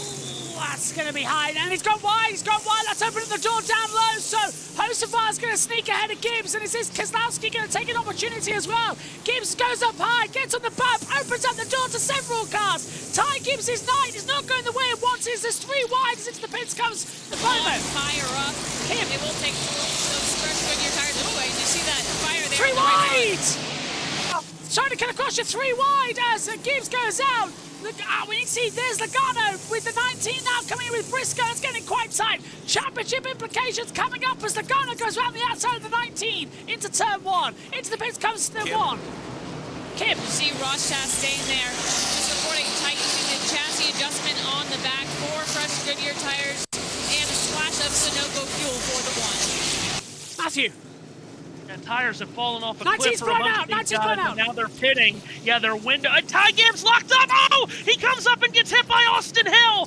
Gibbs was coming to pit road, and he was carrying too much speed. He locked up the right front tire and went back up onto the track. Austin Hill rams into him from behind. We stay green. Gibbs has all kinds of trouble, and his first career win might be losing all of it there.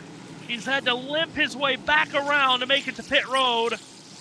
Briscoe's on pit road, but I think... Oh, and Brad Keselowski with a bump and run on Christopher Bell to take the lead. So Keselowski now takes the front honours here. Where's this coming from out here tonight? As Bell's in trouble, Ty Gibbs comes in. All went so... Look, that right front tire's flat on the 54. That's what was wrong with it. Right front of... Let's have a look. So he's locked up, coming down. He just blows on him, Matthew, and he did get hit by the 33. Oh, my God. He's about to enter pit road there, and his tyre just blows. Yeah, right front tire went down, and then he locked it up. Bell's loose as well. So, and that's got fire on pit road. Fire on pit road. There's a fire on pit road, the fuel's got loose, and they haven't got any extinguishers. The man with the extinguisher is literally just standing there, not doing anything. That's the Darrell Wallace Jr. pit box. They put it out with a leaf blower. Well, that's better. But the fire extinguisher man needs to be fired for that, because he was looking at it. He looks like an 80-year-old man who was just standing there going, I like the sun, and the sun likes me. Not even caring, but apparently Bell's loose as well.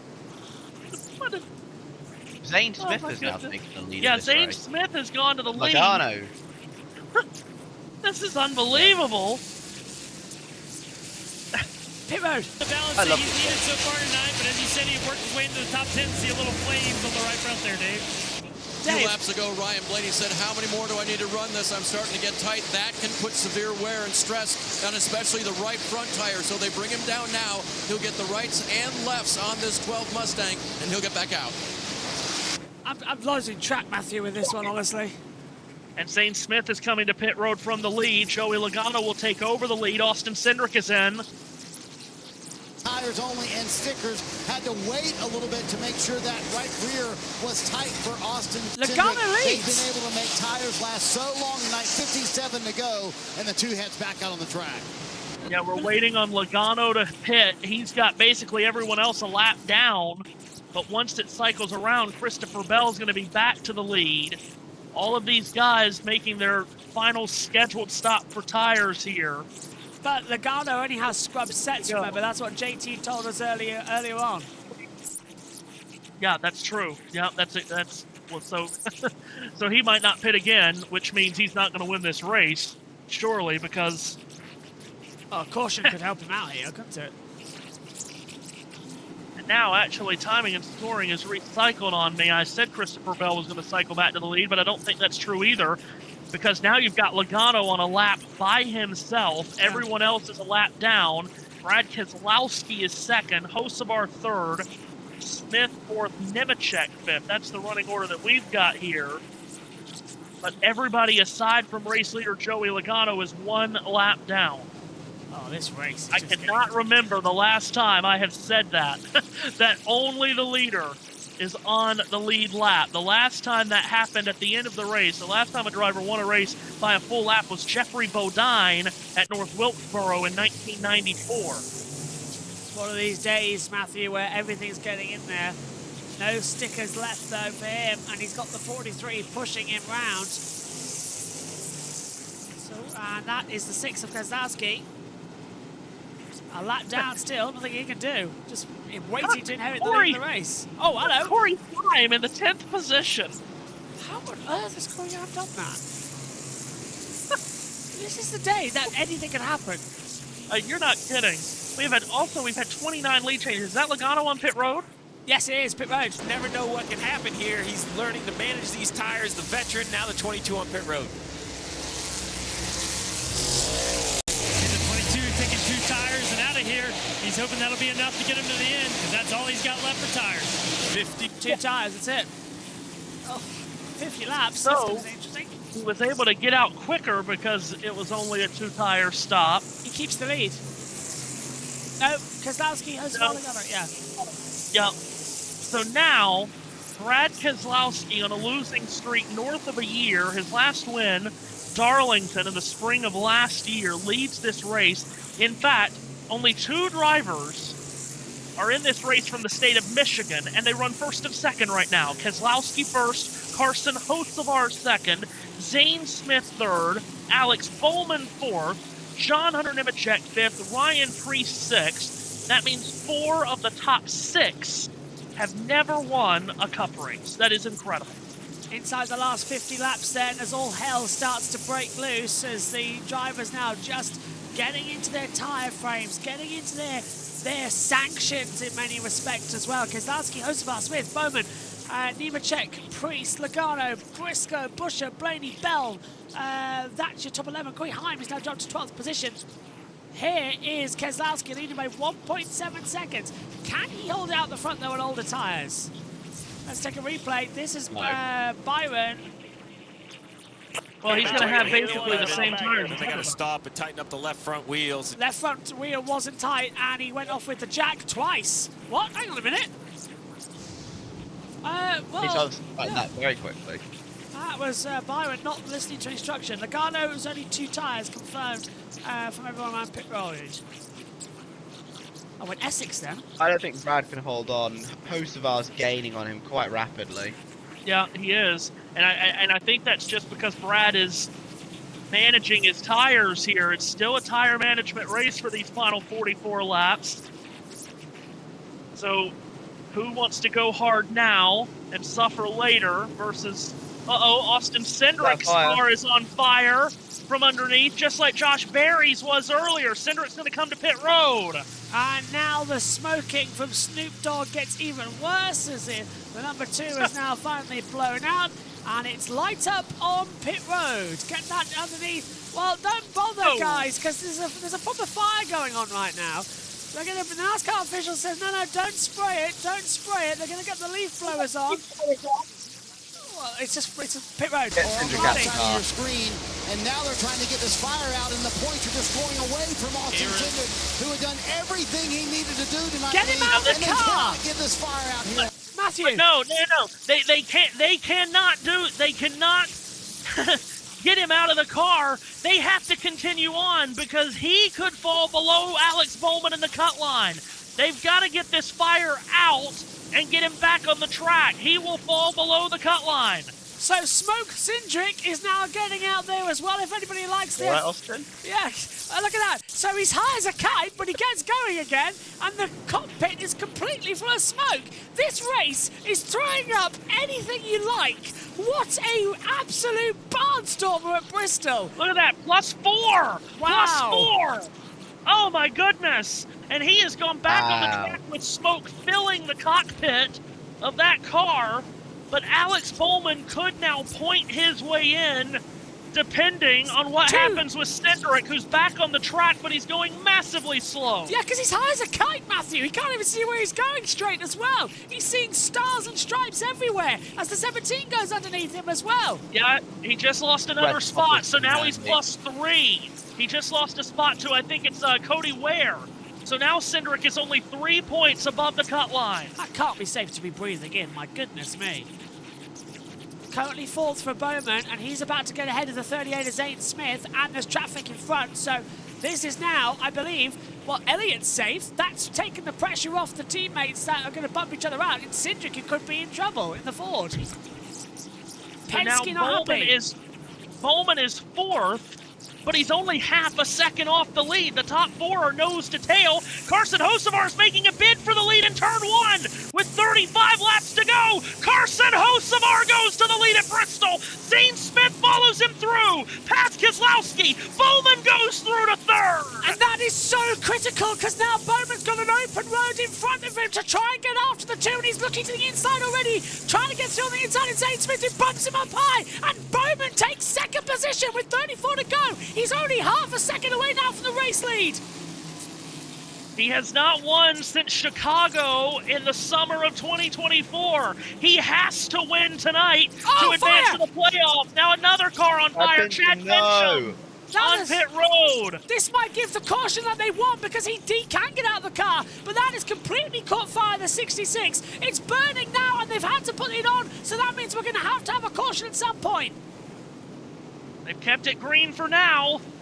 So you've got Hocevar going for his first win ever, and Bowman who has to win to advance. What incredible drama! Bristol, we take it all back. Everything we said, we take it back.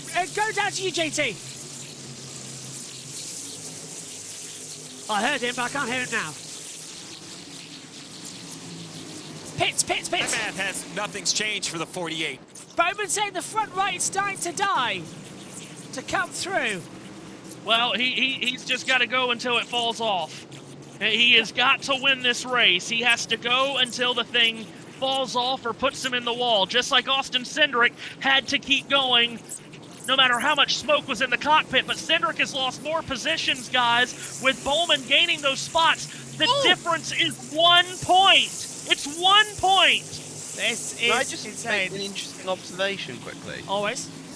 Anyone noticed? Bowman's died. He's coming in the pits. Bowman's had to box. He's lost down the tyre. Bowman inside 30 laps has got to come into the pit lane, and now he's praying for a caution. This is mad. Well, no, you can't have a caution because he'll be trapped a lap down. Oh my God. We just need everyone else to pit. New pit crew for Bowman, and it is going to be 4 Goodyear tires on the 48 at Bowman to see what they can do here with 27 to go. That is actually important. We mentioned on the Grid Tonight show as well. You can subscribe to the Grid Network for more motorsport news as well. We said our Bowman's got a brand new pit crew coming to this weekend after they've changed it because they had problems in the opening 2 rounds. Got a new pit crew in, and it's trying to help him. But the 77's blown out. Hocevar's blown out as well. He's had to come down pit road. Unbelievable. That puts Zane Smith to the lead. And it puts Keselowski back in, but that's critical news because if this is happening as well to Hocevar, who just took new tyres the same time that we saw Bowman, then we're going to be seeing everybody coming in for one more splash and dash. You want an interesting stat? All 3 cars that caught fire tonight are Fords. I cannot believe that these guys have not... Smith is in from the lead. Keselowski leads, and Bowman's now past Logano. That was even more critical because that was 6th place. So Keselowski's into the lead, but when was the last time he stopped? Keselowski's tires are 119 laps old. So too is Briscoe. So really the guy that's in the best position is Christopher Bell in 3rd. His tires are only 34 laps old. Corey Heim could finish 2nd in this race. These tires are 35. Riley Hurst could finish 3rd. These tires are 37. McDowell into the pits comes to 1. All the way, Chastain. All the way, baby, all the way. That's Keselowski. Just basically foot to the floor, don't lift. Don't lift at all. There's a poll in the chat now as well to contend with. Rate the race. Bad, meh, good, epic so far.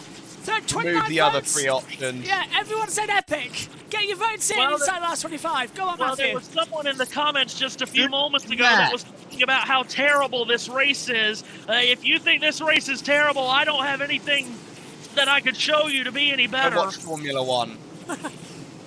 This is fantastic. As JB will do next week, probably. Yeah, we're in Baku. That probably works. Look, the 43 going around the outside of the 6 now as well. Right. So Keselowski's starting to lose time here because that's the 43 unwrapping himself. Yeah, Keselowski's got 4 seconds back to second place Chase Briscoe. So Keselowski, he can slow the pace down here to try to get the tires to the finish. He's got 4 seconds to Briscoe. And remember, Briscoe can't push hard either because both of those two have 124 laps of their tires. But now Briscoe's just been passed by Bell. So now Bell will be able to push. Keselowski's blowing out. Keselowski's not happy. He's been told just to go for it. They're not going to live till the end. He will box and into the pit lane has come there. Is this the 19? Briscoe boxes, yeah. And remember, that's the same strategy that Keselowski is on. He and Briscoe had the same amount of time on their tires. So into the pits comes the 19. Puts Logano to fault. It's only 2 tyres, though, going on the right side. So away he goes now, coming through pit road. 2 new ones here. 16 laps. Nice to come in there quickly as well. It's just 2 tyres. Keselowski there. And that's Bowman. Bowman going around the outside of Keselowski to go and lap himself. Now this is critical with 16 to go. Is Keselowski going to hold on to win this one? Oh, my word. This race. This is a really good day, too. Quite incredible. It's been 51 races since Brad Keselowski's last win. Last year at Darlington. I don't think he'll get there. Has Hocevar... Yeah, he pitted. He pitted the 2. Yeah, he's he only went 2 tyres, though. He literally only did 2. But has he unlapped himself? Yes, he has. Yes, he has. He's 9 seconds back. Oh, my goodness. Keselowski's lapping 3 seconds lap slower. So he's unlapped himself, so he could still race up here in the next 15 laps with 2 fresh right side tires. Oh my gosh. Don't count out Bowman yet. I've never seen anything in my life like this. Oh, the 41, the 23's in the wall. Caution's out. Oh, in the wall. Caution's out. The 23's hit the wall. And that's exactly what he was needed. Exactly. Inside 12 to go. It will be a flat out to the end. But the 23 has hit the wall. Of course, we get a caution. This is unreal. Keselowski got into Cole Custer and shot Custer up into Wallace. Basically a pinball wizard kind of move. Custer was coming out of pit road, came out right in front of Keselowski. That's why Keselowski got into the back of Custer, who got up and into Wallace. Keselowski, and now everything has changed again. Yeah, because Keselowski's just shot himself in the foot. He's now not going to be the winner. He could have done it, but now he's on old tyres. He's going to have to box, lose out on time. That puts Christopher Bell into position. But ideally, my money's still on Alex Bowman. He's going to have completely the right time to come into this. He's going to restart this race on the 4th row. Possibly, Bowman's going to restart this race in 4th. I don't know what's going on. Who has tires left? Logano doesn't. He's only got scrub left. Keselowski's only got scrub left. He doesn't have any left either. Not called scrubs. They're called corded tyres at this point. Right. There are no scrubs. There's a joke there about a scrub song if anybody wants to take it, but here's the other thing too. By the time we get the track clean and restarted, there's only going to be about 5 or 6 laps to go. I think at this point... Keselowski's in. Keselowski's coming in. So he is pitting. And so's Bell. And so's Byron's coming in too. So's Logano. But Logano's only got scrubs. This is nuts. There's Corey Heim on pit road. Yeah. Pit road. Let's go down. Racetrack. Trevor, Hocevar gets they need some short run speed right now for Brad Keselowski. They made the call to put 2 right side sticker tires on that number 6. See if they can maintain that lead. Ryan Blaney wants to be freed up. He'll get 4 fresh ones here. They are sticker tires. That should be good to go with just a few laps up. Oh, no, mistake. They were not done. The last one, it appears, may not be good to go. Of course he's not. He's got a loose tire coming in the pit box, Matthew. I'm losing track of this. I can't keep up with any of it. But I think Carson Hocevar stayed out. Yeah, Bell pitted. I think Hocevar's going to be the leader. I'm stayed out too, I think. Leaders. No, Heim was in. Heim was in. Okay. Hocevar, if he has perfected this, and you can see Blaney has an error on the pit stop, but Hocevar could be in with a shot for his first ever win.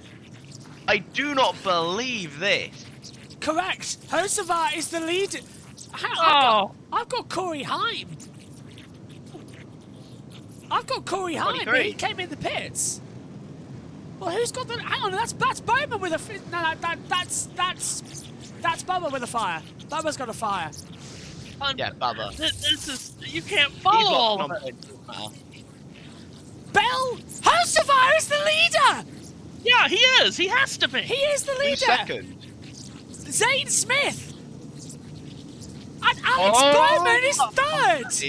It's Hocevar, Smith, Bowman, Keselowski, Bell, Logano, Heim, Blaney, Byron, Gibbs, the top 10. Oh, Who was my first God. off pit road? Who was first off pit road? I think it was Keselowski. Keselowski, yeah, he got out first. Yeah, Keselowski. So Keselowski's going to be on fresh tires. If Hocevar wins, what on earth? And you have no idea how nervous I am.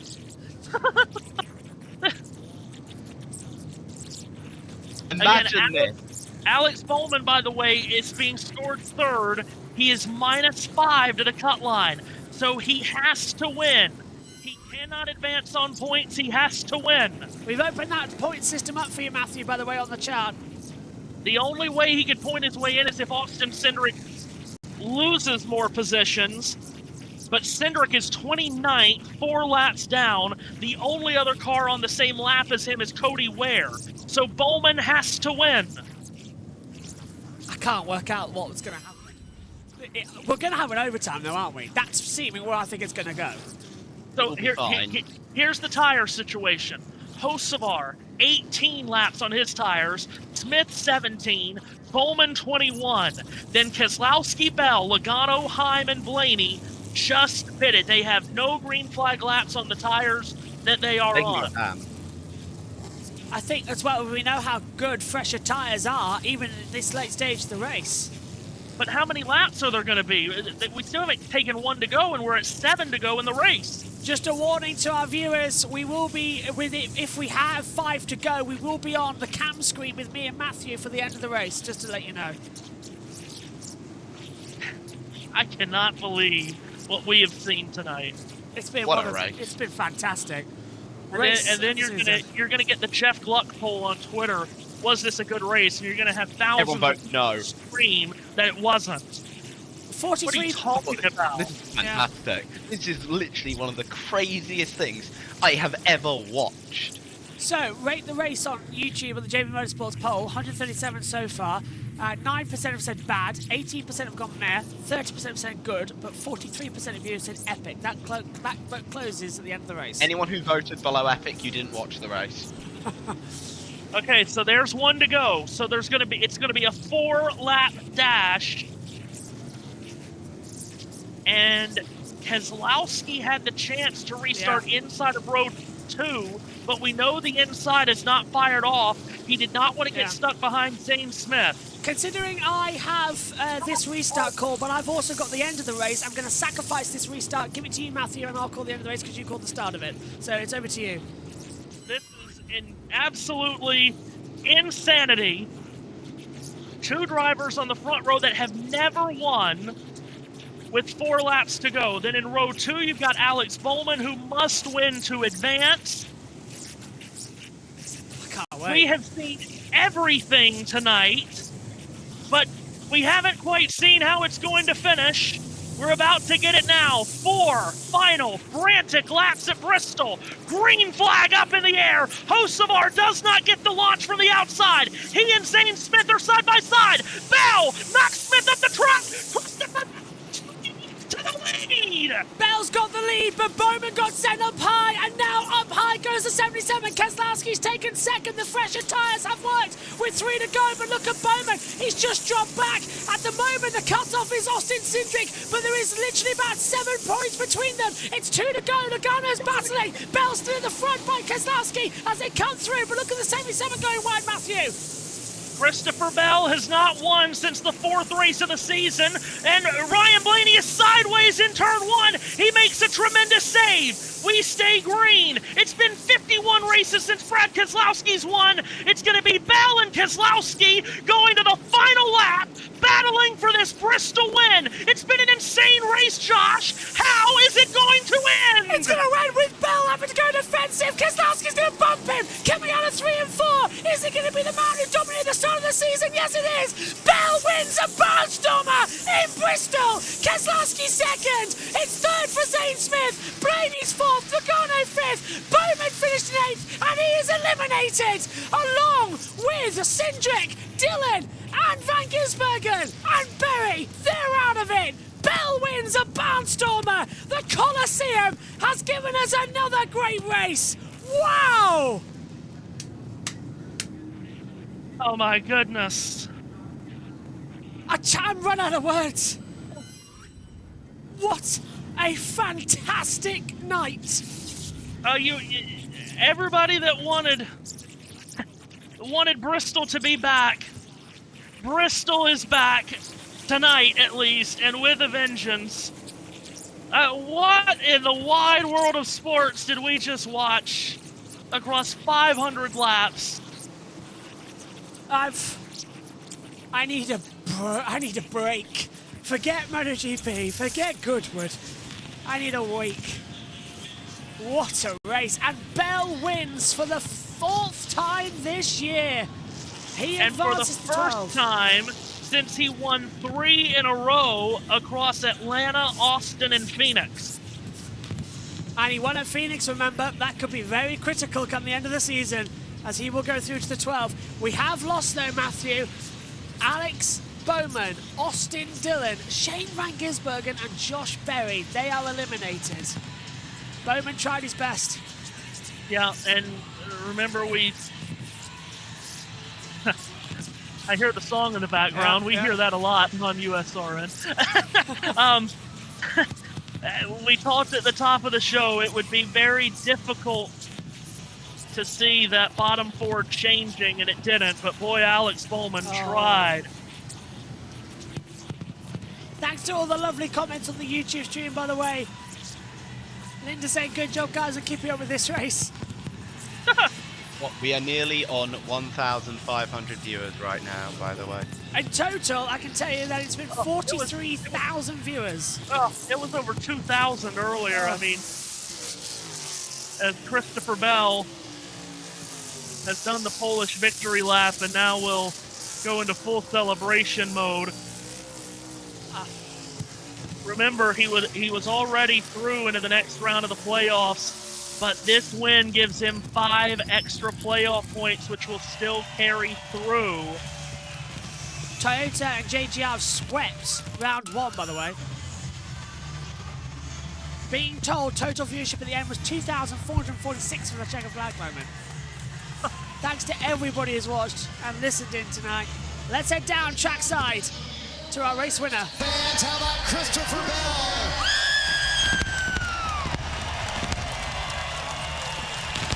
Delivering win number 3 for Joe Gibbs Racing in the round of 16. Wife Morgan with a big hug for her husband and this team. What a week to rally. We're not fucking done, baby. Let's go. After the frustration last Sunday, they deliver on Saturday night in the Bristol night race.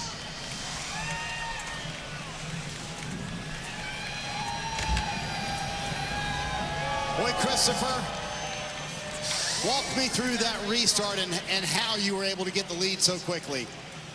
Well,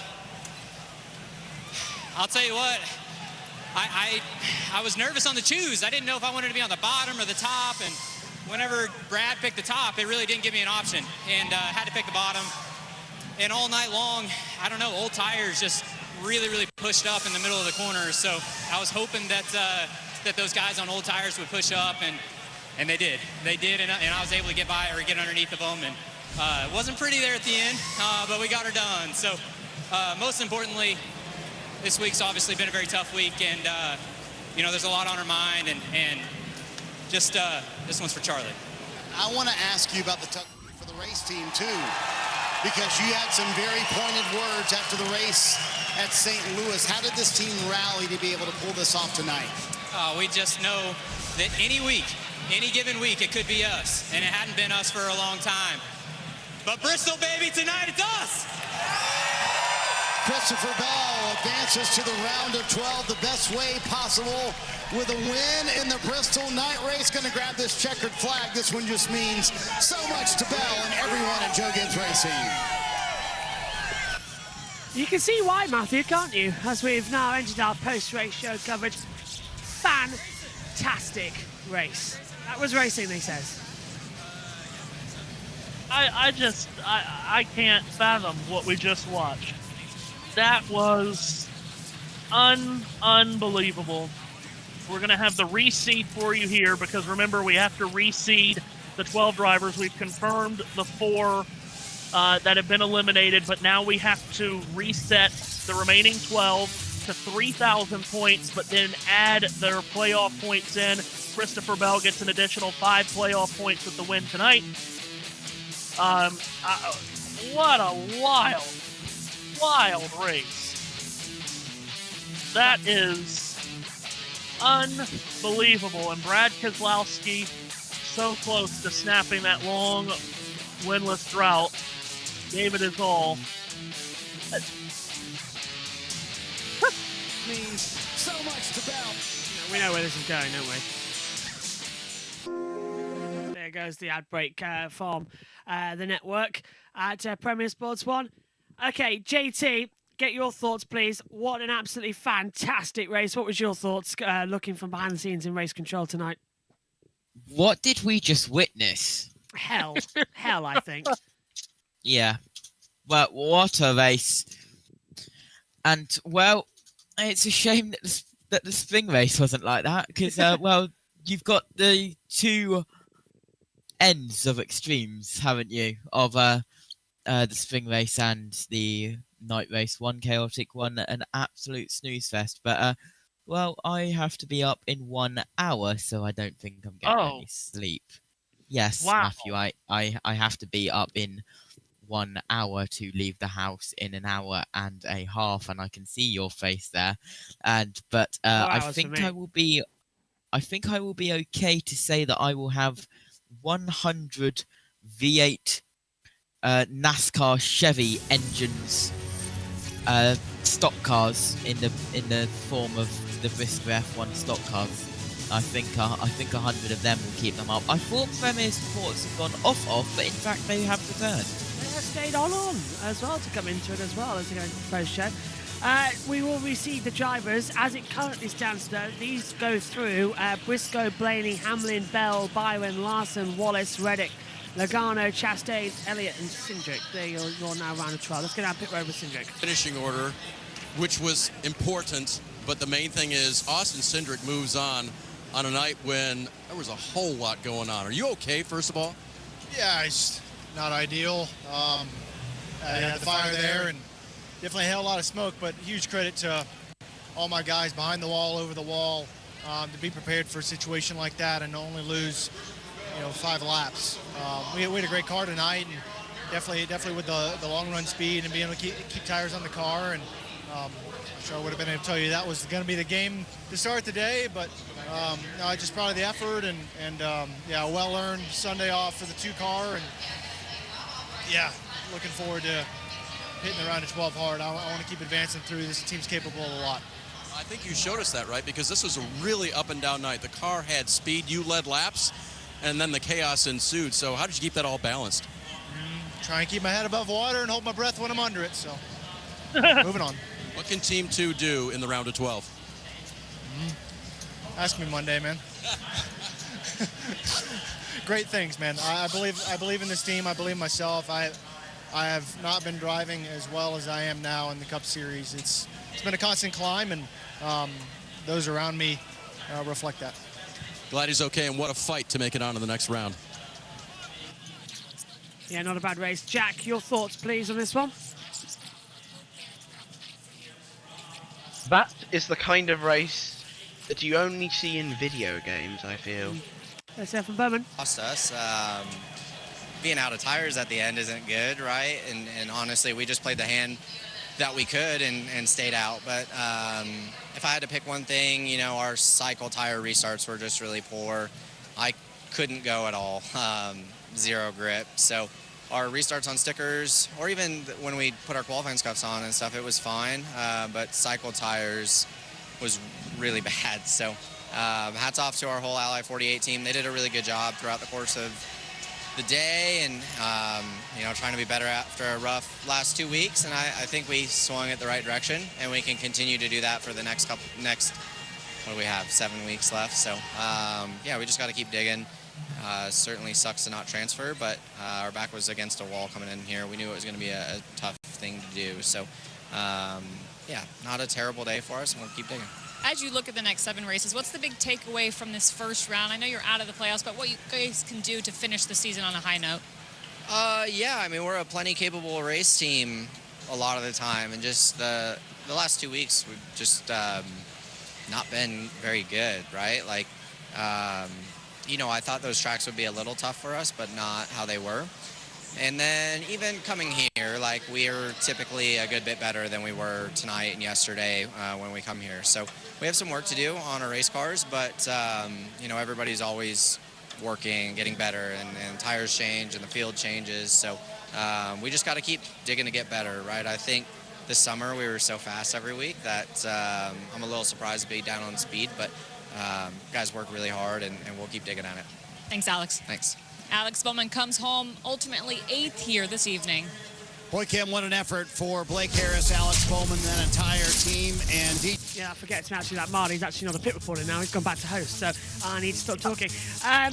Matthew, best day. It's Hamlin, Larson, Byron, Bell, Blaney, Briscoe, Elliott, Wallace, Cindric, Chastain, Logano, and Reddick. That's the new seed going into the round of 12, and that is quite a run.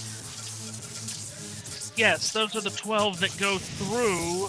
We really need the actual reseed, and here it is. So very good. Denny Hamlin will start at plus 26, Larson and Byron at plus 24, Christopher Bell plus 20, Ryan Blaney plus 19, Chase Briscoe drops all the way down to plus 10, Chase Elliott plus 5, Darrell Wallace Jr. will start on the bubble at plus 1, below the cut line, Austin Cindric by 1, Chastain and Logano by 2, Tyler Reddick by 3.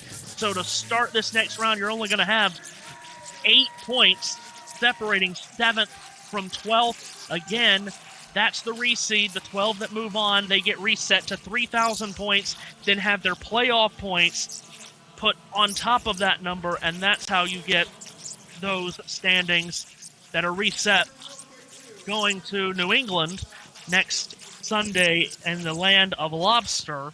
So that's the reseed heading to the round of 12. Okay, that about does us here on JB Motorsports as well. We've given you all the information that we can as USA now go into their post-session stuff as well. I want one word from all of you about today's race. Jack, starting with you. A one-worder, please. I think the only one word I will use is not chaos, but in fact, tires. Good call. Good call. JT? Revolutionary. Ooh. Ooh. Matthew? Indescribable. I will go with gladiatorial. But you did literally describe it in the commentary, Matthew. I tried. Fair dues between you all. Yeah. Okay, my thanks to everybody for tuning in to tonight's action. A reminder that tomorrow here on JB Motorsports, we have got the Goodwood Revival meeting. If you fancy seeing Jimmy Johnson race, you can join us tomorrow for that. He's out there on the circuit, so if you want a NASCAR legend, Jimmy Johnson, as well as several, Scott Dixon, Tony Kanaan, as well, Dario Franchitti, as well. They are all racing at the Goodwood Revival. We're live all day for that action as well. And then also you can join us for MotoGP. We'll be live for all 3 races as well. The Moto3, Moto2 and MotoGP from the San Marino Grand Prix. After Marc Marquez crashed in the Tissot Sprint, it is chance for a completely new winner tomorrow. What a day for the NASCAR Cup Series. We're signing off at JBM. USRN is going to be clearing soon. But what a day. Thank you to 45,000 of you for watching. We hope you enjoyed it. Good night from the last great Coliseum.